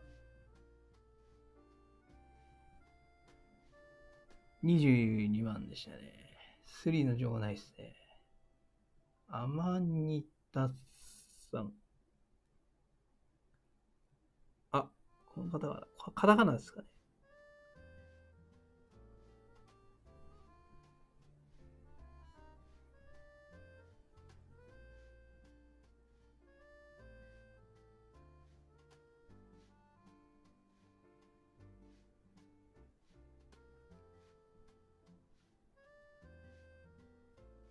ケイさん。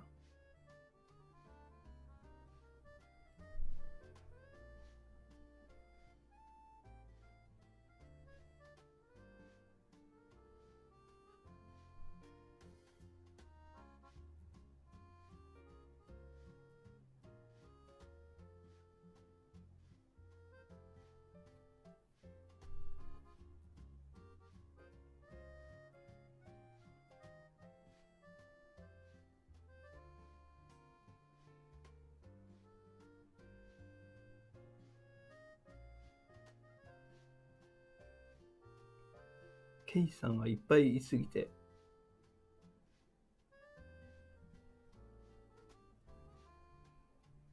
どのケイさんだろう。マニタさん把握です。フォローします。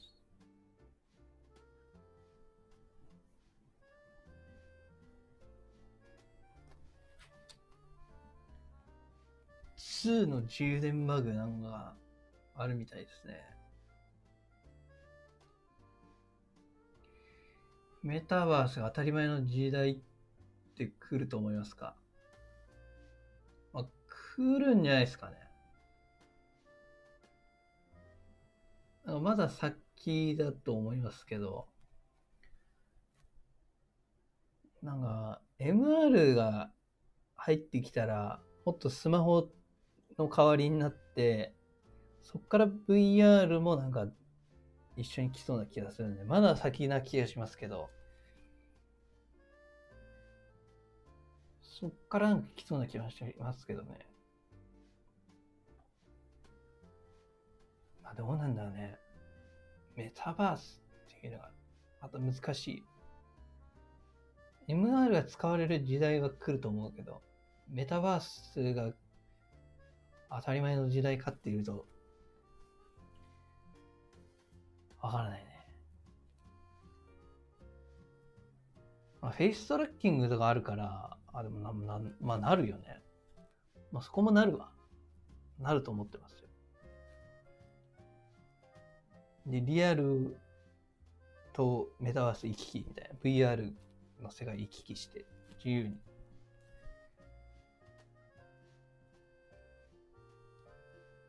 もうピコ4を買うか。まあ、そういう人は結構いるみたいですね。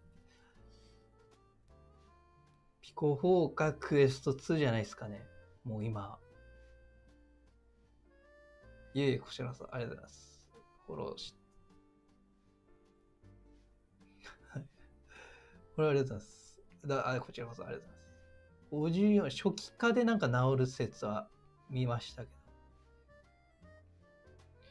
今の成長すごく楽しみですね。液体レンズ。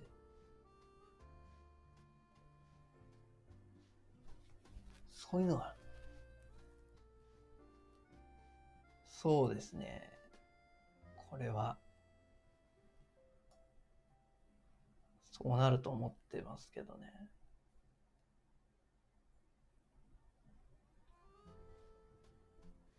リアルの景色にアバターたちが動き回る。あ、Facebook の公式も終わりました。お疲れです。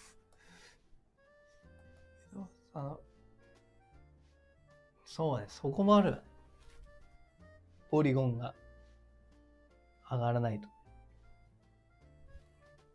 現実とかなり似たようなところまでいかないと、大多数の人はとっつけないですよね。VR チャットだと多分、世間一般的には、まだまだとっつけないぐらいだと思うんで、あれリアルに近づかないとっていうと思いますけどね。広まるまでは。そうですね。はい。これはもう電脳実用化まで待つ。脳直差し。電圧駆動で焦点が変えられるテレセントリックレンズ。焦点って変えたらどうなるの？ハーフダイブでも焦点変えるってあったよね。健康に気をつけろよ。UE5 が普及すれば。これどうなんだろうね。なんか、毎回言われてそうな気がしてるんだけど、あの動画上げたものの UE5 で VR すごくなるんじゃないかっていう動画上げたけど、UE3 とか4とかの時にも言われてたんじゃないか説あるのかなって思って。それで良くなってるけど、果たして現実と区別つかなくなるかっていうと、どうなんだろう。よくはなるけど。ここね、PSVR2 で期待できそうなところはありますよね。そういえば UE5 ね。そうだ。NVIDIA と VR 一気に。とりあえず見ながら。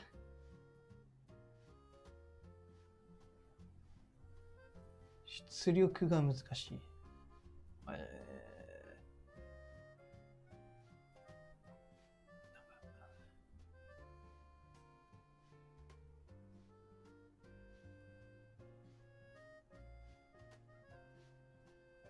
スタンドアローンだとね。映像だけ出力ですとかにならないと。本体は別でみたいな。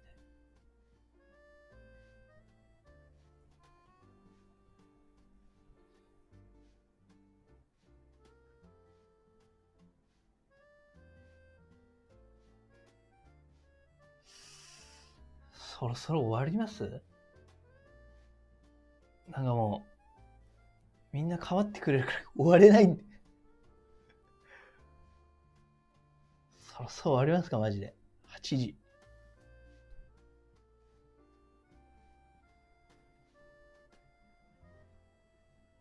本当にこれ切りないと思う、マジで。なんかいつもずっとや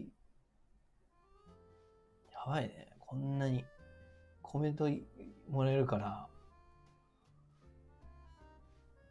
もう、どこまでも行ってしまう。健康大事にあざす。いやー、もう終わりますかね。そろそろマジで。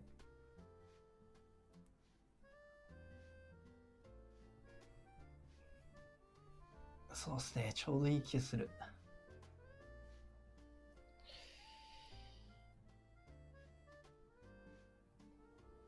そうっすね。まったり雑談ね。なんか配信しようってならないですね。なんかあれば。多分アモンガースの時はしますね。多分。ゲーム配信は。あそこは次確実にやるんですけど、そこまでやるかわからないです。そこまでの間で。11月11日。いやー、ありがとうございました。